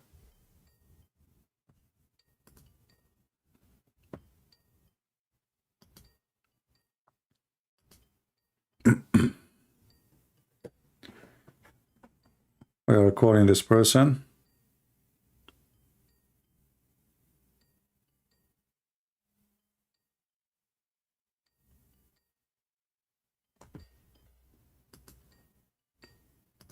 We say, why you don't accept? And he don't answer. Let us see the second person.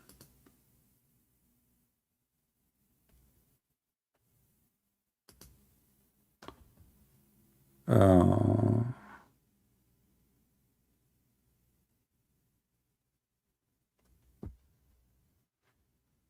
right.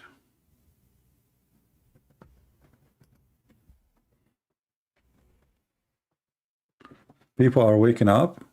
That's good. See, I'm getting many texts and they are asking me to call them. And when I call, they don't even, doesn't work. It says it's not online. This is the second one. Let us see this one.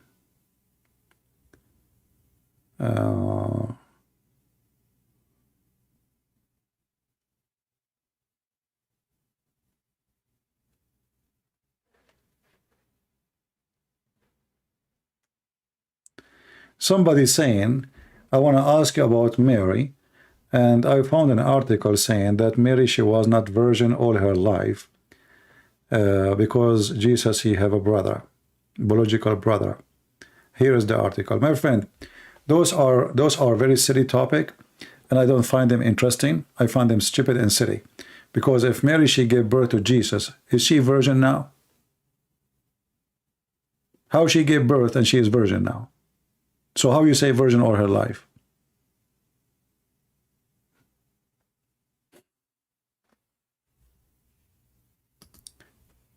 Mary, she is a virgin, But this is before she gave delivery, not after. I mean, do even people use their brain?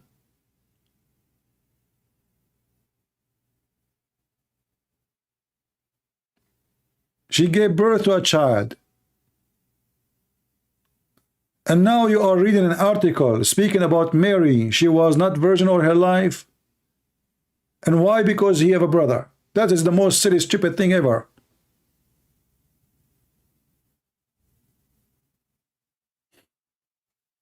Nobody want to use his brain. It's an infection.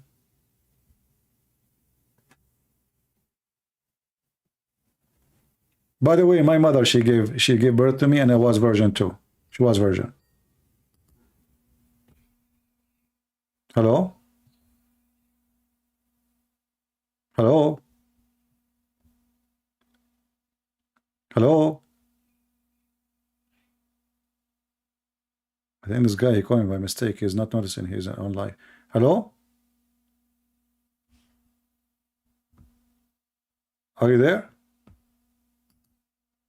Yeah, I think this guy, he called me. He is not, maybe the phone in his pocket. Let us see another. He's calling me again. Hello? Yes, I hear you.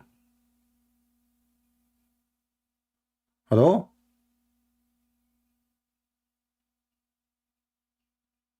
Hello?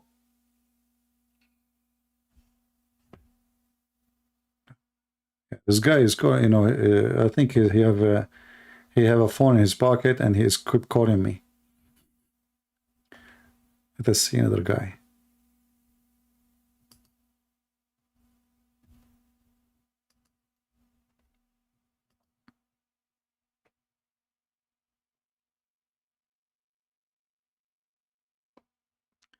Somebody is saying she was a virgin all her life. Well, this is your understanding, my friend. You are smart.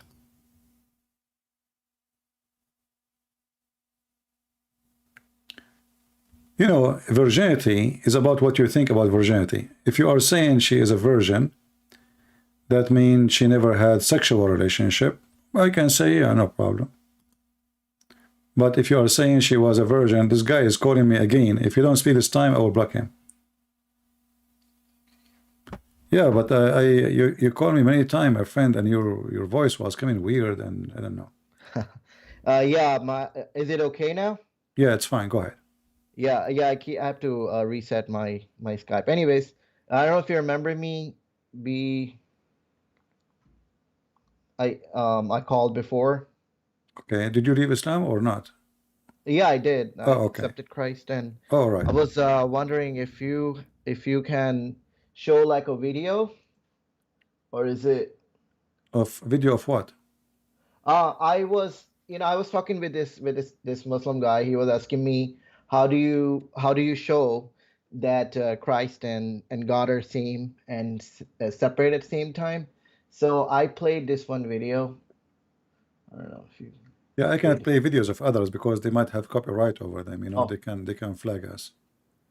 Oh, I posted this video on my channel. Maybe later. All right. Yeah. So yeah, I was saying. I see the topic. It says Sabbath was made for the man, not the man made for Sabbath. What do you mean by that? Well, this is what Jesus said in Mark chapter 2, verse 27, 26, 27.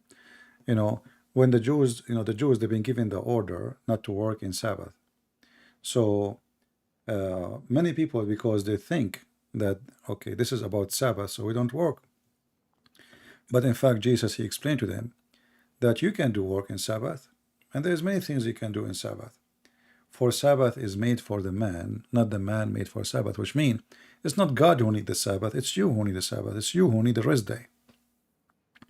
I see. So the Jews, they were like just literally following the law word by word. It says don't work in Sabbath, don't do anything, that's it. So when Jesus was working in the field with his disciple, and they grabbed some like fruits or something from the field, they said, look what they are doing. You know, they are hungry, they want to eat. So he said, well, didn't David, he ate in Sabbath? Or did you forget?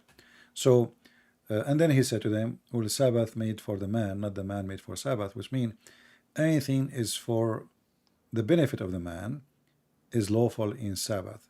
So if I find somebody is sick, I help him in Sabbath. If I find somebody hungry, I feed him in Sabbath. Doing good is what Sabbath is about. It's not about not really working as much as about doing good, not to be selfish for yourself. I see. It's more like God doesn't need it, but we do. I get it. Sure, absolutely. All the law is given to Moses. God do not need any of them. You see, like even when you say, God, he says, worship me, like, follow me. But do he need it? No. No. Yeah. That's what I always wondered when I was Muslim, that when they say, "Oh, pray," and or God will, I was like, why God needs our like prayer so much, and fasting and all that. But in Christianity, it makes more sense, and that's why I feel more I can relate to it. Makes more sense altogether. But yeah, these verses were a little bit, have to understand, I guess. Everything Yeah. is about, like the Ten Commandment, all of it is about you, how to live better, not about how God live better. Yeah, like it will lead to God at the end of the day. I that's what Yeah, but I still figured that. it's for safety, security, Yeah. for But if you comfort. if you live by what God told you, like in the Bible, you at the end you will feel close to God. Like once you stop sinning and just focus, right? That's what I'm saying. It's like a relationship with God. You Yeah. do like the right thing, you get close to God. The worst, like you partying and stuff, you keep feeling like you're getting farther away from God. Yeah. Well, okay. Well, anything else, my friend? You want to say Oh no, anything? that's why I just wanted to say thank you for your help, and finally I accepted Christ, and I feel much at peace. I'm so happy for you. Well, I don't know where you live. I'm not going to ask you, but I No, I'm in advise. US. Oh, okay. Well, then you need to find a church to get baptized when you are ready. If you know that you should, baptism is very important for us as Christians. Oh, okay. I didn't know. I thought like, well, is this that I've watched a video when they were showing like they were going in little like a ocean or something. I Yeah, mean, yeah, yeah. at the beach, right? Yeah. Or even inside the church, they have like a place for, water. Uh, Baptism is not only symbolic, but it is, you will be like born again with Christ, and you will be receiving the Holy Spirit with you. So it's a spiritual and it is real. And I advise you, like you accept Jesus in your heart, yes, Yeah. but baptism is like, let us say, washing yourself from the previous days and starting a new life, born again, literally, you know. I see. I just want another thing. Yeah, I will look into it. I will. I don't have a church at the moment, because I really don't. I don't know what to tell them that hey, I converted. Yeah, why not? uh, Don't worry, they will not be upset. You can tell them, just go and tell them I am, an ex-Muslim. You can tell them your stories. They will be happy. They will be happy to have you. Trust me. yeah, I have this one church near me, and they're like Mormons or no No. Jehovah Witness. Mormon are not Christians. Jehovah's Witnesses are Christians. Stay away from those. Yeah, that's why I didn't go to those No, churches. no, those are Kind not of Christians. Those are yeah cult felt like a cultish vibes. yeah, like Islam. We Yeah. don't. Those are not Christians. Yeah. So yeah, one more comment I wanted to say. So I was watching these videos about near death experiences, and I don't know why I don't hear it more often. Christians like using it in their debate, because that's a good evidence. Even Muslims, they when they have near death experience, what they describe is so close to the Christian theology. Well, for me, I cannot speak of something I did not experience myself. You Mhm. know. But there's like I actually made a whole playlist of. I mean, maybe I'll make my own channel and I'll discuss this. But even Muslims, when they, like I said, I used to have visions like that in my dreams, and I had no idea about Jesus at that time. But and a lot of people, they even, so that's actually a good evidence that that's what like human, when they feel close to God, the Christian theology is what seems more like it. And that's a good. I mean, there's so many like people talking about their near death experience, and it's unanimous that they feel like they see Jesus at the end of the when they are kind of dead Yeah. clinically. You see, Yeah. there's many things people they speak of, And let us say somebody he saw a vision, somebody saw a dream, somebody. I experience a lot of those people speaking to me, but for me, I cannot really approve or disapprove something me myself I did not experience. I, I have to say I believe them because I trust they are being honest. You know what I mean? Yeah, there's so many. Yeah. Yeah, but still at the end of the day, I go only but by what my Lord said, not by what the man say. I see, I see. I'm just saying, like, that's why I was talking to a Muslim friend, and that's why I told him. He said, "What is the evidence?" I was like, "There's a lot." Like, I was showing him, and he was pretty touched by it because everybody says like they don't even know each other. They have exactly same experiences, and it's pretty close to Christian. Like, they don't see any 72 virgins or anything like that, you know. So, Yeah. anyways, so I wanted to Well, mention. if you want, you can tell me where you live. I will see if I can find you at church, and I will let them contact you if you want, or it's up to you. You Yeah. can find your own way. Just you can go to any church, you know, the Catholic, Protestant, Orthodox, doesn't matter really, wherever you feel comfortable, and just tell them that I am an ex-Muslim. I met someone, his name is a Christian Prince, whatever, in the internet, and you know we have some discussion, and I decided to leave Islam, accepted Jesus, and he told me that I should get baptism, and they will do the rest.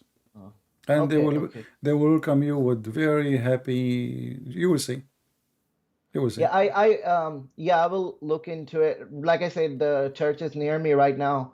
They have a little cultish vibe, and I don't wanna. I know, No, those are like, those are not Christians. human are sinful, so people Yeah. can do crazy things. So, Yeah, those are not Christians. We don't care for them. We care for. I want to share that video I have on the chat so people can see. I mean, if you're talking What is to, the name, the title of the video?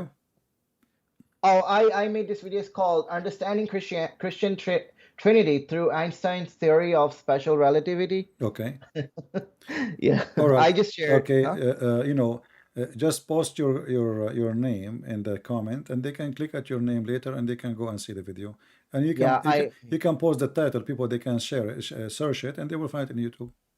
Yeah, it's really interesting because Einstein is saying exactly that there's energies, there are two, but they're manifestation of same thing, but they're two in body. So kind of like, just to understand, because people say, how can two things be one, right? And here we go. No, We no. You have see, a physical property. there is an easy way to understand how things can be one, because you remember, I think I spoke to you. I said, you yourself, you have a spirit and you have a flesh, right? Yeah. But both are one, but they are two. You know. Correct. Yes. So, but like and not only they are two different nature. Yeah. You know, but yet they are in one person. So how you are one person, and then you are flesh, and then you are a soul, and then they deny that this can be impossible. You know. True. Yeah, I'm just saying, like, adding to that. So yeah, I will share it once your video is over. I'll share in the comments. You see, now when you do baptism, you will have a three in one, not only one. Why? Because you have the flesh, you have the soul, which is a soul given to human, the same as a soul given to animal, soul. But then when you get baptism, you will have the Spirit of God with you.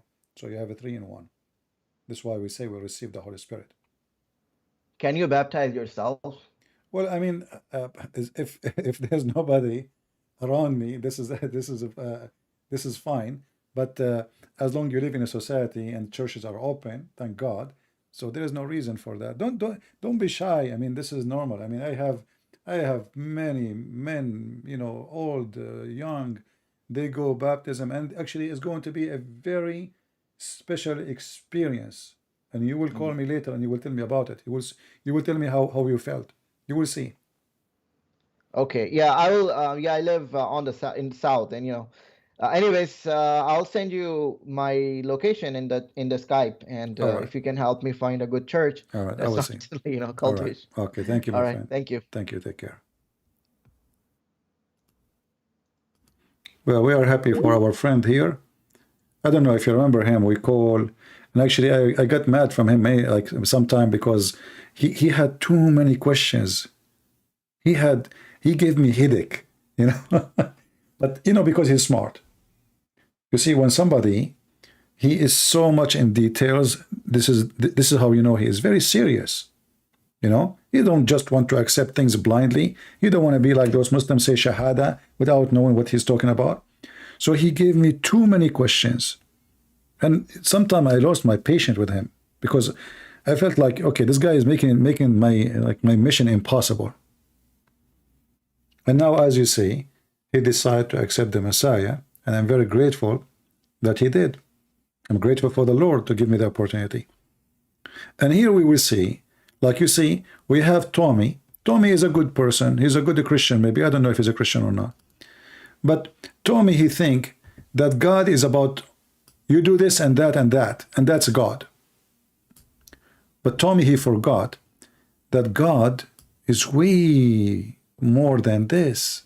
God is not just a law. God is mercy. So Tony, he says, work in Sabbath is anything that does not glorify God. But Tony, there's million things we do in Sabbath, they glorify God, and they are work. Don't you know? When Jesus and his disciples, they walk in the field, and they were hungry. Hungry. How that is glorifying God, according to your logic? That's not. You are hungry. You walk to grab food. How that is glorifying God? That is just eating. So you have wrong understanding about glorifying God. We glorify God by not breaking God's command and committing sin. So if Saturday is meant to be to give us rest, to save us from our greed, and we do that, then we are not breaking the command of God. But if a person who live in country, he have to work in Saturday, is he committing sin against God? No. He have a family. He have kids to feed. If somebody have a farm, I'm not going to say cars and business and etc. And this business have to take care 7 days a week. There's a snowstorm is coming. Those chicken will die. You have to turn on the heater for them. Otherwise, all his chicken will be dead. Shall he go and turn the heater, which is going to save him from the money, lose? It's just money. But this is his livestock. So you can be just as silly and you say, oh, this is and that, or you can say that God is merciful and he gave us the day for our mercy, not for the opposite. And then you will understand that whatever Jesus was doing was for the sake of mercy. And anything you do in Saturday for helping yourself or helping others, not for the sake of benefit, but something logical, something makes sense, is good in the eye of God. If I have a dog outside and today is Sabbath, shall I go and open the door for my dog? Or maybe shall let him die in the snow?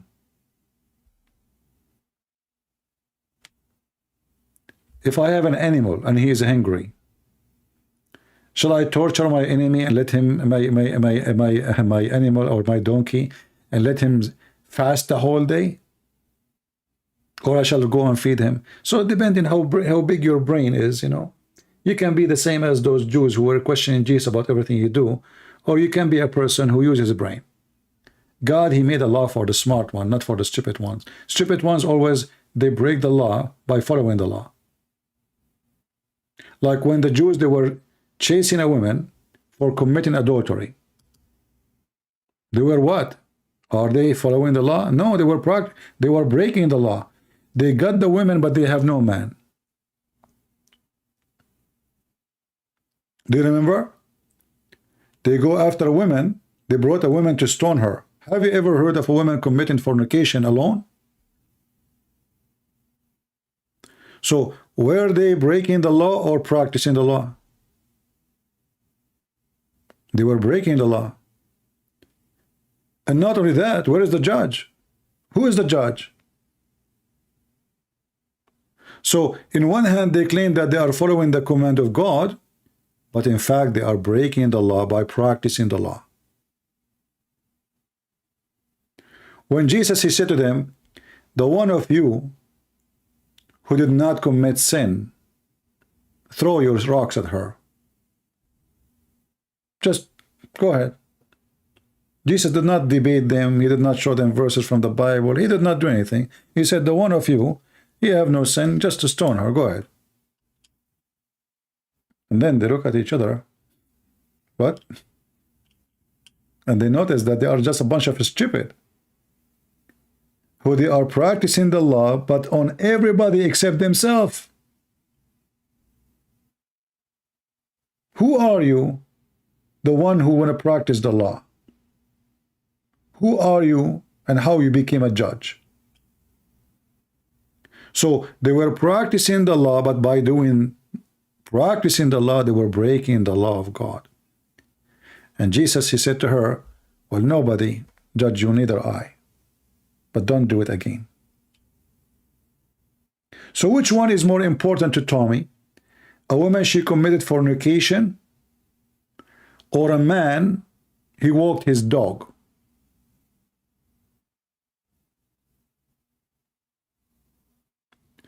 According to Tommy, you are a bad person. According to Jesus, you are not. So which one you follow?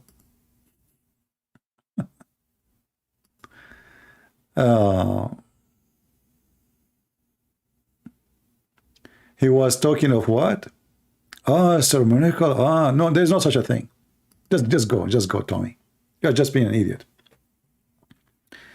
This is a very important sin, fornication. Not only fornication, prostitution. Yet the Lord, he was merciful.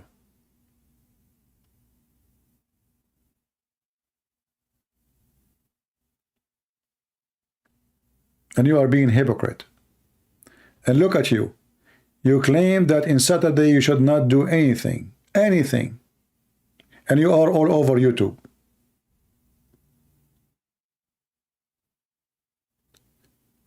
You claim that you should not turn your light on. You should not hit the switch. But look like your light is on and your switch is on and you have a phone and you have a headphone and you are connected to the internet. So you justify when you want and you classify as you want. It is sin when you like. It is not sin when you like. Is it necessary for you to come to YouTube? Is it? No, it's not. Are you a person who have like a teaching to do? Do you have a church? Why you came to YouTube? There's nothing to do to serve the Lord better than YouTube for you? So your logic is broke. It's against your logic. You are being hypocrite, my friend. May the Lord forgive you. Let us see a different person.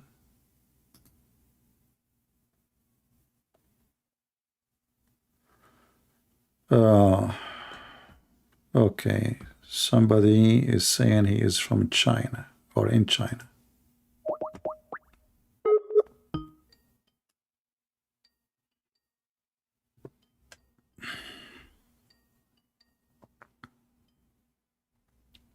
Hello? Hello? Can you hear me? Yes, I hear you. Go ahead. Okay. Hello, CP. How are you? God bless you. God bless you, my friend. So you are in China Give now? me just a moment. I need to figure out the sound. I don't hear you that well. Okay. Sorry. That's all right.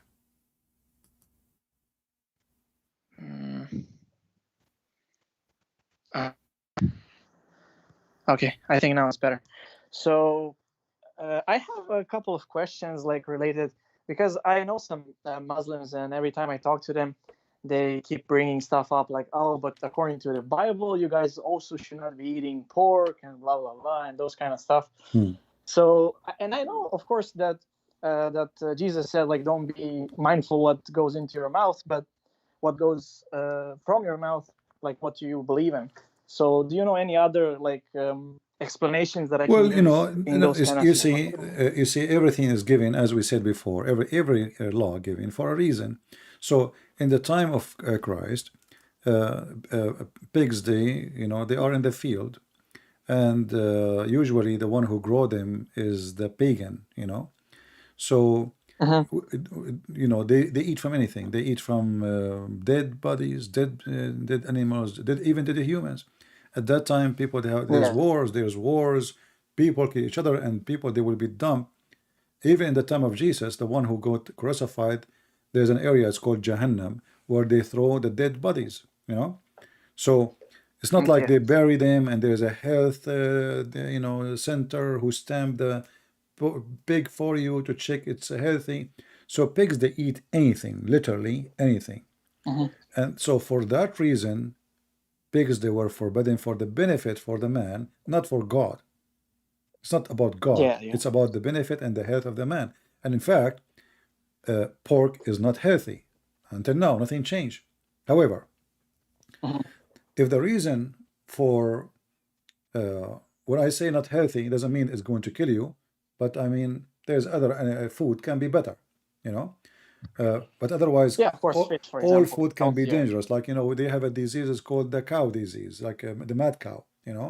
So they have the bird flu, right? So there is many diseases can be exist in birds or normal animals, even sheep or a cow, and they can be extremely dangerous. However, anything in the Bible is given for a reason. If the reason is gone, the order is gone. So the one who was given the order, it was the Jews. The Jews, they have a law, and they have a covenant. This is the law. They have to follow. But if you are not a Jew, when the last time you received the law? And who is the one who gave you the law? So you will see that in the Bible, even the disciples, when they discuss together about what we should teach the new Christians, who they are not Jews. The disciple of Jesus, they are the Jews. So they understand the law. Exactly. But those are new Christians. They have nothing to do with the law of Moses. So what we will say to them, how we speak to them, what we make, what is the obligation for them. And they come to the conclusion that it's not, there's many examples. As you say, Jesus says, it's not what go inside your mouth, but what come from your mouth. So what go inside your mouth is not making you dirty. This is not what make you dirty or clean. It can make you sick. It can make you and like let us say you can get killed, you can die, you can be poisoned. So is that animal itself is a the harmful thing or no? The animal there's no problem with the animal. The problem is what this animal eat. So when the Christian in the beginning, there's nobody said that Christian they eat pork. Like where it says in the Bible that we eat pork, nowhere. It doesn't say. But what it says that the obligation which was given to the Jews, like Paul when he speaks, he says, when I speak to the Jew, I speak as a Jew. When I speak to the Gentile or the Greek, I speak like a Greek. I speak like them, which makes sense. So now when I speak to another person, a Muslim, he called me, not the same way I will speak to a Christian, because if I do, I will be wasting my time. Like I said to him, you are saved by the blood of Jesus, which many Christians, they do that. You are saved by the blood of Jesus. This Muslim, he will get, what the heck? What blood of Jesus? What are you talking about? You scared him. He will think that we are zombie or something. What blood? Where is the blood? Where blood?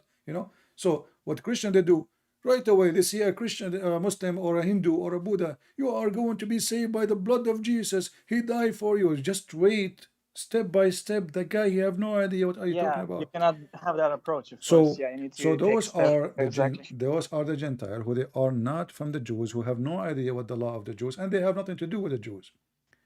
So because we have a lot of new believers who they are not from the Jews, and God, he made it in the Bible so clear that this is a commandment you give it to your people. The people of who? The people of Moses. The disciple of Jesus, who they are from the people of Moses, they keep the commandment because they are from the Jews. This is why we call the Jews, who they are Christians, we call them Messianic Jews, right? But those who they are not, those are just the Christians. So because they don't, they are not part of the covenant of God. They are new believers. God he said, I have sheep in other place, not which means in other nations, not only the Jews. Yeah. And then he said, go and he ordered his disciple to go and teach everybody. And the disciple, they spread everywhere. And they spoke to people in their own languages. And they spoke to their culture too. So if you go to Philippines, and I go right now and I say, from now on, you don't eat pork, millions of people will die. Yeah, exactly. It's a major food. They cannot afford to buy beef. It's very expensive. You see, even beef for me here in USA, and I am not like a Filipino live in the Philippines, have little like $200 income.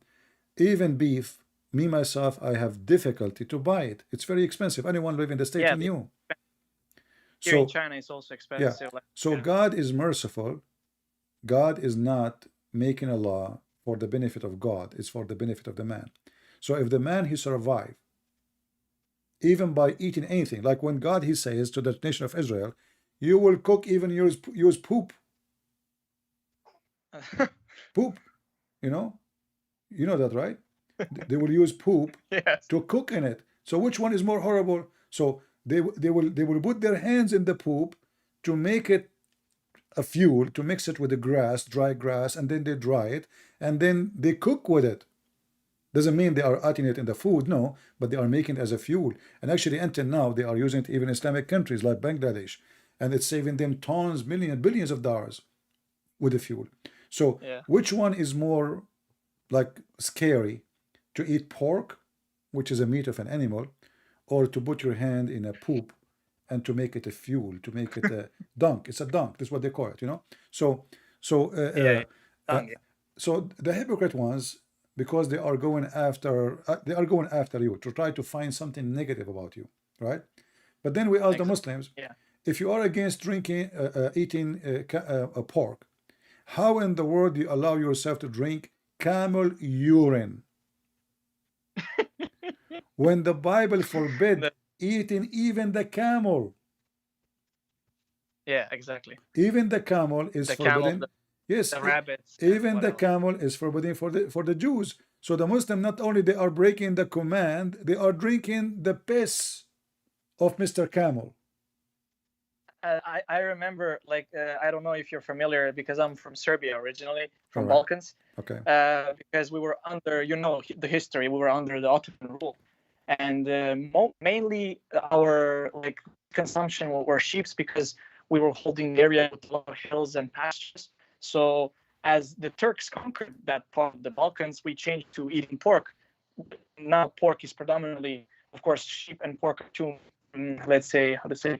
major meats that we eat, like the calf meat and chicken are third and fourth place.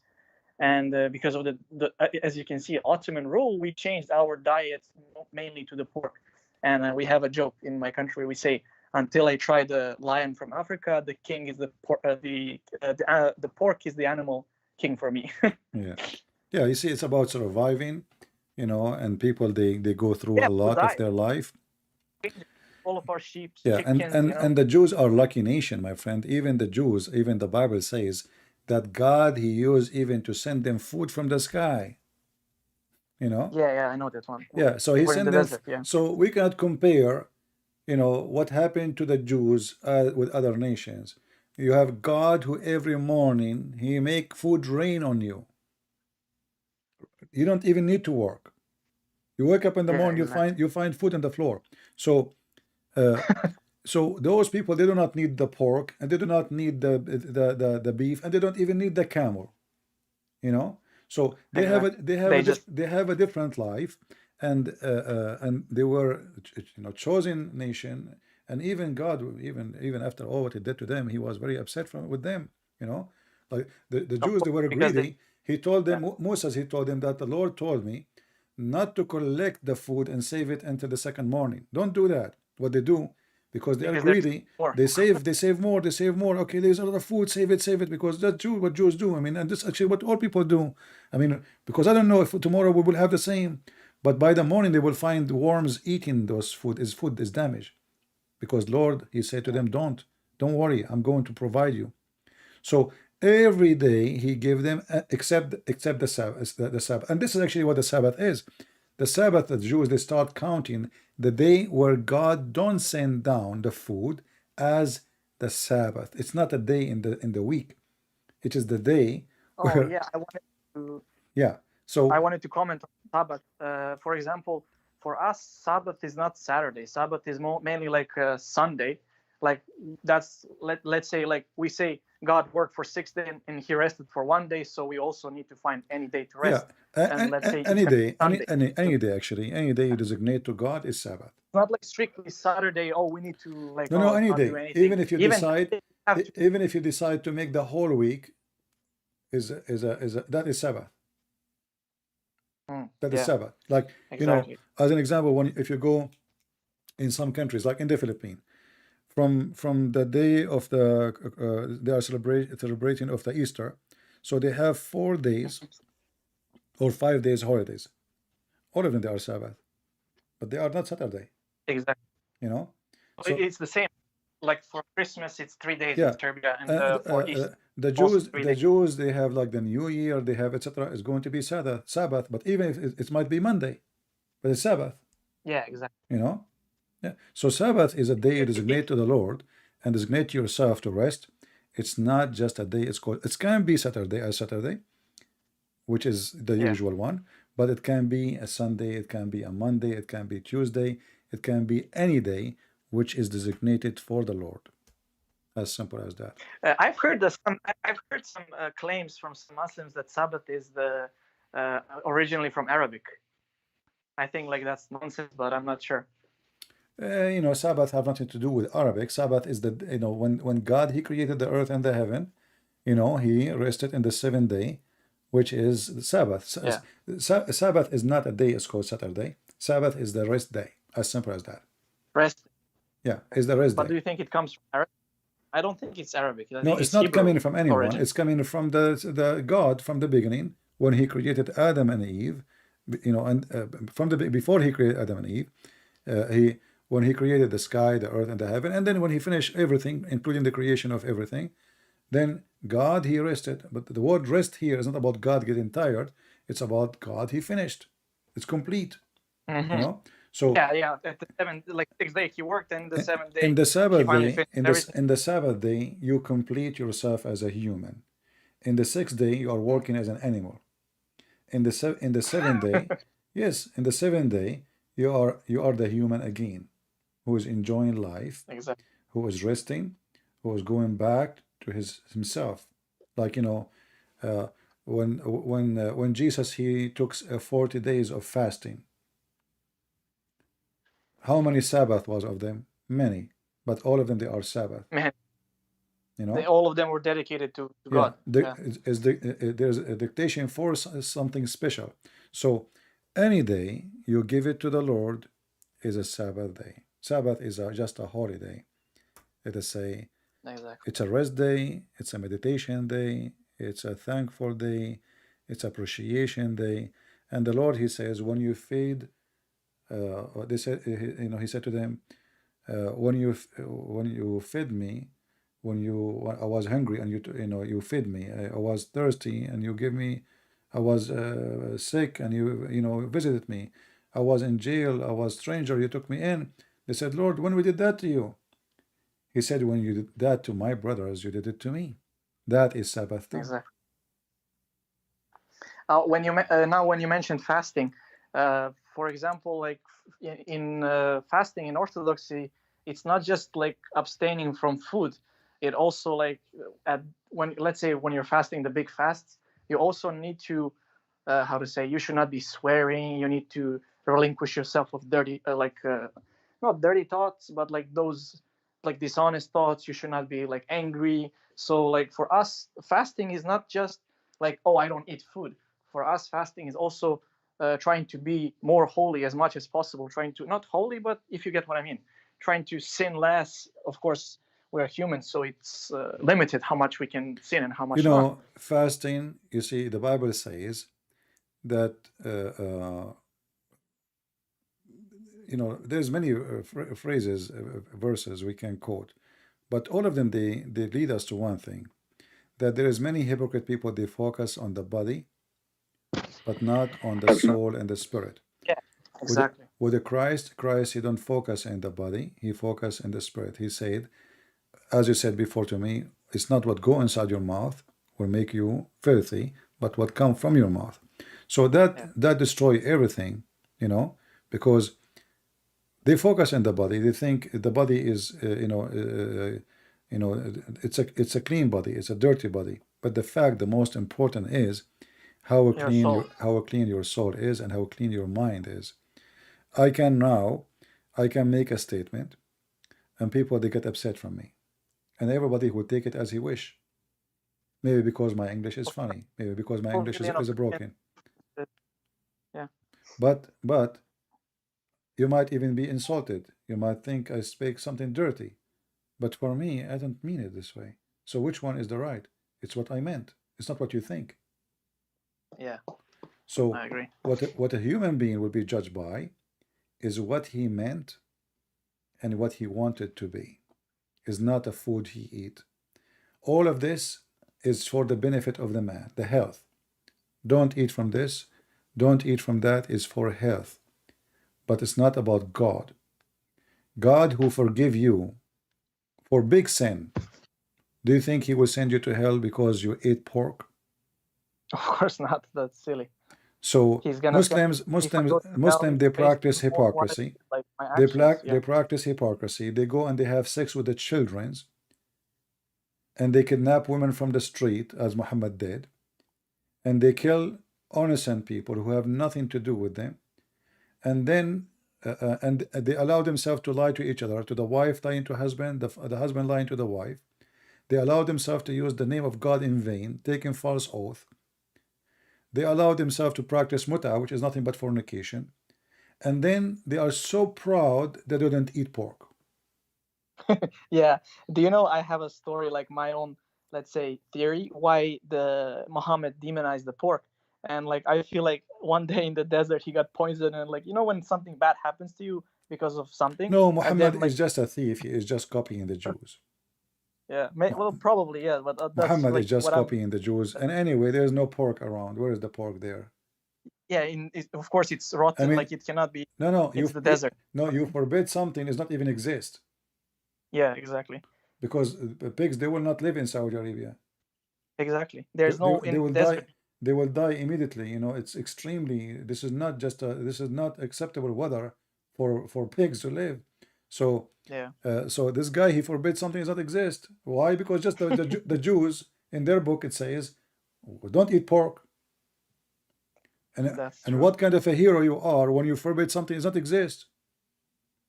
Can a Muslim show me a reference? Maybe I am not aware of that somebody in the town of Muhammad before Islam used to eat pork. Nobody. I don't think. It's the desert. They cannot survive. Nobody. They have. So he forbid what? He forbid nothing. Yeah, exactly. Like, you know, I'm going to forbid myself. I will now. Let me make a law now. I'm going to forbid myself from eating lobster. But I can afford it anyway. Even if it's there next to me, you know. So I forbid myself from something I don't eat. Yeah. It's not there. So there's no pork in town, there's no pigs in town, and the guy, he forbid it. And now the Muslims are so proud. Yeah, that's like the only thing they like to catch on to, that, like, oh, stick to and every time they say, like, they say it so proudly, I don't eat pork. So Muhammad, he forbid pork. How come he eat camel and he drink the piss of the camel, which is the Bible says don't? How come the Muslim, they allow to eat rabbit when the Jews law it says don't? How come Muhammad don't follow the Sabbath when Allah supposedly he ordered and even he punished the Jews, he made them pigs and monkeys for breaking Sabbath? Yeah, I saw Jewish pigs and monkeys when I was traveling in some jungle of Amazon. You know, Yeah, they're there actually. They're true story. don't say that. The Muslim, they will take it serious. All right. Take care, my friend. Thank you for calling. Thank you for calling. Okay, thank you for so much for Thank you. taking me in, and I'll try to bring you a Muslim friend to talk to you. No problem. That's good. One day All I right. can, Take yeah, care. because she has a version of Islam that's like beautiful, and there's nothing, and you should respect this, respect that, you know. Yeah. So if I can get that person to talk to you, maybe like you're gonna have some new version of Islam that Sure. you never saw before. You're welcome, my Okay, friend. take care. God bless. Yeah, take care.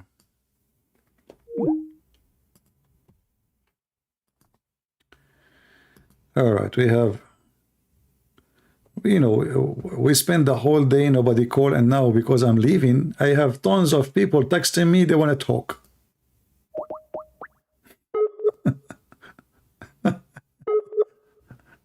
Isn't it weird?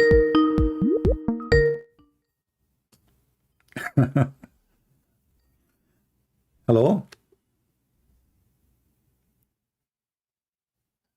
Hello, yes, you are live on air.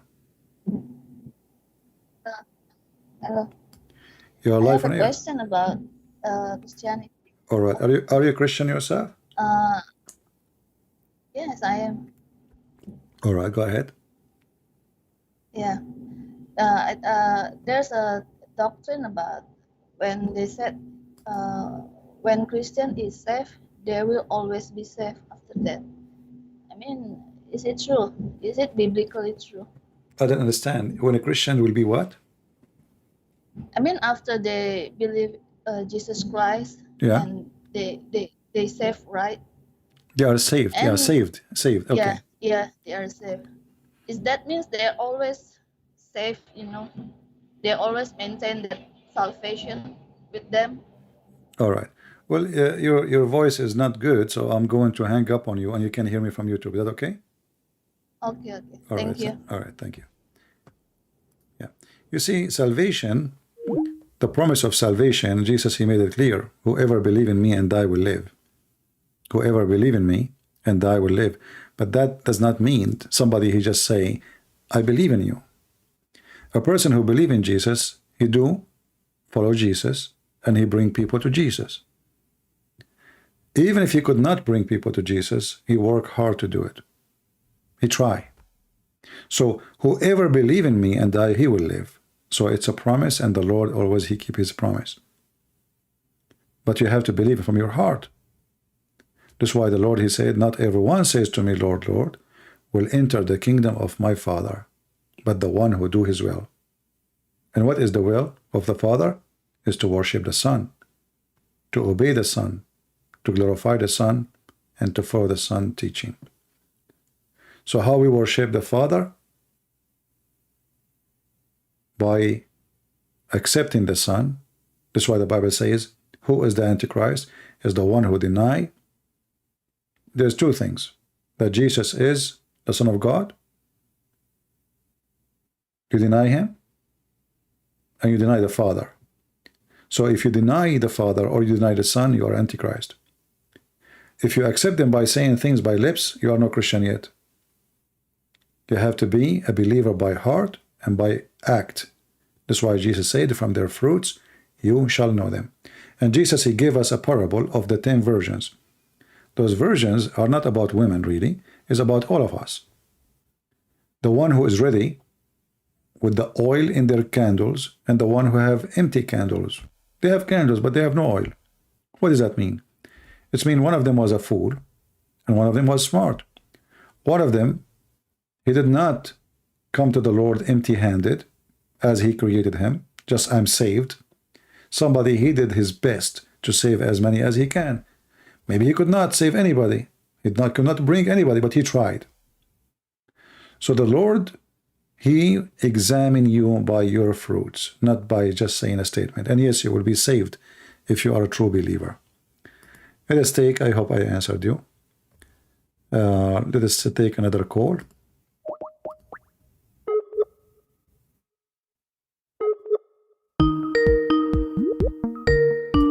I'm trying to mute Skype so it doesn't bother you when we call.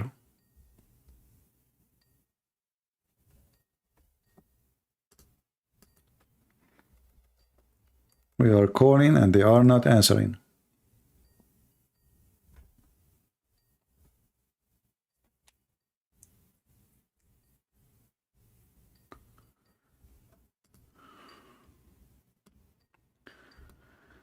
Well, look like, you know, they asked me to call them, but when we call, they don't answer.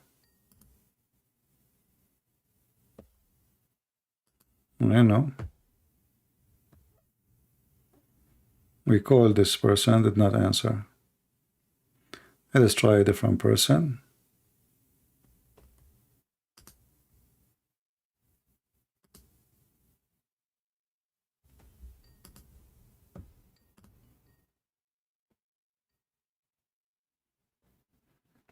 Hello? Hello? Yes, my friend, you are live on air. Yes, go ahead. I see you are live in YouTube and talking to someone, but how are you able to call me? I cannot understand what you are saying, my friend. I'm watching your live in YouTube. You are talking to someone. I am lying? You know, the title of the video is Sabbath was made for... I don't understand any word. Can you call me? Can I call you back? Because I don't understand you. Maybe because I am on a headphone. Let me disconnect my Okay, headphone. disconnect your headphone, please. Okay, go ahead. Disconnect your headphone.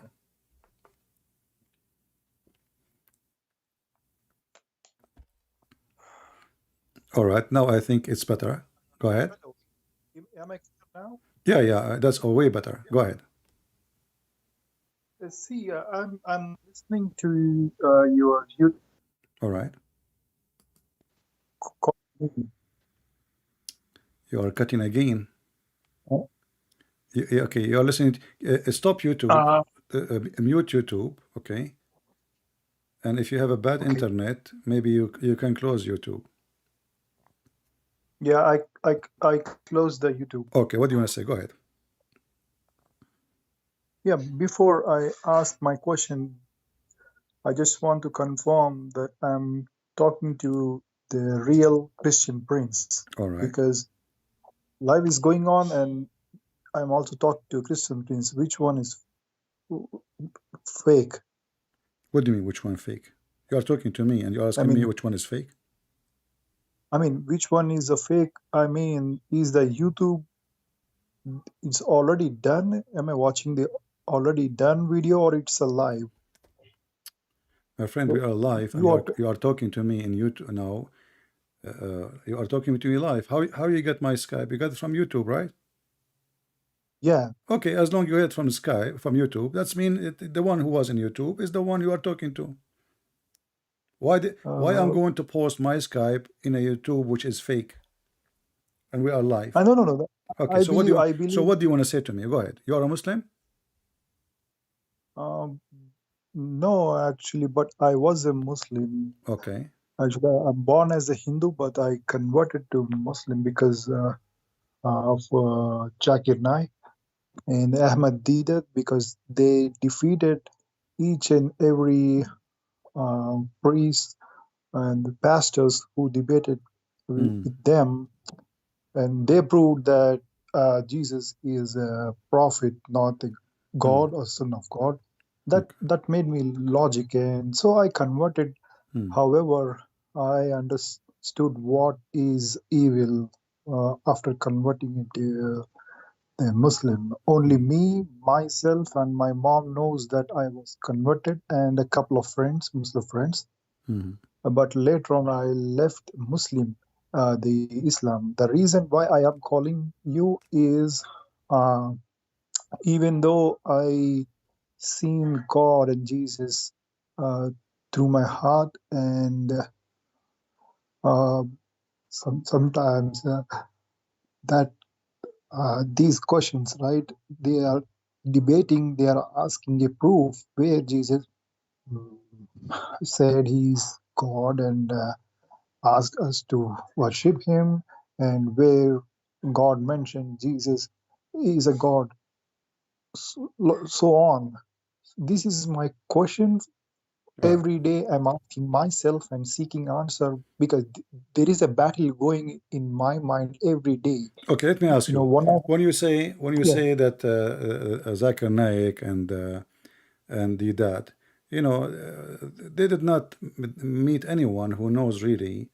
They have the knowledge. Even they are priests. Who care? Who said that if somebody is a priest, he is a person of knowledge? Those people, they choose carefully. They will debate who. This is why they will never get close to me. So they choose carefully. It's like, you want to go and play boxing and you want to show somebody that you are so strong in boxing. So you choose one who is not good in boxing. That's as simple as that. But Islam is so stupid. If I ask you right now, what the Muslim they say about Jesus, he is alive or is dead? they said that he was not crucified and he No, this was is not a not question. I'm saying, dead. is he alive right now or is dead? He is dead, actually. I'm not No, sure about no. that. The Muslim, they He's alive. believe that he's Yeah. alive. He's alive. Yeah. Mm-hmm. Okay. So if Jesus is just a man, why the man he never die? Why this man only? Muhammad died, Moses died, Abraham died, you will die, I will die. So why Jesus is not the one Yeah. who Yeah. died? I will answer you. No, Zakir Naik said that God can create anything he wants in any way, like Adam was created in a dust. If What does God this have to can do with my create question? Adam, What does this have to do with my yeah, question? I'm coming to you. I'm coming to you. I'm coming to you. Yeah. God can, if God created Adam from a dust, why can't God can, it's God's will, right? He wants to kill Muhammad. He gave death to Muhammad, but he don't want to give death to Jesus. That's why he didn't give it. That's the point of view of Zakir Naik, because I'm Okay. But this is following the but this point is of a view of very Zakir. but this is a very silly answer, because where in his Quran it says what he said? Where in the Quran it says that Allah he decided to let Jesus live because he created Adam as he wished. What does this have to do with Adam? So this is a very silly answer. This is why you are saying to me he defeat who? This guy, he don't defeat, he can't even defeat his finger. So Jesus is alive for a reason. What if you ask the Muslim, they will say, all of them, he will come back, correct? Yeah. Okay, so that's the reason. The reason he will come back. Okay, will come back to do what? According to Muhammad, he will be the judge. So if Jesus will be the judge for all mankind, it says in Hadith, he will be hakaman muqsitan, which mean absolute just and justice, judge. So how Jesus is just a man and he will be the judge of mankind? What do you think? Mm. What do you think? I'm waiting for your answer. There's no, it's not making any sense, actually. Not logical. It makes sense only if he's God. No, it's not making. How can he judge people and the other one? What do you mean? Why? What? If he is going to judge, this is what Muhammad said. He will be judge in the judgment day. Every human being, he will be the judge, hakaman muqsitan. So how Jesus is going to be the judge in the day of judgment? The Muslim, they will say to you, no, this is not the judgment. This is before. It doesn't matter. This is the day of judgment, because this when the judgment day is going to happen. So Jesus will judge who? And how he can be just and he can be judge when only God is just. Justice Yeah. is a description only can be given to God, for no man can be just. Doesn't matter how good he is. So no God can judge the people, right, at that judgment day. No, my friend, you are not listening. I mean, no person, no human can judge anyone except God. How we can judge? We are Right? sinners. Yeah. How I Yeah, can yeah, judge you yeah. if I'm a sinner like you? So who is the one? He is not only a judge, he is a just judge. Muhammad was not a just judge, and even we have tons of hadith, even the Quran is speaking about Muhammad doing wrong things. As an example, chapter of Yeah. At-Tahrim, chapter 66, verse number 1. Muhammad, he disobeyed his God. So Allah said to him, why you forbid what is not forbidden? That is not justice. You cannot forbid. You cannot break the law. You cannot fabricate a law. Muhammad, he says, any Muslim, I did beat him or slander him or insult him, I made a condition with my God to make it a mercy for him. Muhammad is not just. He's beating people without reason. Jesus, he have a reason. There's a reason for him to be alive until now and enter the day of judgment, for he is going to come back to be the judge. And this is in total agreement with the Bible. The Bible says that Jesus, he is the judge, as Jesus said, and he will be judging all the flesh, which means all mankind. And he was coming back with the glory of his angels. So when Jesus, he come back, he will say, those who don't believe in me, he will order his angels, those who don't believe in me, bring them here and slay them.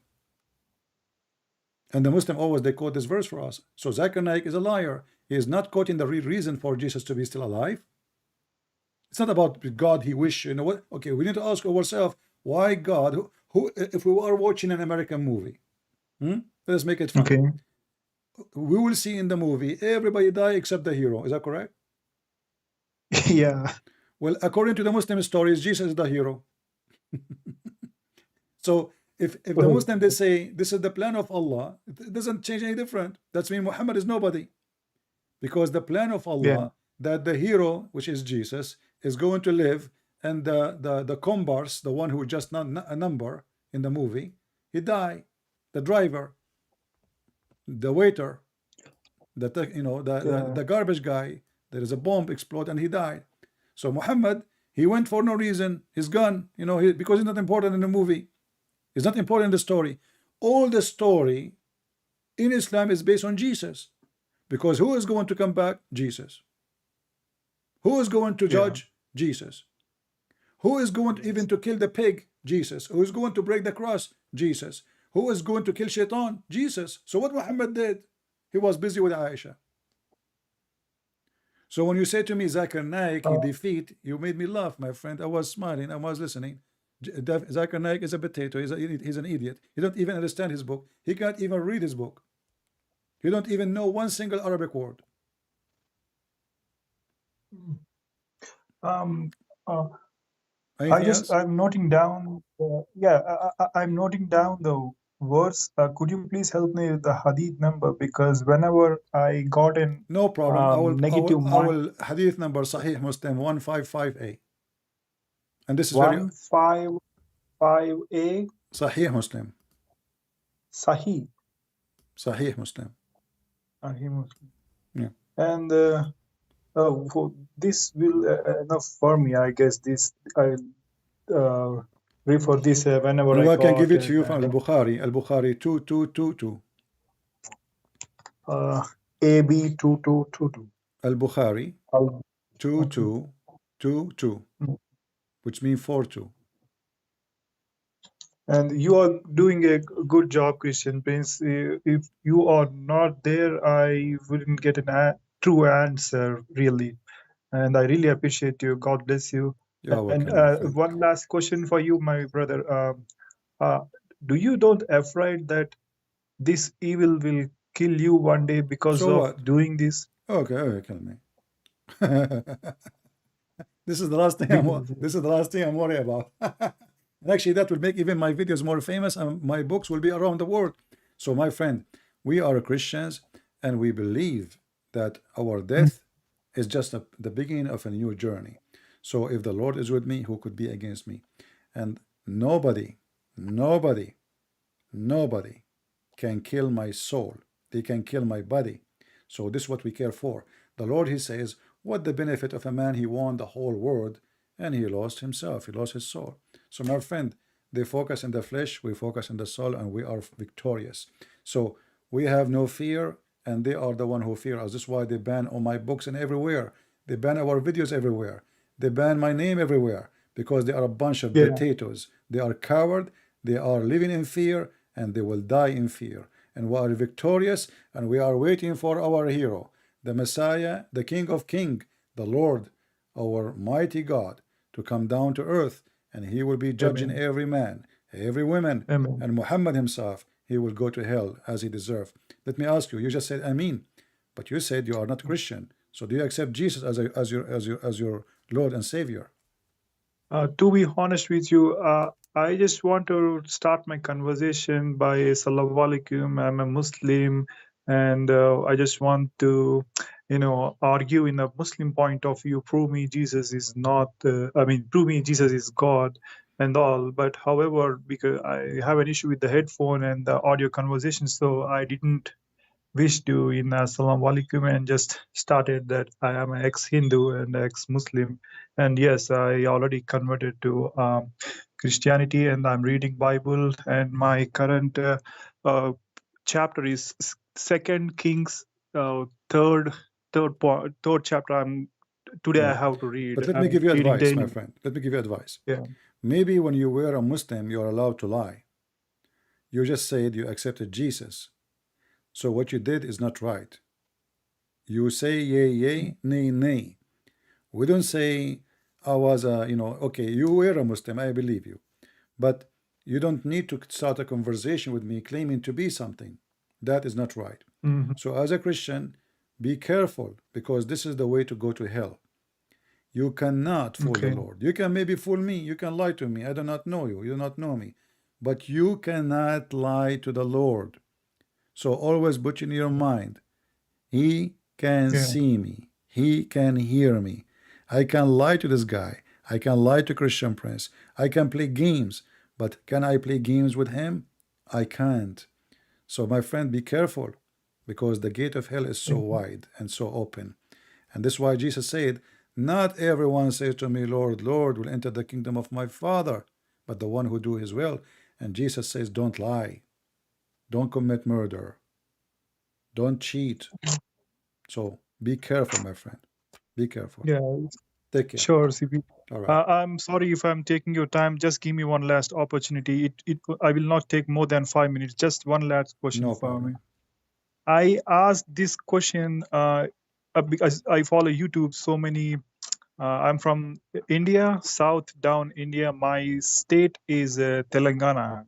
You may be here first time. It's Telangana. Yeah, I never So heard of it. I asked this question to a lot of psychology doctors, expecting a reply from them. So the question is this: I'm following 10 commandments without any fail. But whenever I see these people who are breaking the commandments, I don't know whether it is good for them or bad for them. They always look for sex, and they always stare at a woman's private part, because in India here we don't drive like Americans. Here we have more two-wheelers than four-wheelers, and here the women wear a sari. The dress is called sari, S-A-R-E-E. What does that mean? Sorry. Sari, it's a name of a dress. You can Google it, S-A-R-E-E. Okay. All right. So that is how here women dress, and there are some parts which are visible, some are not. If you can Google it, you can find Okay, out where you can. it showed the stomach area. Okay. Yeah. That's a culture actually, the tradition or whatever. All right. So we don't see or watch a woman in a sexual or in a private minded. But All right. these guys, I'm not married, but if whenever my mom or my sister or who sits on back seat and we go or ride on a road, so these women will sit in a one side, not a two side like a male. You know what I mean?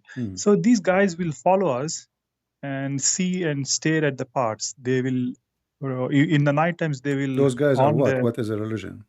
these people, these guys, the Muslim guys. Oh, okay. So if we stop and ask, why are you following us? Then they will say, we are not following you. I am going on the way in which you are already going. Yeah, I know. And that's all. Okay. So now what now we have to do, we have to either slow down or we have to pull over on the left side unless they pass our vehicle. Once they were passed, so we have to again start our journey. This is what happening here. And I am getting very angry on them. I want to stop them and ask, but I can't do that, right? I can't social police, and the social policing is not allowed here. And they will directly say that I am not seeing anyone, I'm going on my way. This is what the story they will tell. How to stop this, CP? How to stop this evil? My friend, I'm tired of the only way, if you make the women dress not according to the tradition, because those people, they are attached to the meat, that like hungry puppies. Got it. They have low moral, so you need to dress in a way to keep them away. It's like, you know, But what about you the open the Hindus then? window, you open the windows, and the flies will come. So you need to close the window. All right. So every society has certain kind of people. You know, I cannot go Yeah. if I go in Saudi Arabia and I have my wife wearing a skirt to her knee. You know, that's very short. That will be a problem, big problem. So, but if she do that in USA, nobody even will look. Who would care? So you live in an area. You have to see what is right for you and what is not right. You know, there's some countries, like if you go to countries like Brazil, so nobody will look because there are people when they before they become a Christian, they used to be totally naked. They used to be pagan naked, literally. So you need to manage the way you dress, the way you go, where you go, and maybe you should try to avoid going to the areas where these guys can be. You know what you can do.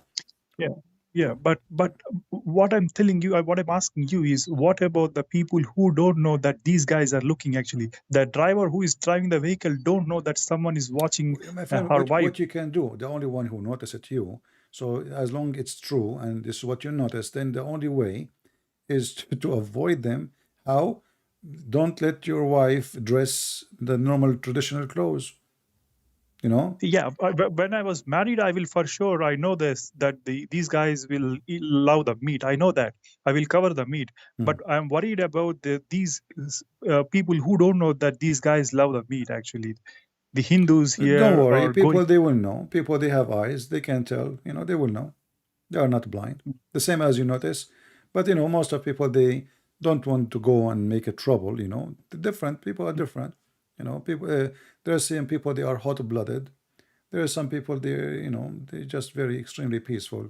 They don't want to go into a fight with a bunch of rules. As long as they are not doing something, saying something, putting their hands, you know, they will let it go. But for sure, not everybody. So just take my advice, stay away from them. You know, don't go to the area where those people they can be found. Move to different city if they are bothering you too much. Go to a city. Yeah, I moved actually. I moved to a different location because a couple of years back when I was a Muslim, I lived in a Muslim house. My house owner is a Muslim. Yeah. And he is a sex pervert actually. He married a Hindu woman and make her convert into Islam. And they are perverts really. Very perverts, sinful persons. They love dominating others. Anyway, my friend, we don't judge. Yeah. We don't judge religion by a person. But we can say that Muhammad himself was evil. So why you are surprised?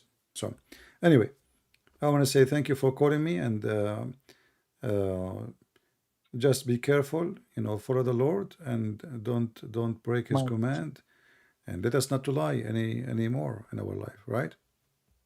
Yeah, sure. I noted down the hadith numbers. I noted down that never lie, and one is the move to a good peaceful area. I already in a peaceful area. I'm away from them. And you said ignore when they're seeing other women or other family members. I mean, other Hindu people, right?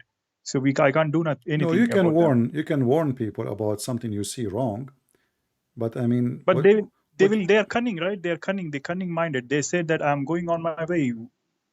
Yeah, I'm what you not can watching do, her. you see, if somebody's sitting behind me now, and I have a female with me, and he's looking, but he's doing nothing. I look at him, he changed his face. He look, but what can I do? You know, I'm going to beat him. It's not worth it. So, you know, you will get in bigger trouble because even there's no proof that he was doing something. There's nothing, you know, he did nothing. So just avoid it. Be smart, you know, be smart. All right? Okay, take care, my friend. CB. Take care. You do. Bye-bye. All right.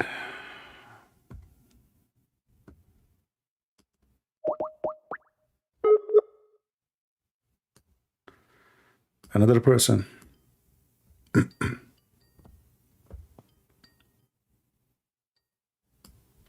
Hello? Mute you too, please. Morning, Christian Prince. Good morning, my friend. Hello, you're talking to Leroy. I'm calling you from Durban, South Africa. All right. Good to have you. Oh yeah, thank you. Because I discovered your channel in 2020 when we were in COVID lockdown, Okay. and I've been listening to you every day, even your old videos. I think I finished all the videos. I've been watching you every day because I'm also trying to share the word with my people. I'm coming from Congo. I'm staying in South Africa, but originally I'm from Congo. And All right. in Congo, especially in the eastern part of the Congo, we have a problem with Islamic State. They're taking Yeah, the country. terrorist. Yeah, terrorist. Yeah, yes, in the eastern part, we call them the ADF. All of them are coming from like Uganda and Rwanda, and they're invading other spaces.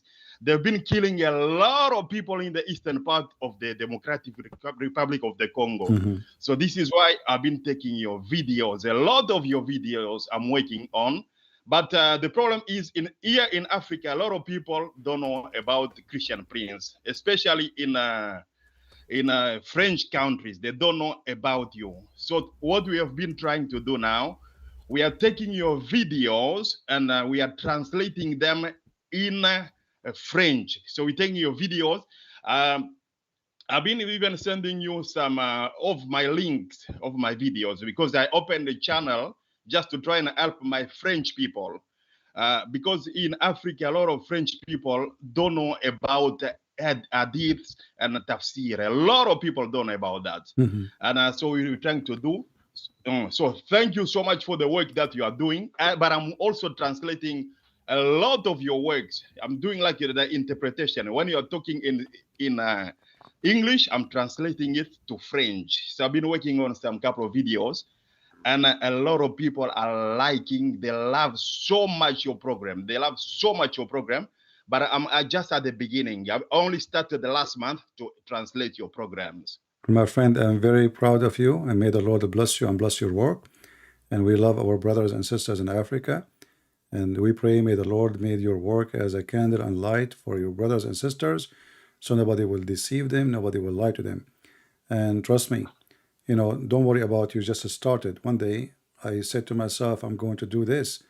And then, it's funny because even my English is not good, very bad. So, especially at that time. So, like, you can, if you have faith, you can change a lot of things. You can change nations. Faith, my friend, just have faith. And if the Lord is with me, who could be against me? So may the Lord bless you. And don't forget to share your name in the chat, so people, they can click at your channel as long you are translating to different language, so people from your country can join you and they can subscribe. All right. Okay. Can I give the link on Skype of what I've been the work I'm doing? All right. Give me the link and I will share it with them. Yes. Okay. I'm going to send it right now. All right. Thank you, my friend. God bless you. Okay. Thank you, CP. All right. Goodbye. Bye. I have our friend join the call. Let us see. But look like they have a camera. لك invitation. Hello? Hello? Yes. Hi. Hey, how are you? I'm good. Wait, let me see if my dad is listening. Baba, تسمع؟ كيف حالك؟ بابا. اسمع. كيف حالك؟ الحمد لله بارك الله. ممتاز ممتاز. بنتك خبرتني عنك وأنا حبيت أحكي معك. مرحبا. أنت أصلك لبناني؟ أصلي مو مهم. الأصل هو المغزى في الإنسان، قيمة الإنسان.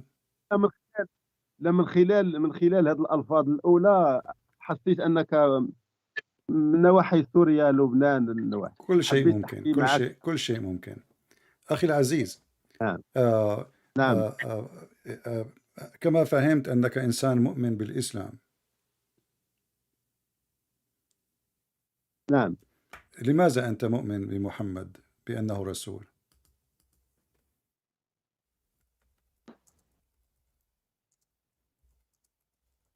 طبيعي أن يؤمن الإنسان بأي شيء يحبه. لماذا تحب الرسول؟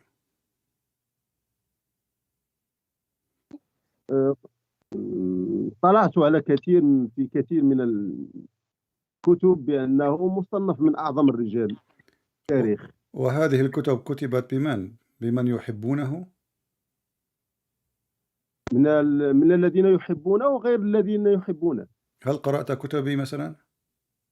أنا لدي كتب، وأنا أعتقد أنا لدي كتب، أنا كاتب، وأنا أعتقد أن محمد ليس برسول، يعني هو شخص غير جيد على الإطلاق. من حقك، فهمت، من حقك أن تؤمن أو لا تؤمن، هذا شأنك. ولكن هناك سبب. اسمح لي، تفضل. لا نحاول شوية. من حقك أن تؤمن أو لا تؤمن، أي رسول له غير المؤمنين به. ما هي الرسالة؟ ما هي الرسالة؟ شيء عادي جدا. ما هي الرسالة التي أن تقول هو رسول؟ ما هو يعني ما الذي يصنع الإنسان أن يجعل الإنسان رسولا؟ اسمح لي، رسالة قديمة جديدة واقعية الإنسان يبحث عنها. الإنسان هو ظمآن، يحتاج إلى الإيمان بشيء يجمعه ولا يدعه يعيش في شتات. ولكن ليس القرآن من قال لو شاء الله لجعلكم أمة واحدة؟ كل الرسالات كلها ديال الأنبياء والرسل جميعا من التاريخ، من القديم أو حتى الحكماء، فهم يقولون بذلك. الإنسان محتاج أن يؤمن بشيء ما. سؤال بسيط أخي العزيز لو سمحت. حينما يقول محمد في القرآن تشابتر الأحزاب الآية 50 يقول وامرأة مؤمنة وهبت نفسها للرسول، ما علاقة هذا بالرسالة وبالرب والعبادة والإخلاص والإيمان؟ وامرأة وهبت نفسها للرسول، لماذا يصنع الرسول آيات وهو متزوج من يعني العديد من النساء، ولديه العديد من النساء الأخريات كالسبايا؟ لماذا يعني ما هو الهدف من هذه الآية إن كانت هذه الآية من الخالق الذي خلق السماء والأرض؟ وامرأة وهبت نفسها للرسول، ما رأيك إن قلت أنا النبي وأن يعني وهل هي نعم يا اسمح لي وهل هي وهبت نفسها بالفعل؟ نعم، هناك العشرات من النساء وهبوا نفسهم للرسول. أن محمد كان متزوج ب1000 امرأة. أنا لم أقل 1000، أنا متزوج على الأقل وفقا للمسلمين لديه 13 زوجة. شوف يا أخي، انظر يا أخي، شوف، هناك من هو زير للنساء وعنده 1000 صاحبة أو 15,000 أو 20,000 سوف لن يكفي ضمأه. لا بأس. هل شبع محمد من النساء؟ إن كان قد شبع من النساء، أنت أعطيتنا مثلا رائع. هناك شخص لديه 1000 امرأة ولم لا يزال يحتاج إلى المزيد. هذا ما فعل محمد، فهو يقول وهو يدعي. اسمح لي. من الذي قال من الذي قال وامرأة وإن وهبت نفسها للنبي؟ من الذي قال هذا الكلام؟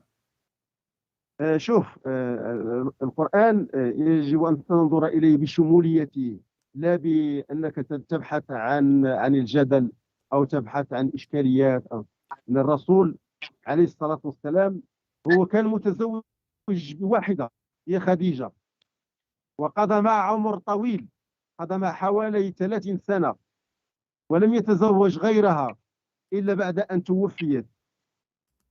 كان مقتنعا بها، كانت امرأة عظيمة ووقفت معه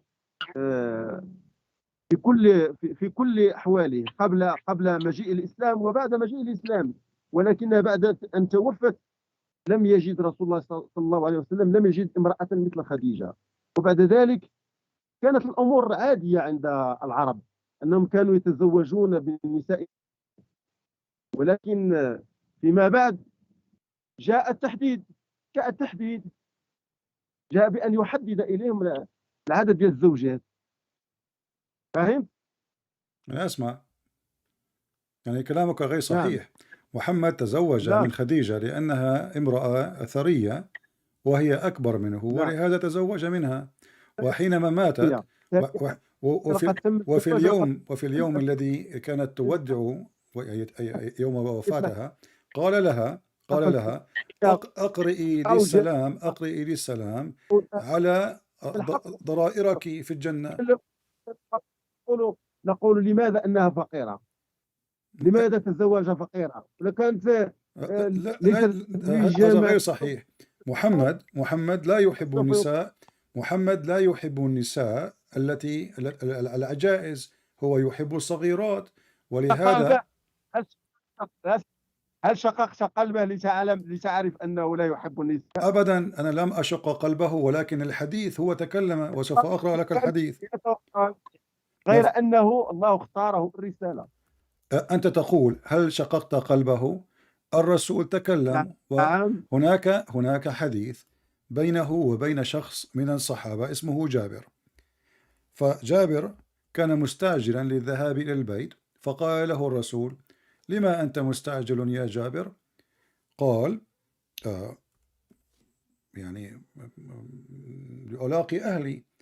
قال له: هل تزوجت؟ قال: نعم. قال: هل تزوجت من صغيرة، طفلة صغيرة، أم تزوجت من امرأة ثيب؟ قال: امرأة ثيب. قال: لماذا لم تتزوج من صغيرة فتلاعبها وتلاعبك؟ هذا كلام محمد وليس كلامي أنا. فإذا حينما تقول هل شققت صدره؟ أنا لم أشق الصدر، أشق الحديث. الحديث مكتوب وهو موثق من البخاري، وأنت كمسلم سني تصدق البخاري.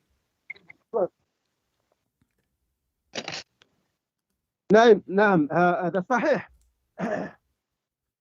إذن لماذا ينصح محمد صاحبه بأن لا يتزوج امرأة ثيب، بل يتزوج طفلة؟ إذا كان هو، أنت قلت كيف علمت أن صدر الرسول؟ هل شققت صدر الرسول وعلمت بأنه يحب الأطفال والكثير الصغيرات بالعمر؟ أنا جوابي: أنا لم أشق صدر الرسول، ولكن هذا هو الحديث يثبت بأن محمد حتى ينصح أتباعه بأن لا يتزوجوا المرأة التي هي ثيب، بل ليذهبوا إلى الأطفال. يعني حتى ليست هي امرأة، هي طفلة صغيرة. والحديث يقول: هل جارية تلاعبها وتلاعبك؟ هل من طفلة صغيرة تلاعبها وتلاعبك؟ كيف يكون رسولا وهو في 60 من عمره، والآن يدعو الناس بأن يتزوجوا من أطفال، والهدف أن نلاعبهم ويلاعبون؟ أي منطق هذا؟ فهمك غير صحيح للحديث. الحديث أمامي وأنا أرسلته لك فاقرأه. فهمك غير صحيح للحديث يا عزيزي. بابا اقرأ الحديث إنه أمامك. اسمح لي، لأنه كان يعرف طبيعة الرجال الذين يحيطون به. أخي العزيز، دعني أقرأ الحديث لك. دعني أقرأ الحديث لك بالعربية، أو بإمكانك أن تقرأه. أنا أعرف الحديث. أنا أعرف. طيب كيف أنت تعرف الحديث؟ أنت تعرف الحديث وأنت سألني هل شققت صدر الرسول لكي تعلم؟ هل جارية تداعبها وتداعبك؟ نعم، تلاعبها وتلاعبك. صحيح. نعم. هذا صحيح. نعم. ولكن كان الرسول صلى الله عليه وسلم كان يعرف طبيعة الرجال الذين يحيطون به وكان يفهمهم جيدا، ولذلك أنه كان ربما أنه يعلم المستقبل بأنه لا يمكن أن يعيش مع امرأة كبيرة في السن، ربما هو عقلية هذا الرجل ووجهه بأن يبحث عن شابة حتى يطيب له العيش معها. طيب وما العيب في ذلك؟ دعني أجيبك. ما أولا العيب في ذلك؟ أولا الرجل يعيش هنيئا مع زوجته. هل تقبل أنت أن يأتي أحدهم لصهرك ويقول له لماذا تزوجت ابنة هذا الرجل؟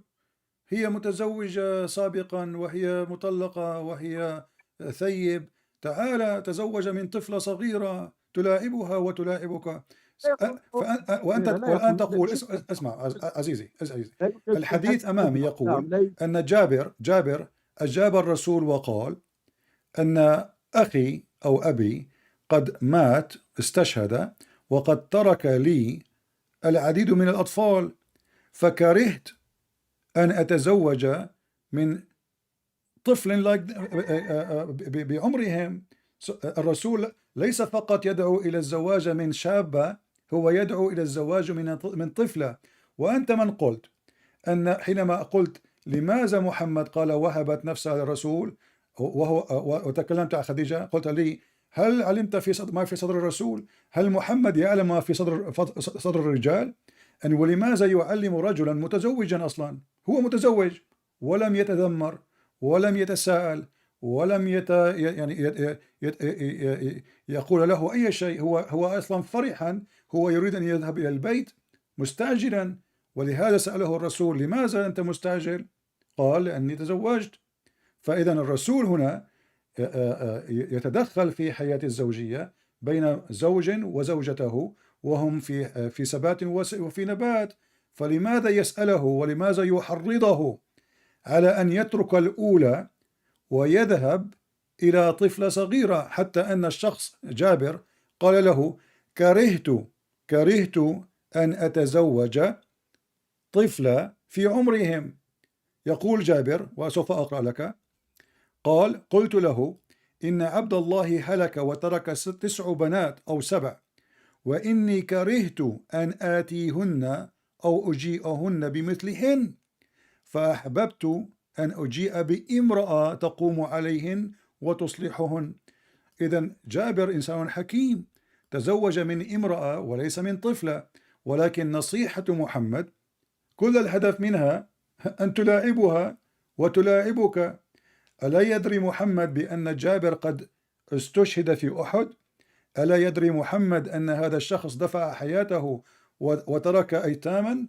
وهذا جابر تزوج من امرأة من امرأة ثيب، ومحمد ينصحه وهي نصيحة شريرة. فأنت إذا كنت متزوج هل تقبل بأن يأتي أحد بينك وبين زوجك ويقول لك لماذا تزوجت هذه الامرأة؟ هي كبيرة. وأنت تقول لي الحجة أن الرسول يعلم ما في نفوس الرجال.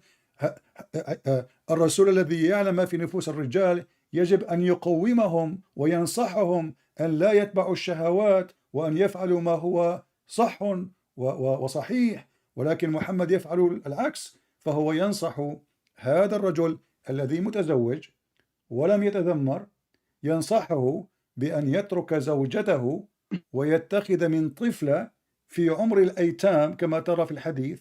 وقال له قلت إن له أن عبد الله هلك وترك 9 بنات أو 7، وإني كرهت أن آتيهن وأجيئهن بمثلهن، فأحببت أن أجيء بامرأة تقوم عليهن وتصالحهن. هذا نصيحة من شخص شرير. هل تقبل عزيزي؟ هل تقبل عزيزي؟ هل تقبل؟ هل تقبل يا عزيزي؟ رجل شرير. هل تقبل يا عزيزي؟ هل تقبل بأن أأتي أنا إلى لا أنت وحدك في هذه الدنيا. نعم. ففهمت.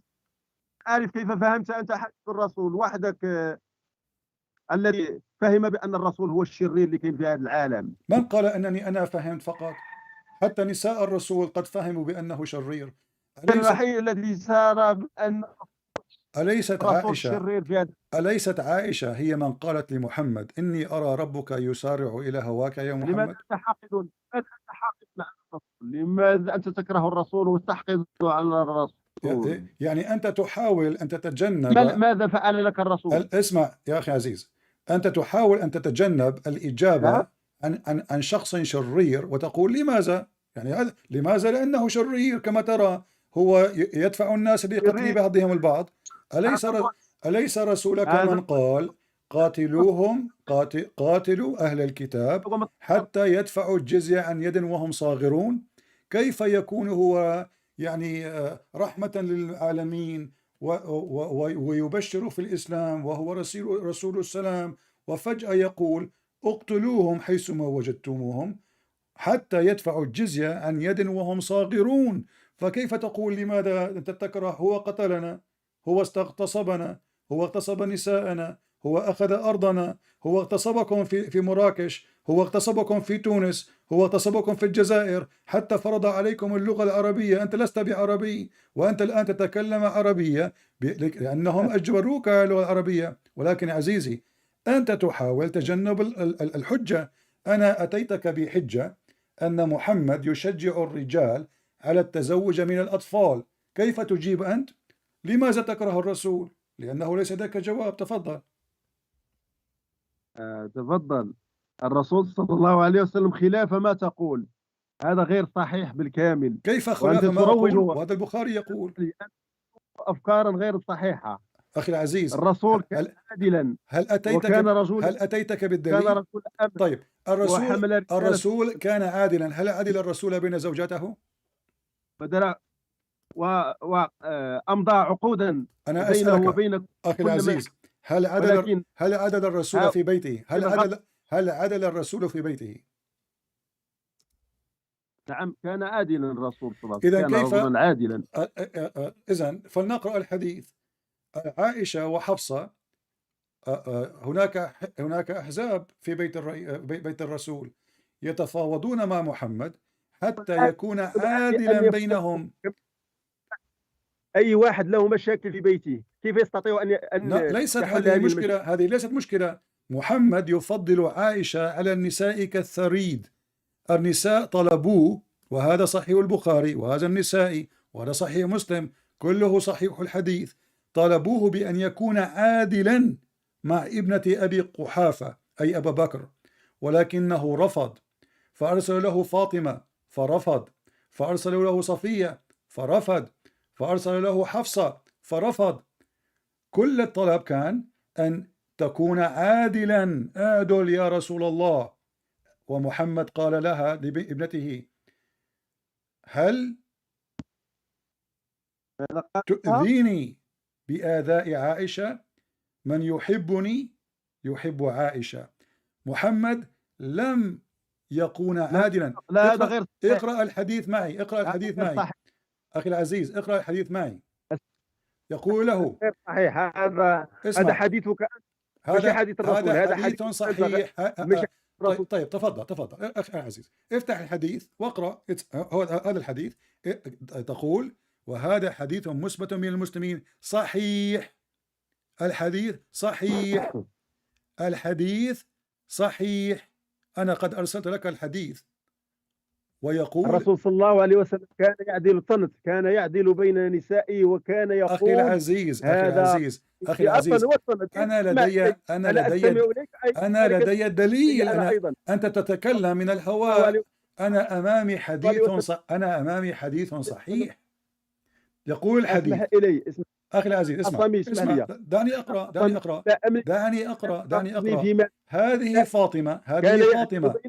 هذه فاطمة فقالت، فقامت فاطمة حين سمعت ذلك يا رسول الله. بين الناس في قلبي. أخي العزيز الرسول أنا آتيك بالدليل. اسمع. لماذا لا تقبل دليل؟ الرسول صلى الله عليه وسلم يقول هذا قسمي فيما أملك فلا تؤاخذني فيما تملك ولا أملك. كان يعدل بينهم في النفقة وفي العطاء وفي أخي العزيز هذا الحديث مكتوب ومنسوب إلى عائشة. هل تكذب عائشة؟ هل تكذب عائشة؟ هل أنت شخص تكذب عائشة؟ تدعي؟ فأنت أيضا لا أكذب أحدا، ولكن هناك منطق وهناك لا تكذبني، لا تصدقني، لا تصدق عائشة. هل تصدق عائشة أم لا تصدق عائشة؟ ماذا تريد أن تقول؟ أخي العزيز، هل تصدق عائشة؟ عائشة تقول، عائشة من تقص القصة أن فاطمة ونساء الرسول أرسلوا فاطمة وسألت فاطمة، دعني أقرأ. فقلت يا رسول الله إن أزواجك أرسلني إليك يسألنك العدل في ابنة أبي قحافة وأنا ساكتة. عائشة تتكلم، فاطمة تسأل العدل. هل الرسول جاء لكي يحل مشكلة الحب؟ مشكلة الحب هي الذي تحتاجها الإنسانية في هذه الدنيا. يسألونه في العدل. العدل يا أخي، العدل بين النساء لا يعدل. محمد لم يعدل، وهذه عائشة. ثم انتهت القصة بقتال وملاسمة بين حفصة وبين عائشة. فكيف تقول لك لي أن محمد كان عادلا وهو لا يعدل حتى في بيته؟ شوف أن في بيت النبي صلى الله عليه وسلم كانت هناك مشاكل، وكان الله يتدخل من فوق السبع طباق وكان يتكلم فيها، وكان يقول لهم هذا أمر مضحك. الذي تدخل في الذي تدخل في أمر زوجات الرسول هو عمر بن الخطاب. أليس عمر من قال في صحيح الحديث وافقني ربي في ثلاث؟ اسمع أخي عزيز، لأن هناك مشاكل كيف يجب أن تحل. هناك تدخل الله من سابع سماه، ولكن الحديث يقول عمر قال وافقني ربي في ثلاث، ومنها أن يطلقنا ويزوجكنا أفضل منكم.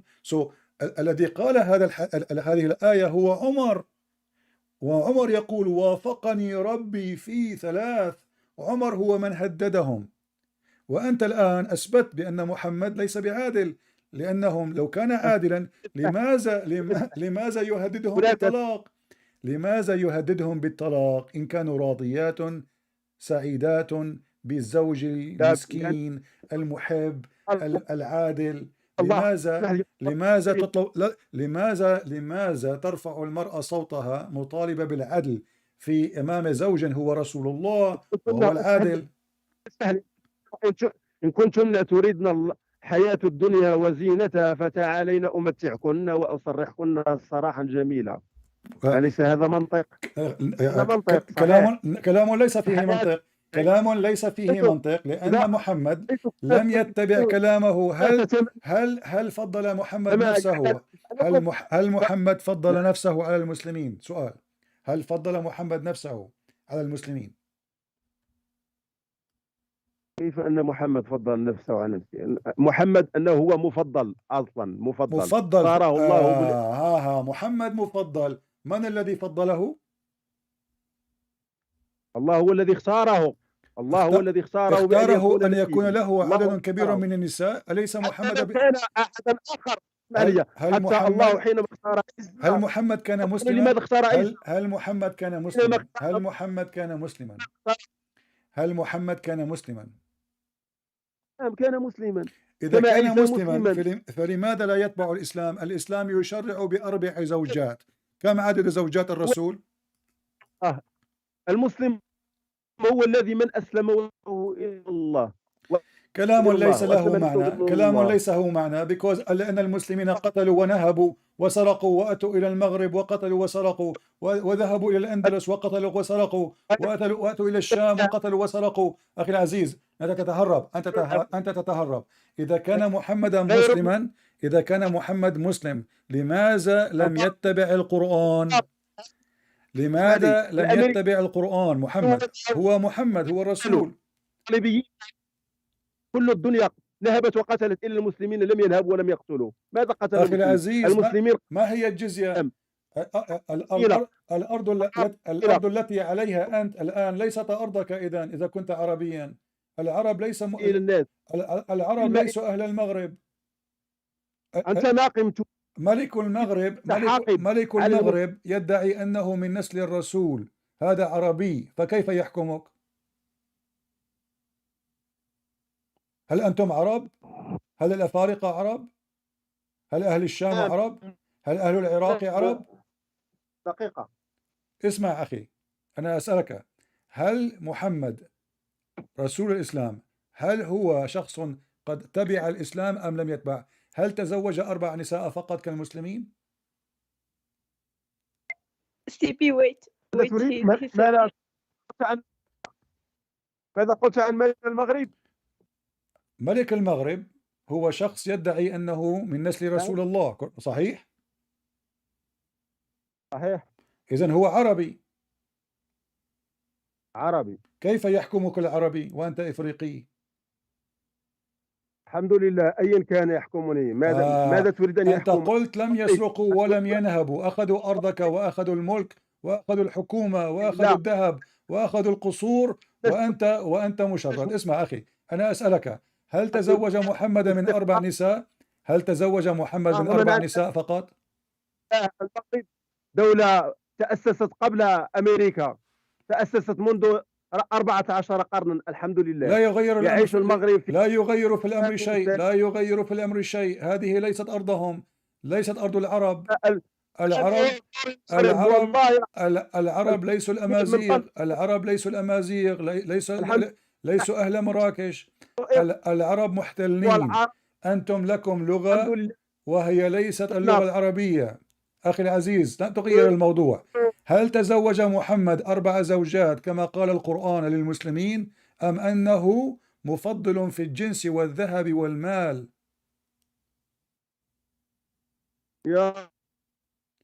المسلم يتزوج 4 نساء، لماذا الرسول لا يتبع الإسلام؟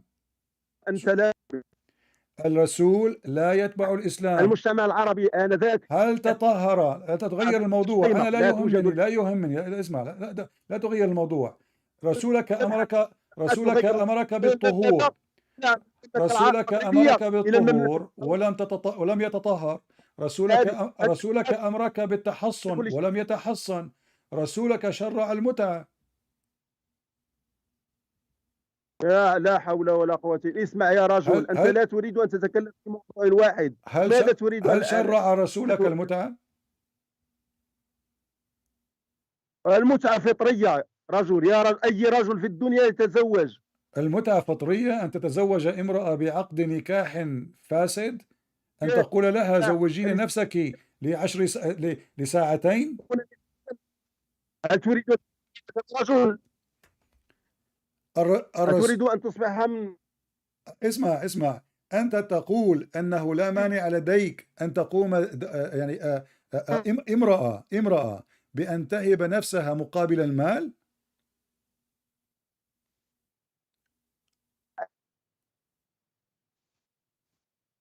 الفطرة هي أن يتزوج امرأة أو 2 أو 3. أي فطرة هذه؟ أي في أمريكا فطرة؟ حتى في هذا بغاء.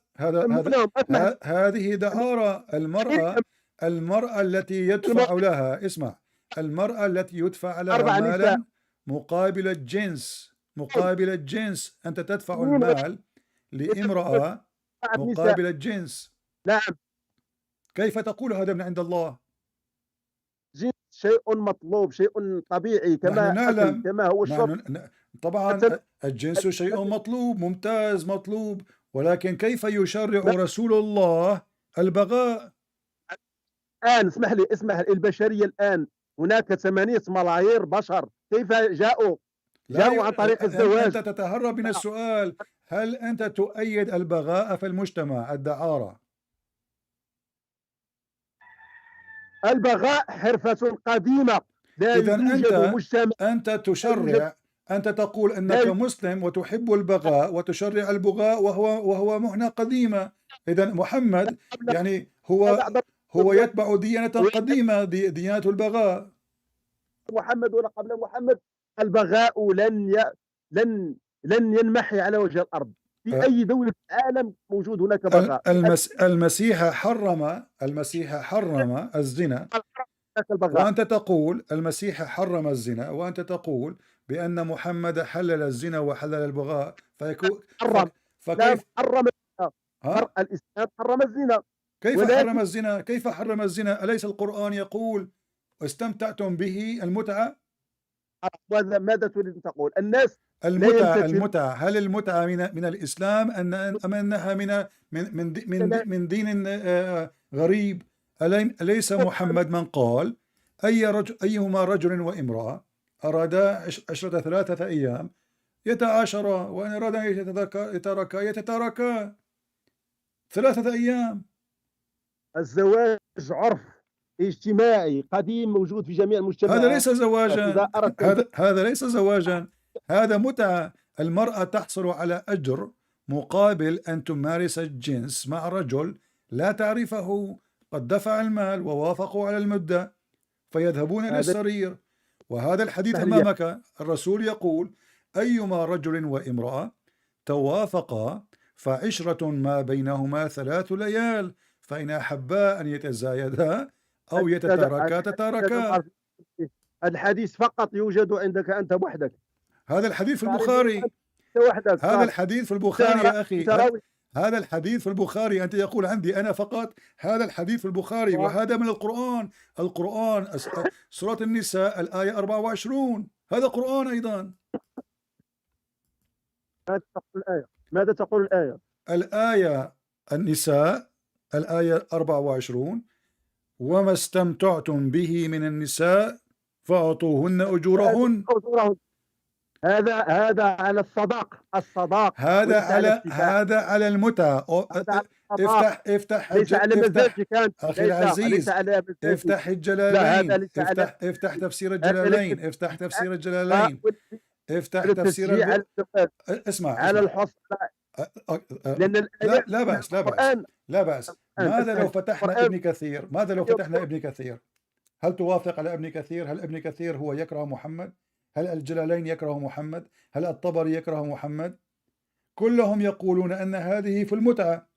وهذا الحديث وهذا الحديث لا اسمح لي، ابن كثير جايب بزاف ديال الإسرائيليات في التفسير ديالو. الجلالين هل هو إسرائيلي؟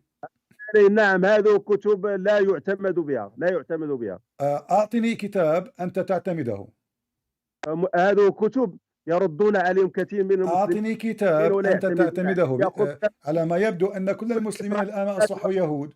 اسمع، هل البخاري يهودي؟ حتى ولو كان يهوديا ماذا يعني؟ أنا أسألك، أنت تقول إسرائيليات، أنا أسألك، هل البخاري من أهل الإسرائيليات؟ هذا الحديث في البخاري. أنا أعطيتك الرابط، افتحه واقرأه بالعربية. أيهما رجل وامرأة توافقا فعشرة ما بينهما 3 ليال. أنت قلت لي هذا حديث موجود عندك أنت فقط، أنت اتهمتني بالكذب، ولكن أنا لا أكذب، الحديث أمامك. بابا شوف في السكرين راني دايره لايف، اشوف غير شوف راني حالة كاميرا. أنا أرسلت اللينك، فليفتح اللينك، افتحه واقرأ، اقرأ بالعربية بأم عينك. وهذا البخاري وهذا رقم الحديث، فكيف تقول هذا رقم؟ أنا من يعني هذا الحديث موجود عندي فقط؟ حديث ماذا؟ أيما رجل وامرأة توافقا فعشرة ما بينهما 3 ليال، فإن أحبا أن يتزايدا أو يتتاركا تتاركا. 3 أيام يا رجل. الرجل يجامع امرأة مسلمة.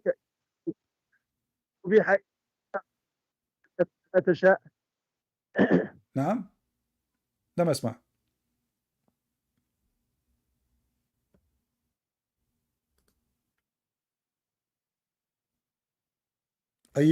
أيما رجل وامرأة توافقا عشرة ماذا؟ 3 أيام.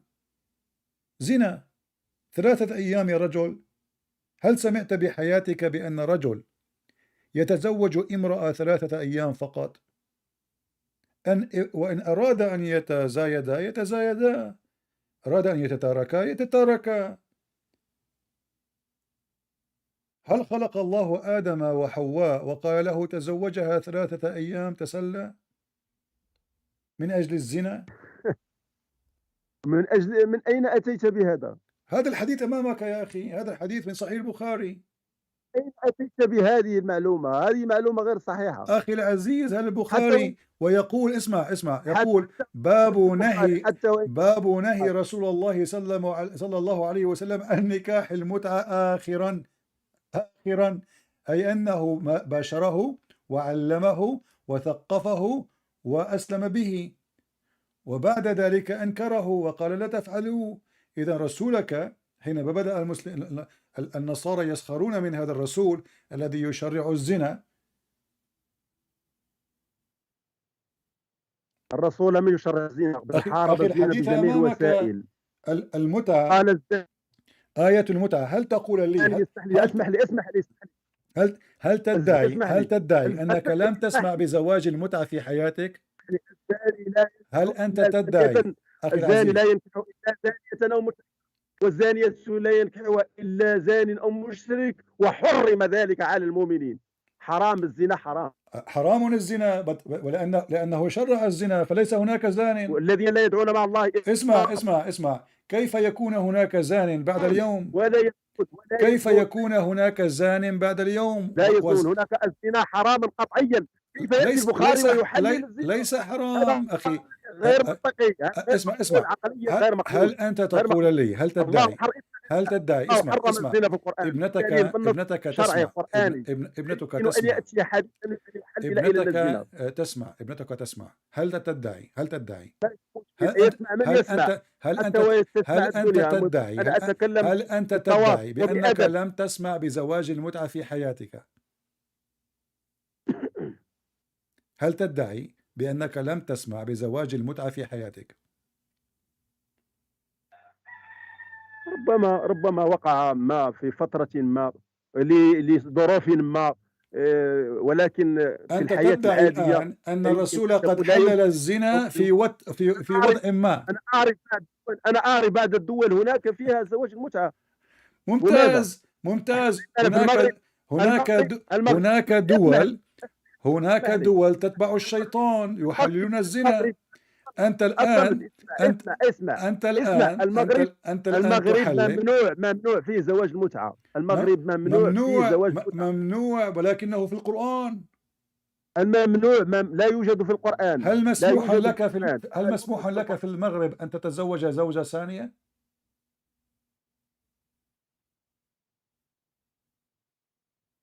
هل مسموح لك في المغرب أن تتزوج زوجة ثانية؟ مسموح؟ المغرب ممنوع زواج المتعة. أنا أسألك ممنوع. هل مسموح لك أن تتزوج زوجة ثانية في المغرب؟ نعم مسموح أن أتزوج زوجة ثانية إذا كانت عندي قناعة ودواعي ممتاز. عن طريق القاضي. ممتاز. أنت قلت أن المتعة ممنوعة. كيف تكون المتعة غير موجودة وتمنع ما هو غير موجود؟ هي غير موجودة أصلا. أنت قلت هي غير موجودة، كيف تمنع ما هو غير موجود؟ الزنا، قلت الزنا موجود في جميع أنا أسألك عن المتعة. هل المتعة زنا أم أنه غير زنا؟ المتعة زنا. المتعة تعتبر إذن كيف شرع محمد الزنا وهو المتعة كما قلت؟ أنا أوافق المتعة زنا، فكيف محمد شرع الزنا وأنت من قلت وربما نعم. نحن حوالي الآن نصف ساعة نتكلم عن المتعة. وعندك عقدة في الجنس؟ هل يوجد عندك عقدة في الجنس؟ أنت ليس لديك عقدة، أنا لدي عقدة. أنا ضد الزنا. أنت ليس ضد الزنا. ممتاز. أنت تدعي الآن بأن الشخص الذي يعارض الزنا، أنت تدعي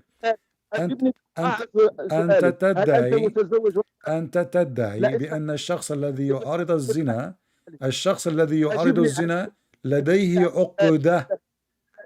لماذا تفر من الجواب؟ لماذا لا تريد أن تجيبني؟ أي جواب؟ تزوج؟ لماذا سوف يتزوج؟ هل أنت متزوج؟ أنا لست متزوج. هل هناك مشكلة عندك؟ لا يحق لك أن تتكلم في الزواج. كيف لا يحق لي أن أتكلم؟ على أي أساس؟ على أي أساس؟ لأنك تعاتب الأزواج وتنظر للزواج من منظور آخر وبأنه هو السبب. أين الزواج؟ هذا ليس زواجا. الرجل يقول بأن أي امرأة ورجل توافقا. يا أخي اسمع. أنت تقرأ العربية وتفهم العربية. هل ترى كلمة زواج؟ هل ترى في الحديث؟ هل ترى في الحديث؟ اسمع، هل ترى في الحديث كلمة زواج؟ هم باردين. ليس هناك زواج. ليس هناك زواج. وأنت تذهب لتتعالج. اسمع يا أخي، أنت تحاول أن تشتمني. أنت تحاول أن تشتمني. طبيب. أنا وعدت ابنتك أن لا أكون دونا في الكلام معك. لا تشتم أخي العزيز. لا تشتم. ليس داعي للشتيمة. أنا أسألك إذا أنت وافقت بأن الزواج متزوج، كيف تتكلم في موضوع أنت لا أخي العزيز محمد؟ اسمع، يعني أنت حين لم أنت كنت متزوج لا يحق لك أن تتكلم في الزواج؟ لا، أنا كنت صبيا، لكن حينما رشدت أنت كنت صبيا، يعني هل تزوجت وأنت صبي؟ حينما بلغت والحمد لله أحبيت النساء. إذن ولكن هناك فترة لم تكن متزوجا، فكيف يحق لك أن تتكلم عن الزواج ولم تكن متزوج؟ كلامك غريب وعجيب. اسمع. أنت تقول أن الشخص الذي لا يأخذ المخدرات لا يحق له أن يتكلم عن المخدرات لأنه لم يأخذ المخدرات. اسمح لي، الله يقول في القرآن: ولقد أرسلنا رسولا من قبلك وجعلنا لهم أزواجا وذرية. هذا كذب. سمي لي زوجة المسيح. لا يريد أن يتزوج. سمي لي. إذن الآية التي ذكرت هي كذب. هو قال بأنه جعل للرسل قبله أزواجا. وهل تزوج المسيح؟ لم يتزوج، فإن محمدا يكذب أيضا. ثانيا، هل محمد أصلا تزوج؟ محمد يأخذ النساء من بيوت أزواجهن. من هي صفية؟ قتل زوجها، قتل أخاها، قتل أباها، واغتصبها في خيمة على بعد 50 مترا من جثة أباها وأخاها. يكذب حينما يقول الله سبحانه وتعالى: وقد أرسلنا رسلا من قبلك وجعلنا لهم أزواجا وذرية. المسيح هناك حالة شاذة. لماذا؟ وأنكم تزعمون النصارى يزعمون أخي العزيز أنت قلت أن الرسل قبل محمد لديهم أزواجا. أنت قلت أن الرسل قبل محمد لديهم أزواج، ولكن أنت وافقت بأن المسيح لم يتزوج، فإذا محمد كذب. لا، لم يكذب، ولكن هناك استثناء. لأن أين الاستثناء؟ هل قالت الآية بعضهم تزوج؟ هل قالت الآية بعضهم تزوج؟ يعقوب تزوج. كل الأنبياء اللي مسرودين في القرآن تزوجوا. هل قالت الآية بعضهم تزوج أم كلهم تزوجوا؟ استثناء عيسى عليه السلام لأنه هل قالت الآية استثناء عيسى أم أنك تؤلف من عندك؟ عموم اللفظ. لا، اسمح لي، بعموم اللفظ أننا نفهم بأن كيف عموم اللفظ؟ اقرأ الآية مرة ثانية. اسمح لي، بعموم اللفظ أننا نفهم بأن الرسل جميعا. اقرأ وقل لي كيف فهمت بعموم اللفظ. اقرأ يا أخي العزيز، اقرأ وقل لي. نحن نعرف عن طريق. اسمح لي. طيب اسمع، كيف علمت بأن المسيح لم يتزوج؟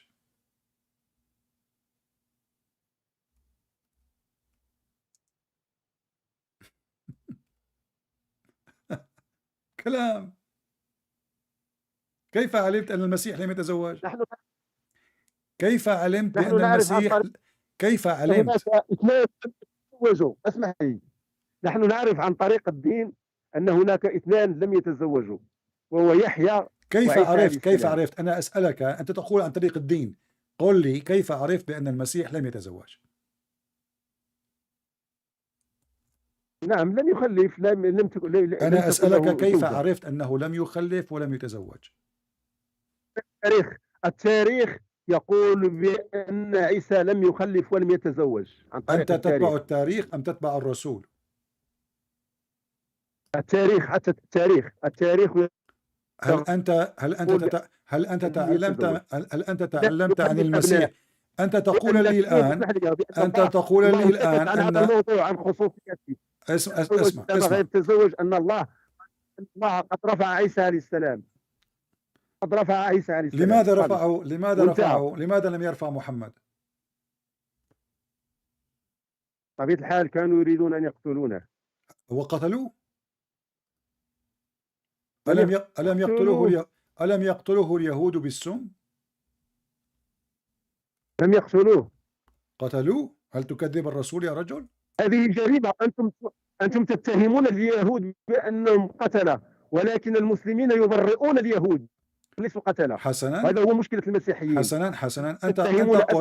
أنت قلت اسمع أنت قلت أننا نتهم اليهود بأنهم قتلة.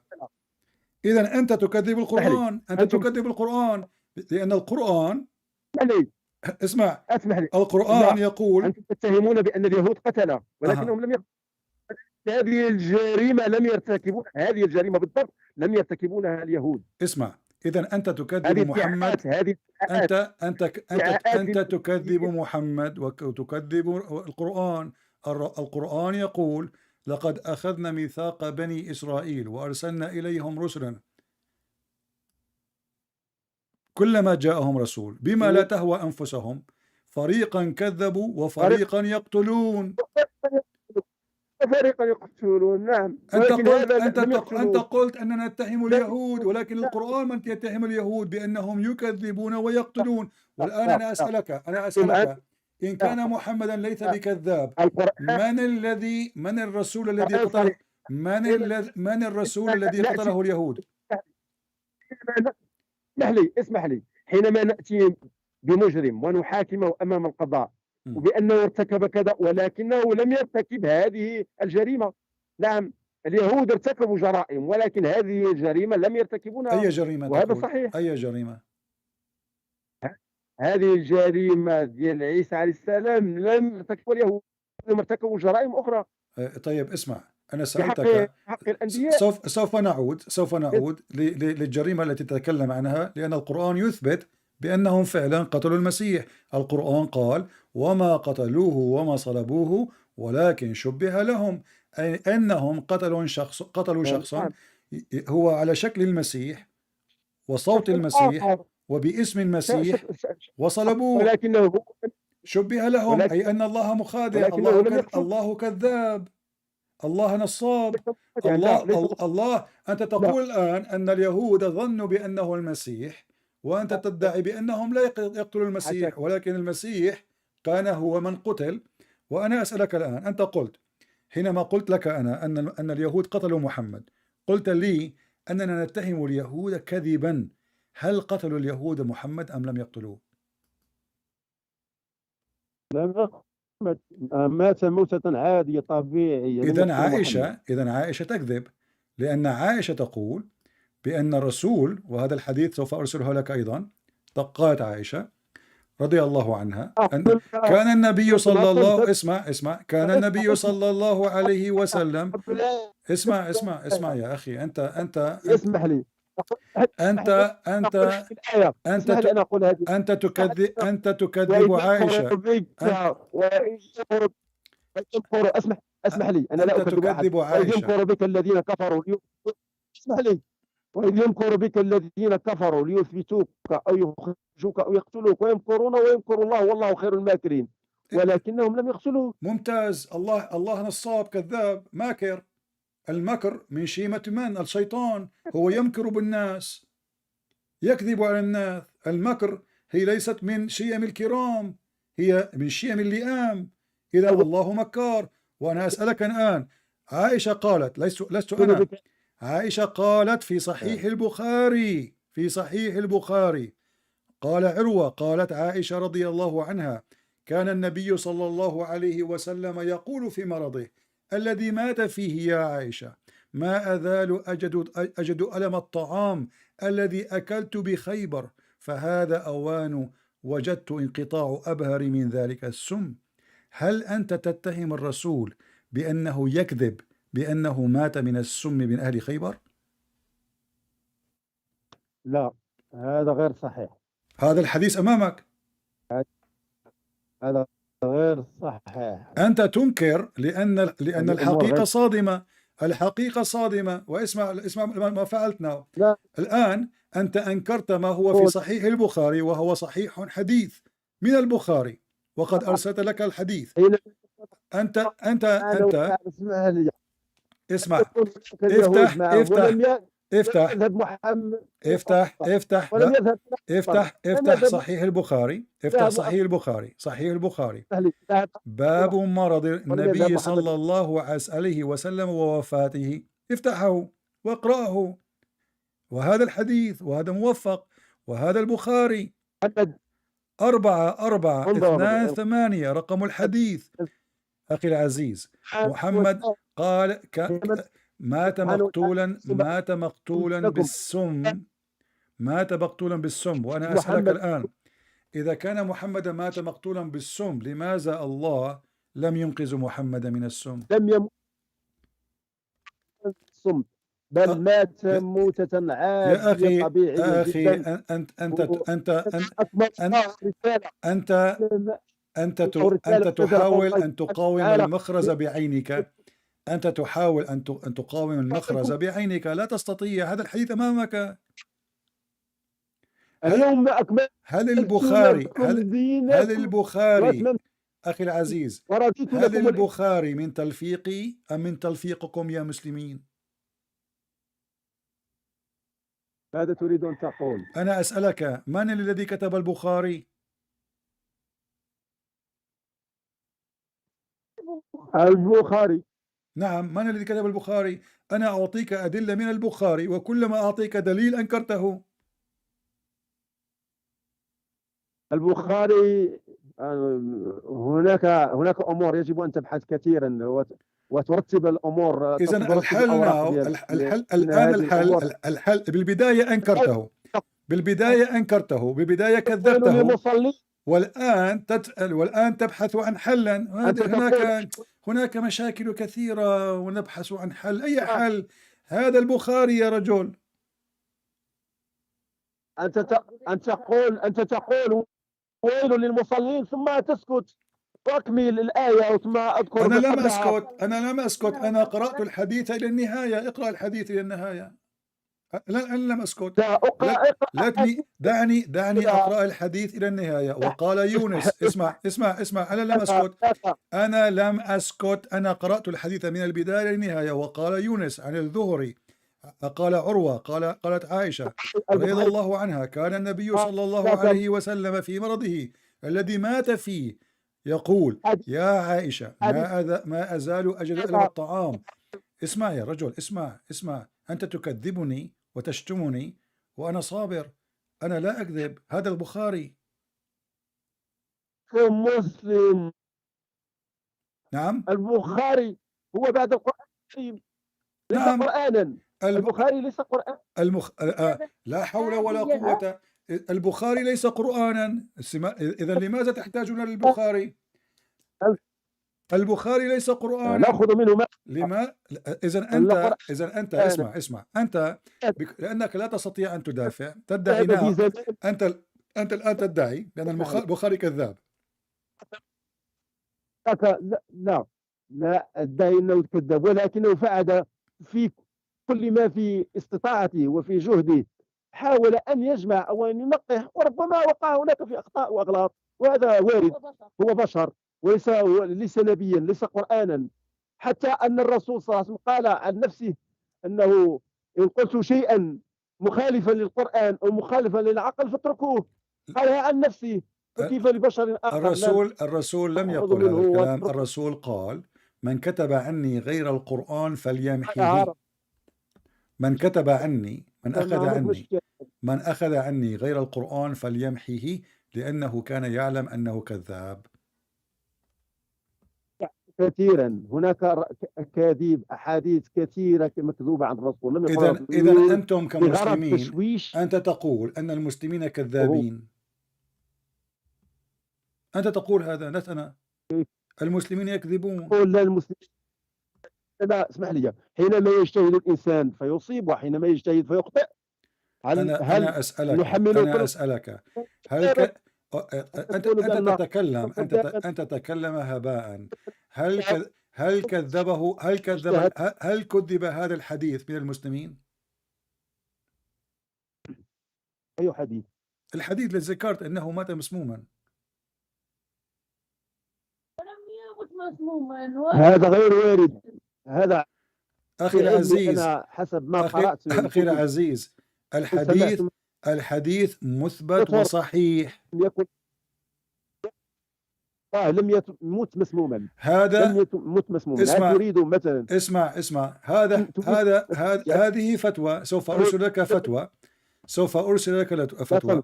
الفتوى تقول: شبهة حول موت النبي صلى الله عليه وسلم متأثرا بالشاة المسمومة. الحديث مؤكد إنه صحيح. لأن قتله محمد، بأن اليهود قتلوا محمد. نعم، هذا غير صحيح. نعم، اليهود قتلوا. يقتلونه. اسمع، كيف علمت بأن هذا الحديث غير صحيح؟ هل سمعت بهذا الحديث من قبل؟ اسمح لي. هل سمعت بهذا الحديث من قبل؟ قتله وتسميمه، ولكنه لم يستطيعوا لأن الله قال: والله يعصمك من الناس. الله قد عصم رسول الله من ذلك. إذن هذا دليل على أنه كذاب. لأنه أصلا في القصة تقول بأن محمد قال للمرأة اليهودية: لن يقدرك الله على ذلك. هو سألها: لماذا فعلت هذا؟ فقالت: إن كنت ملكا نتخلص منك، إن كنت رسولا فإن ربك سوف يخلصك. ولكنه مات بالسم، وهذا الحديث أمامك. يا أخي العزيز، أنا لدي دليل بأن محمدا قد مات بالسم. أنا لدي دليل من البخاري. ما هو دليله؟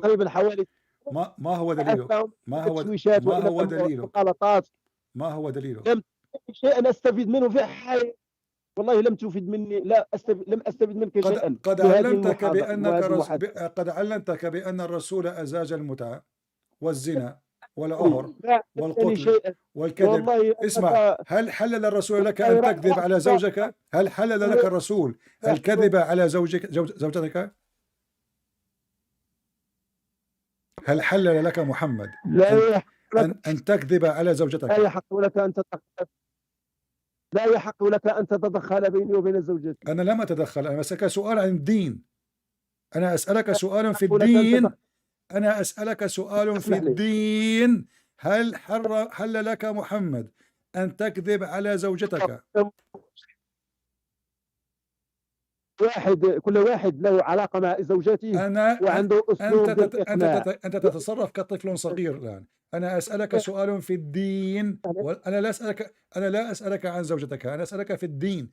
هل حلل لك الإسلام في الدين أن تكذب على زوجتك وأن تكذب الزوج عليك؟ الله قال: لن نجعل بينكم مودة ورحمة. هذا ليس السؤال.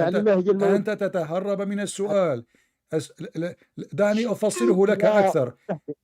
أليس رسولك من قال: حلل الكذب في ثلاث؟ حلل الكذب في ثلاث. ما هي المودة وما هي الرحمة؟ أنت تغير الموضوع. أي مودة وأنت تكذب على زوجتك؟ طيب بالهدايا للشيء. اسمح لي. والرحمة هي أن تحسن إلى زوجتك بلا حدود وأن تضرب الزوجة وبلا قيود، وأن تضربها. نعم. ألم يقل القرآن: اضربوهن؟ والله رسول الله صلى الله عليه وسلم لم يرفع صوتا ولا صوتا. لم يرفع صوتا. أنا أسألك، هذا كلام غير صحيح. عائشة قالت: لحدني على صدري وتوجعت. لهدني على صدري. أنا أسألك الآن، هل يقول القرآن بأن تضرب زوجتك في سورة النساء؟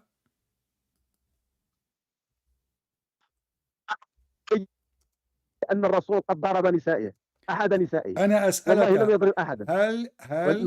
هل شرع القرآن ضرب النساء؟ هل شرع القرآن ضرب النساء؟ هذه القاعدة جيدا، الرسول لم يرفع صوتا ولا صوتا على أزواجه. لا بأس. إذا أعطيتك حديث وهو مثبت الآن سوف تكذبني. هل تتحداني أن أعطيك حديث؟ هل تتحداني؟ إذا أعطيك الحديث الآن، إذا أعطيتك الحديث الآن بأن الرسول قد ضرب عائشة، ماذا سوف تفعل؟ ماذا؟ لم يضرب أحدا، والله لم يضرب أحدا. أنا أسألك، إن أعطيتك حديث يؤكد بأن عائشة قد ضربت من محمد، ماذا سوف تفعل؟ والله العظيم هذه أحاديث عندك بوحدك عندك صح. أنت تقول، أنا متأكد أن ابنتك تضحك، تقول أن هذه الحديث عندي وهي في كتبك، وأنا أعطيك الرابط وأعطيك الحديث وأعطيك رقمه وأقرأه أمامك على الشاشة، وتستمر وتقول هذه الحديث عندك فقط، هذا هو الحديث أمامي. لماذا تقول هذا الكلام يا رجل؟ فلهدني في صدري لهدة أوجعتني، ثم قال أظننت أن يحيف الله عليك ورسوله. وهذه الآية وهذه القصة هنا وهذا الحديث يقول صحيح. كيف تدعي بأني أكذب؟ كيف تدعي بأني أقول ما ليس في كتابكم؟ قد ضربها. ماذا؟ كانت الكونكسيون مقطوعة، أعيد ما تريد أن تقوله. عائشة قالت بأن الرسول قد ضربها، فقالت فلاهدني لهدة في صدري أوجعتني. وأنت من ادعيت بأن محمد لم يضرب نساءه ولم يرفع صوته يوما، وهذا الحديث صحيح. لماذا؟ هذا هو الضرب عندك، هذا هو الضرب. أنت قلت لم يضربها، أوجعها، ضربها على صدرها. قد ضربها على صدرها. هل ضرب النساء الآن أنت تبرر الضرب. الآن أنت تبرر الضرب وتقول هل هذه ضربة؟ هل هذه ضربة؟ المرأة تقول أوجعني. أوجع ماذا؟ ربما الضربة. هي كانت، اسمح لي، هي كانت تقول والله لا أعرف أن حين يكون راض عني النبي وحين يكون ساخط علي النبي. هي قالت هكذا. ولكن اسمع قالوا لها أنت اتهمتني أن هذا الحديث موجود عندي فقط. أكمل. سوف أعطيك أن تكمل. أنت قلت بأن هذا الحديث موجود عندي فقط، ولكن الحقيقة أنت تعلم به. لماذا كذبتني أصلا؟ كيف كذبتني وقلت هذا الحديث موجود عندي فقط وأنت تعلم الحديث؟ اسمع، من أدب الحديث يجب أن تسمع. اسمع جيدا. قالت والله لا أعرف حين يكون الرسول غاضبا عني وحين يكون ساخطا عني. قالوا لا كيف ذلك؟ حينما يكون يناديني باسمي يكون راضيا عني، وحينما يقول غير ذلك أعرف أنه كان غاضب عني. هل يغير هذا الأمر أي شيء بأنه ضرب زوجته؟ لم يضرب زوجته. الحديث أمامك. أنت تريد أن الحديث أمامك. فلاهدني في صدري لهدة أوجعتني. ما معنى لهدة؟ ضربة. في اللغة العربية. نعم، ضربة. ماذا يسبب الوجع؟ هل القبلة تسبب الوجع؟ هل اللمسة تقبل الوجع؟ هل اللمسة تسبب الوجع؟ هل اللمسة تسبب ضربة في الصدر تسبب هل اللمسة تسبب وجع؟ ضربة في الصدر ثم تسبب الوجع في البطن. هل عندك منطق؟ إذا ضربت شخصا، من قال في البطن ضربها في صدرها أوجعتني؟ بطن؟ شخصا على يده. أي بطن يا رجل؟ أي بطن؟ أي بطن؟ أنت تتكلم من بطنك. أنا قلت أن هي قالت فلهدني في صدري لهدة أوجعتني. أي بطن؟ تبني بطريقة من عشوائية. لا عشوائية. هل ضرب أبو بكر عائشة؟ هي ابنته. إذا الرسول قد ضرب عائشة، وأبو عائشة ضرب عائشة، ومحمد أجاز ضرب النساء في القرآن. هذه هي ابنته. كل واحد هل أجاز القرآن هل أجاز القرآن لك أن تضرب زوجتك؟ لم يجوز القرآن لم يضرب بالضرب. لماذا؟ يعني اسمع، الكذب لا يجوز يا أخي، عيب، أنت رجل كبير. النساء الآية رقم 34 تقول واضربوهن، وأنت تقول بدون حياء لم يجيز القرآن بالضرب. أنت تكذب على من؟ هناك يا أخي حالة نشاز. أنت قلت لم يجيز القرآن الضرب. أنت قلت اسمع يا أخي العزيز، إذا أردت لماذا الكذب؟ لماذا الكذب؟ تنشر مغالطات. لماذا أنت تريد أن تنشر مغالطات. الله سبحانه وتعالى يقول في القرآن واللاتي تخافون نشوزهن، بمعنى النساء الشادات الشاردات التي لا يمتثلن لأزواجهن ويريدون أن يحدثون الفوضى. ممتاز جدا. لماذا كذبت دقيقتين؟ خلال دقيقتين قد مضت أنت قلت لم يشرع القرآن الضرب النساء. أنا سألتك هل شرع القرآن ضرب النساء الزوجات؟ قلت لا، لم يشرع القرآن ضرب النساء. والآن تفصح وتقول الشاذات. اسمع. أين هي كلمة أين نرى كلمة أين نرى كلمة نشاذ؟ نشوذهن. هل نشوذهن كلمة بشعة؟ التي تخرج نشوزهن. هل هي يعني ماذا تعني نشوذ؟ ماذا معنى كلمة نشوذ؟ ماذا تفعل المرأة؟ تريد أن تتمرد على زوجها في البيت. هل هي كلمة أن تتمرد. هل هو فعل سيء؟ التمرد يريد أن يهدم بيتا. أتعلم أنت ماذا تريد أن يهدم بيتا؟ أنت تصلح بيتك بضرب النساء؟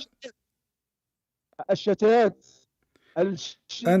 أنت تصلح بيتك بضرب النساء؟ هل تريد أسرة مثل هذا؟ نعم. المرأة التي تريد أن تخرب زوجها تخرب بيتها يجب اسمع. هل كانت زوجات الرسول ناشذات؟ هل كانت زوجات الرسول ناشذات؟ هل كانت زوجات الرسول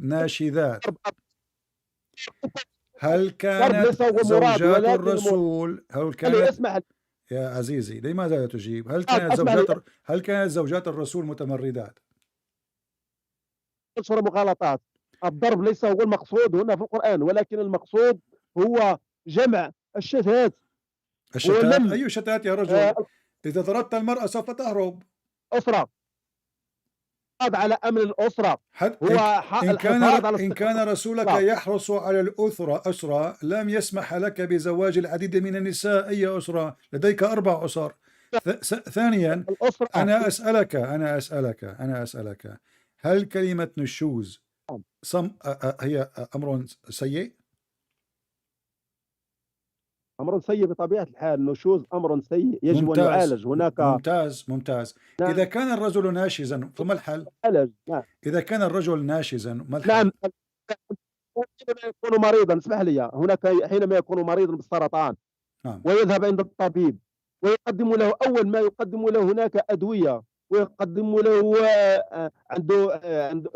يقدم له ريجيم، ويقدم له عدة أشياء، ولكن حين نقول آخر الدواء الكي، ولكن أحيانا يستعمل الليزر من أجل من أجل إبعاد قتل الورم، من أجل إزالة الورم، من أجل أن يبقى الرجل صحيحا، يا أخي لا، أي سرطان وأي مرضان، هذه امرأة ناشذ، لماذا نضربها؟ لماذا لا؟ اسمع، أنا سألتك هل كلمة نشوز أمر سيء؟ قلت نعم. إذا كان محمد ناشز ماذا نفعل مع نعم. محمد؟ إذا محمد هو من ارتكب النشوذ ماذا نفعل مع محمد؟ اسمح لي، هناك زوجات كثر طيبات قصر صالحات طائعات، ولكن لابد أن نجد في المجتمع من هو غير ذلك يريد أن يسيء. هل كانت زوجات الرسول طائعات؟ الرسول لابد أن هناك وقع مشاكل بينه وبين أزواجه. أنا سؤالي محدد، هل كانت زوجات الرسول طائعات؟ لأنه نعم كانوا طائعات، ولكنهم كانوا يريدوا كل كما يريد النساء جميعا. هذا كلام غير صحيح. القرآن قال قد صغت أيمانكم، صغت أيمانة إلى الكفر. يعيشوا حياتهم الطبيعية، هذا وقع مع الأزواج. إذن الحياة الطبيعية أن تكون المرأة نشاز بحسب القرآن. أنت تقول الآن أنت تبرر فقط لأنهم زوجات الرسول تبرر لهم ماذا فعلوا. أي نفاق هذا يا رجل؟ حينما نسأل عن المرأة تقول أن المرأة الناشز المتمردة تدمر البيت هي امرأة سيئة، ولكن حينما نقول زوجات الرسول فجأة تدافع عن الموضوع، وزوجات الرسول جيدات ولكن هناك مشاكل. اسمع، القرآن الله تكلم عن الموضوع. اسمع، الله تكلم عن الموضوع. القرآن وصف زوجات الرسول بأنهم كفار. اقرأ القرآن: إن تتوبا إلى الله فقد صغت أي قلوبكما وإن تظاهرا عليه. تظاهرا يا رجل، هناك مظاهرة ضد حكم الرسول، يصرخون ويقولون يسقط محمد، يسقط الكافر، يسقط الظالم. لا، هل تظاهر هو صغت قلوبكما وإن تظاهرا عليه فإن الله هو مولاه وجبريل وصالح المؤمنين. ماذا حصل للرسول؟ الرجل ضعيف يحتاج للدفاع من جبريل والله والمؤمنين والملائكة، كل هذا لأنه في خصام مع زوجاته. اسمع سؤال أخير. أنت تضيع وقتي، ومن الواضح أنك تراوغ وليس لك هدف إلا المراوغة. أنا أسألك سؤال بسيط. أنت قلت كلمة شذوذ، أو نشوز هي أمر سيء. إذا كان الرجل ناشز ما حق المرأة مع الناشز؟ نعم، الناشز والمرأة ناشزة. نعم، أنا أقول الرجل إذا كان الرجل ناشز. نعم صحيح. ماذا صحيح؟ وإن امرأة خافت من أهلها نشوزا أو إعراضا. أنا أسألك عن الرجل يا رجل. اسمع، إذا كان هناك رجل ناشز، رجل وليس امرأة، ماذا تستطيع المرأة أن تفعل مع الرجل الذي هو ناشز؟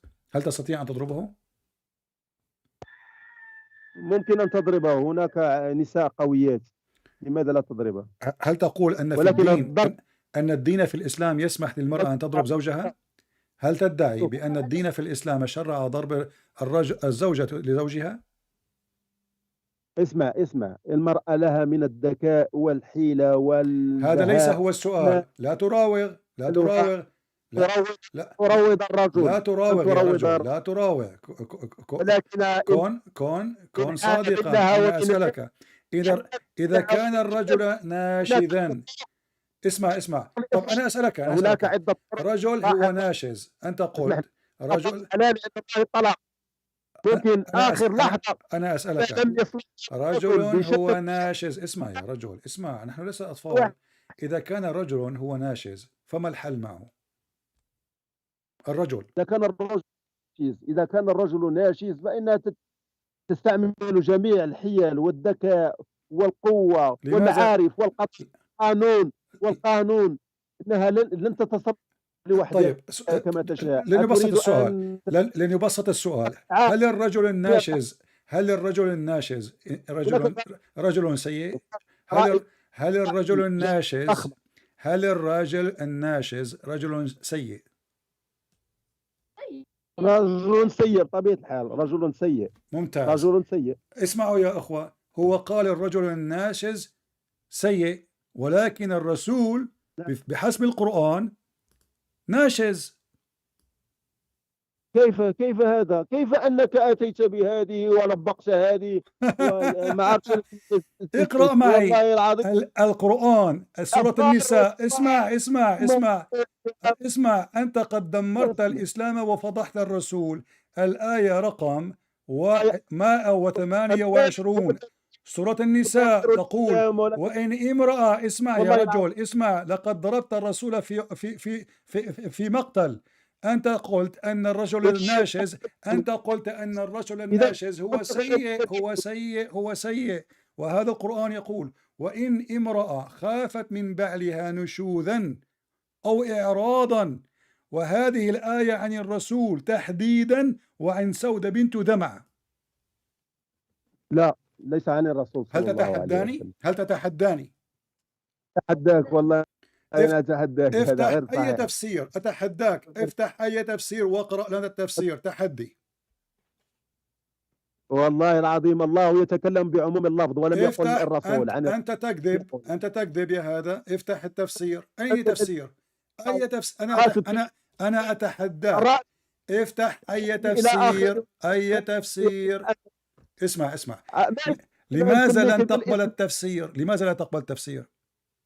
اقرا التفسير ديالك انت يا عبد. اقرا التفسير ديالك. أنت تقول الآن أن التفسير كله كتب من الكذابين المسلمين الكذابين. هل تدعي بأن المسلمين الذين فسروا القرآن هم كذابون؟ لا، هذا غير صحيح. هذا غير صحيح. إذن قل لي أي تفسير تريد أن أفتح لك، وسوف أفتح التفسير في الشاشة. تفضل. تفضل. أي تفسير تريد؟ لا. هل تريد ابن كثير؟ هل تريد القرطبي؟ هل تريد الجلالين؟ هل تريد أي شيء؟ فقط سمي التفسير وسوف أفتحه. هذا غير لا يوجد بالضبط. ماذا؟ اسمع، أنت قلت أن من يقول هذا الكلام، الشخص الذي هو ناشز، الرجل، هو شخص سيء بالطبع. وهذا التفسير أمامي. هذا القرطبي. اسمع. هذه الآية عن الرسول. اسمع. وهذا حديث صحيح. ابن عباس قال: خشيت سودة أن يطلقها الرسول الله صلى الله عليه وسلم. لماذا تكذب؟ هذه الآية أمامك، وهذا التفسير، وهذا القرطبي. أنت الذي تكذب. أخي العزيز، إذا كنت أنا من أكذب، فكيف أعطيك الدليل والبرهان؟ أنا من أعطيتك الدليل يا رجل. هذا الحديث وهو صحيح. اقرأ معي. هذا الحديث وهو صحيح يقول عن ابن عباس قال: خشيت سودة أن يطلقها النبي صلى الله عليه وسلم، فقالت: تطلقني وأمسكني واجعل يومي لعائشة، ففعل، فنزلت الآية: فلا جناح عليهما أن يصالحا بينهما. وهذه آية النشوز. من الذي يكذب؟ وهذا هو تفسير القرطبي. أنا سوف أبعثه لك على سكايب. تفضل اقرأه. وأتحداك يا رجل، وأتحداك أن تأتني بتفسير واحد مخالف. أتحداك أن تأتني بتفسير واحد مخالف. اسمع. تقول: لم خشية يطلق سوداء. يقول القرطبي صلى فلا الله يقول يتزوجان رسول الله صلى الله عليه الله عليه وسلم. وسلم. الرسول القرطبي يقول لا عن ابن تحكم. عباس قال خشية سوداء أن يطلقها رسول الله صلى الله عليه وسلم، وقالت لا تطلقني وأمسكني واجعل يومي منك لعائشة، فقالت فنزلت الآية لا جناح عليهما إلى آخره. وإن امرأة خافت من بعلها نشوذا أو إعراضا. وأنت من سألت وقلت هل أنا لا كلمة أعرف نشوز لماذا تريد إذا أنا كان لا الرجل أعرف لماذا ناشزا؟ تريد أن تلصق. اسمع أنا لا أعرف لماذا تريد أن تلصق هذه الآية بالرسول. هي أنا الرسول، أنتم مسلمون تقولون هذا وليس أنا. لا لماذا يا أخي لا أعرف أخي لماذا العزيز، وهذا صحيح الله البخاري، الله وهذا صحيح الله البخاري. يتكلم اسمع اسمع بعموم اسمع اللفظ. اسمع. أنت هذا تحاول بعموم اللفظ. جهدك أن تكذب على ابنتك، هذا معيب، هذا مشين، هذا البخاري أيضا. لا أنا اسمع أقول الحقيقة. اسمع دليل أنا إضافي. أقول الحقيقة. اسمع أنت هذا تريد البخاري، أن تشوش علينا. هذا البخاري وهذا مسلم. البخاري ومسلم يقولون وإن امرأة خاف من بعلها نشوذا أو إعراضا قال اسمع، قال نزلت في المرأة. أي مرأة؟ المرأة التي هي زوجة محمد، هي سودة بنت ذمعة. لماذا تكذب يا رجل؟ أكذب يا رجل لأن هناك أكاذيب كثيرة. إذا أنتم مسلمين كذابين. أنتم مسلمين كذابين. اسمح لي لسنا أنتم كمسلمين تكذبون. لكن لسنا كذابين. الله يتكلم بعموم اللفظ وليس بخصوص اسمع. هل كذب القرطبي؟ هل كذب ابن كثير؟ هل كذب الجلالين؟ هل كذب الطبري؟ هل كذب الشوكاني؟ هل كذب الفيروزي؟ هل كذب السمرقندي؟ هل كذب الماوردي؟ هل كذب البغوي؟ هل كذب العزيزي؟ هل كذب أبو حيان؟ هل كذب كل أهل التفسير؟ كذبوا كلهم كذابون وأنت الصادق يا رجل. من الصباح وأنت تقول أنا أقول لك شيئا لا تريد أن تفهمه. قلت لك بأن المسلمين اجتهدوا وأخطأوا، وأنت في حينما يخطئون أنت ترجعهم كذابين. أنت تقول حينما أقول أنا اسمع أنت منافق. أنت منافق. هؤلاء ليسوا أنت منافق. حينما أعطيك حديث من البخاري، أعطيك حديث من البخاري وهو حديث مصدق من جميع المسلمين تكذبه.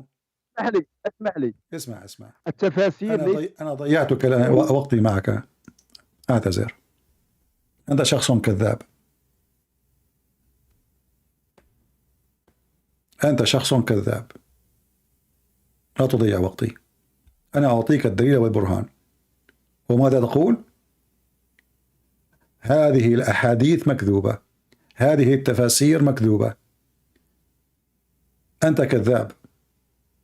أنا لدي الدليل وأنت إنسان عليل.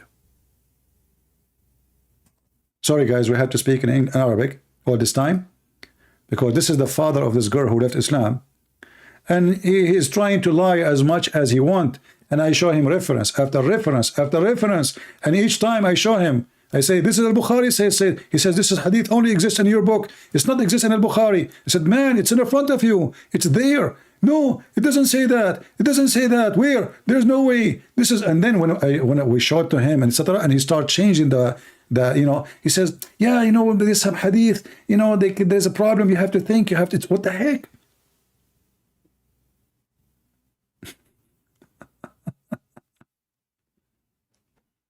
I'm not going to waste my time with you. Him and his wife, I asked him, are you allowed in Islam to your wife? He says, you have no right to question what my relationship with my... I'm not asking you. He will make a drama now.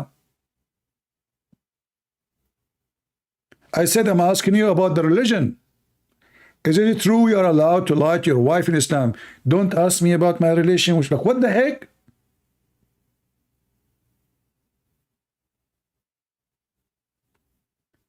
Anyway, his daughter is watching, and I gave all the reference in front of their eyes, and she can judge who is lying.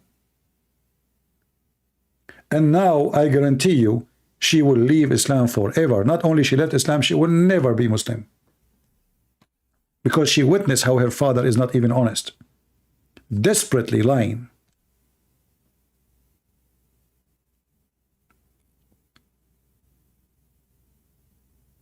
And I was being very patient, by the way, because I promised her to speak to her father.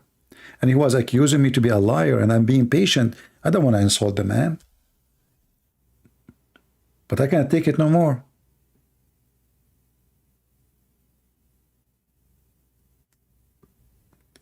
And the second I ask him a question, he changed the topic in the speed of light.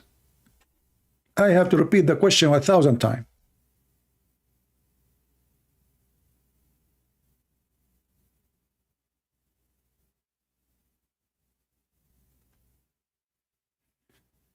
Yeah, exactly. You cannot awake people who they are pretending to be asleep.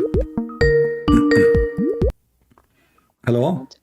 And the second I asked him a question, he Hi. What do you think about what happened? I told you. I told you. But do you see how your father, I'm sorry, you know, I don't want to be rude, but he's lying. Don't you agree he's lying left and right? Look, that's also my problem. I told you, because like, you see, sometimes he used hadith, and he said like he don't believe in hadith. Then, yeah, if the hadith is sweet, his propaganda or agenda, the hadith is good. The second we show him the hadith, and it's from Al-Bukhari, suddenly Al-Bukhari is a shish kebab. It's not good, you know. And I like when I ask him about is it allowed for you as a Muslim to lie to your wife? Suddenly he started playing drama, like, why you are asking me about my relationship with my wife? I said, man, I'm not asking you about your relationship. I'm asking you about the religion. What does have to do? So he will play victim in front of you, so you will feel bad, and then maybe you will, like, you know, you will not listen. You know what I mean? no, I'm my father's daughter. I know my dad. Like I knew when he started talking. He's a talkative man. Like he would try to explain himself in like any way, you know. I know my dad. It's okay. I just you know, I just want you to call him. It actually doesn't matter to me if he answer you or not. It's just like if I come up to him and I told him I left Islam, I would just want him to understand why. That's all. For him taking like you or your words, it's to be honest, it's not a big deal. It's just that for him talking to you is enough. That's all. Yeah, but what do you think about what happened? Yeah, it was fun. I was laughing the whole time. Okay, if you are watching a boxing match, how many you give to your dad and how many you give to me?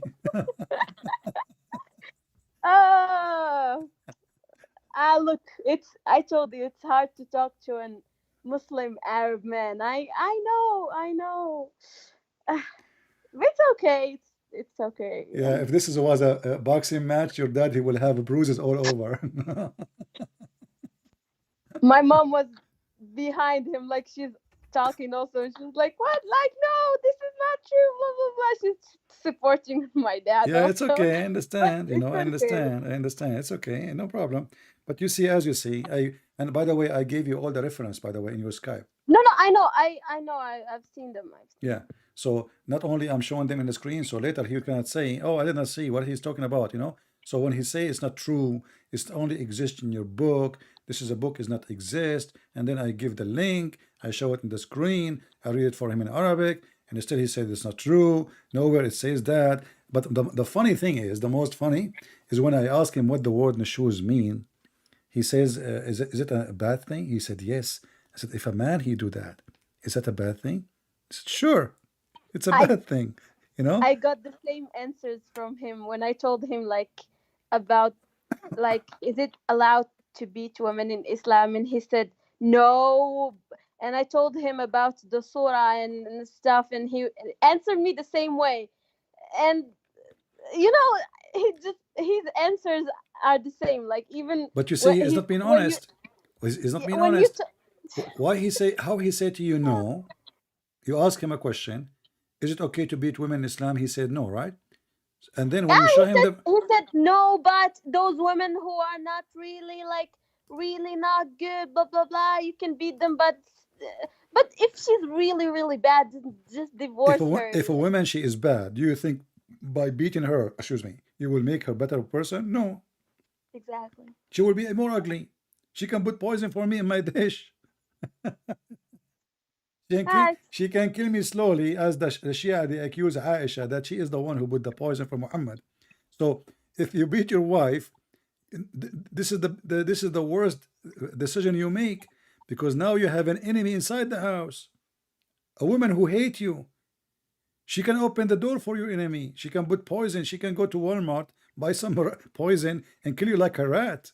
You know? I mean, what the heck with this? If you are not happy with her and she is a bad person, well, let her go. Especially in Islam, you know, just divorce me. You know, you say you are divorced, she's gone. That's it. Very easy.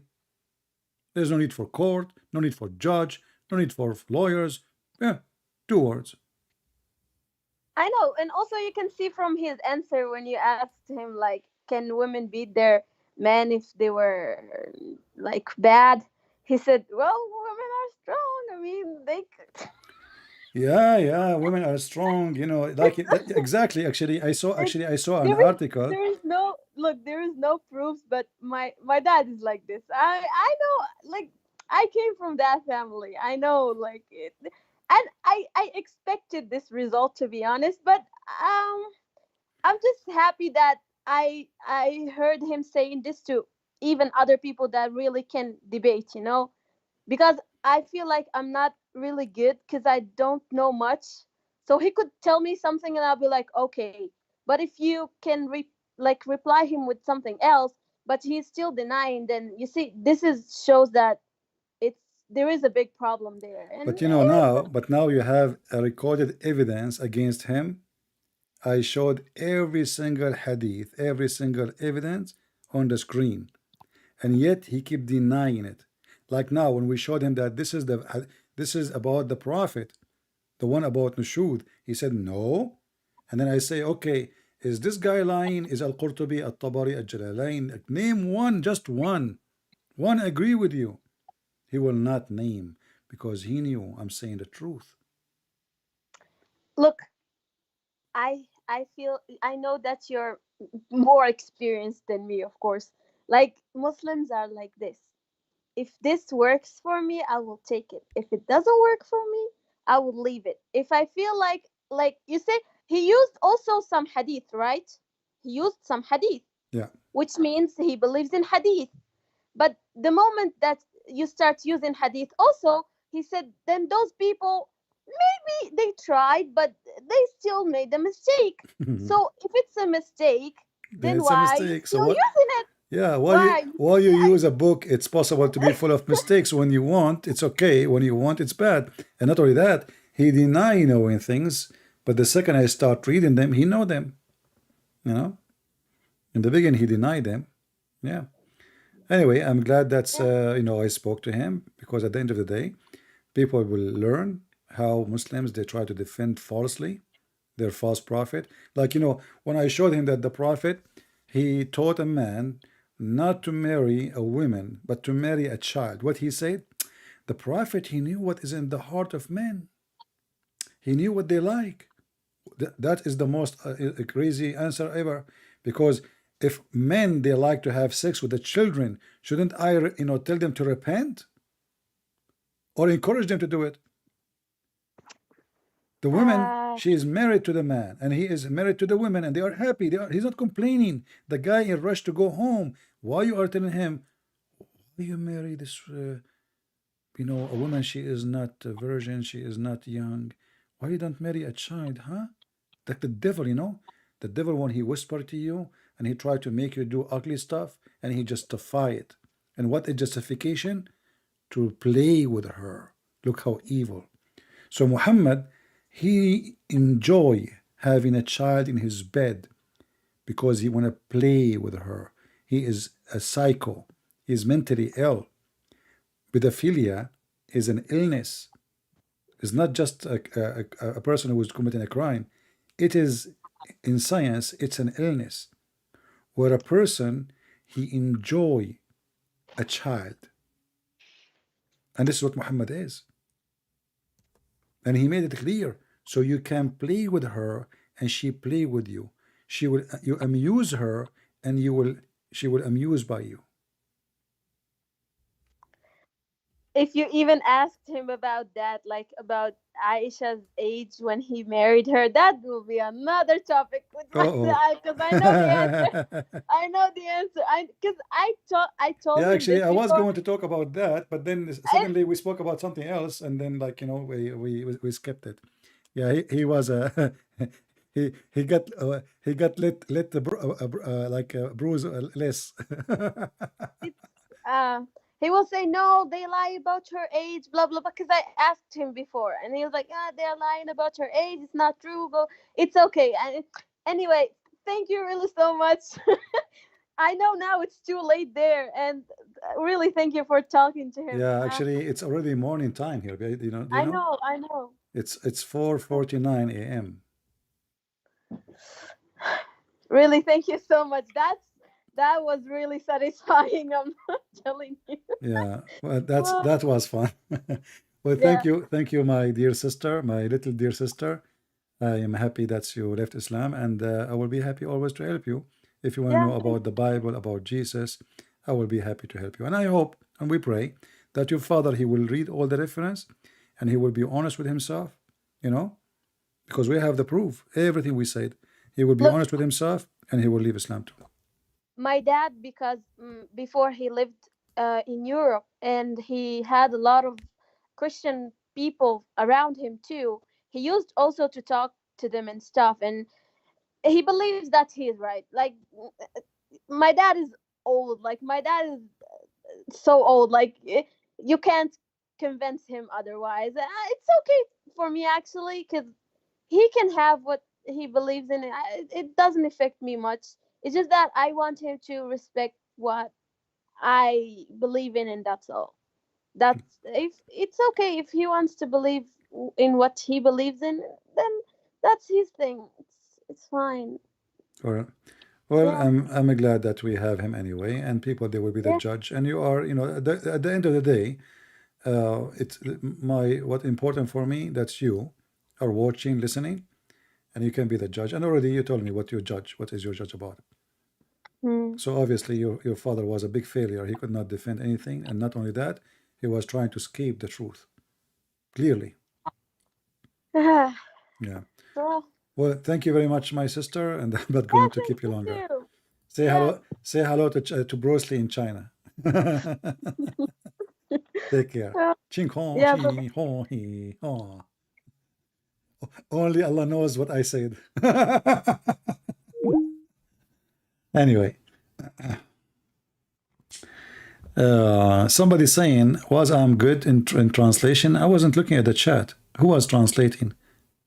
Somebody, his name or her name, Bibi. Okay, Bibi was translating. Let me go back, because the whole page of the chat was behind. I don't see it, you know. And I need to go back and see if you were translating. I don't know. Well, maybe if you are good in translating, you can download the video and add subtitle to it. That would be a good thing. You know what I mean? Well, thank you, Bibi, for translating if you did. But it will be better if you download the video and add subtitles, so those who don't speak Arabic, you know, translation is not easy, especially like we are talking fast, you know. So it's a very difficult job. It will take a lot of work, actually. So if you can do it, that will be wonderful. So at least people who could not understand, they can go to zero and watch it again.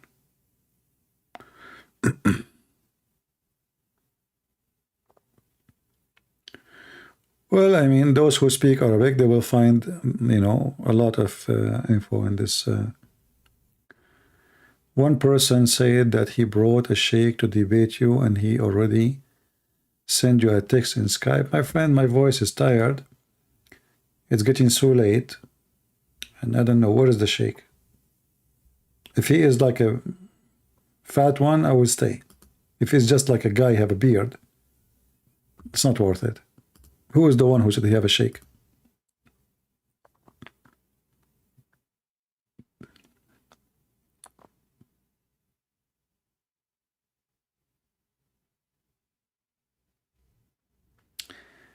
الذي قام بالترجمة Arabian Christian. Arabian Christian. There is somebody whose name Arabian Christian here. Yeah. Who is the one who have a sheikh? I can still take him for a snack. It's okay. Another 4 hours.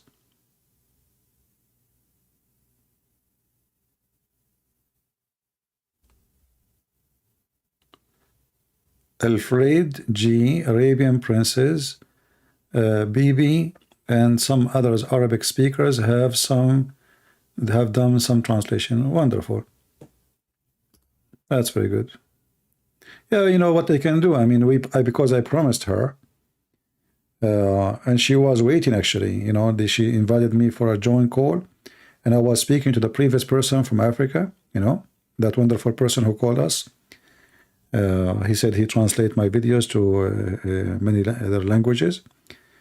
And I don't want to hang up on him. I don't want to be rude with him, you know. I have a lot of passionate for people in Africa. And I am so happy to hear that they are finding a great use of my videos, knowledge, so they can fight this cult in their territory.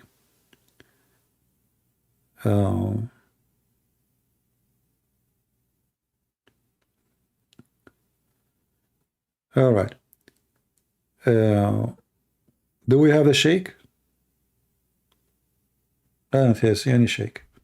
I'm looking at my Skype. I see nothing.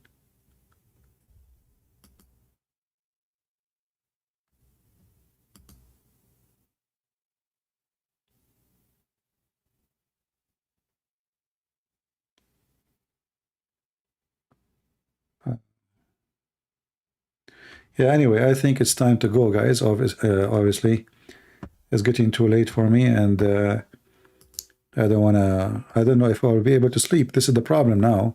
If you stay so late, you know, I mean, soon it's going to be morning. Soon it's time for coffee again.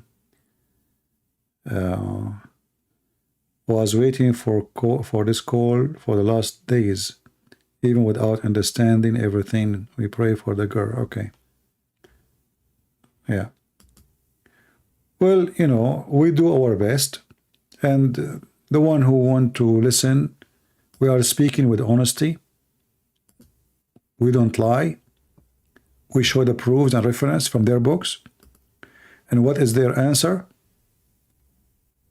Those are false reference, which means they are accusing the Muslims accusing the Muslims to be a bunch of liars. So how we can trust anything the Muslim they come with? Muslims are allowed to lie, and always you need to remember that. So when we debate Muslim, we don't debate them. We don't. We get them busted. We bust their lies. You cannot debate a liar. Take that from me. You cannot debate a liar. But you can bust him. Because a liar, he will give you a lie, not an answer. When two people want to debate, the only way a debate can happen if both of them, they are decent. If not, if there's no decency, will not be a debate. Will be a chase between a cat and a mice.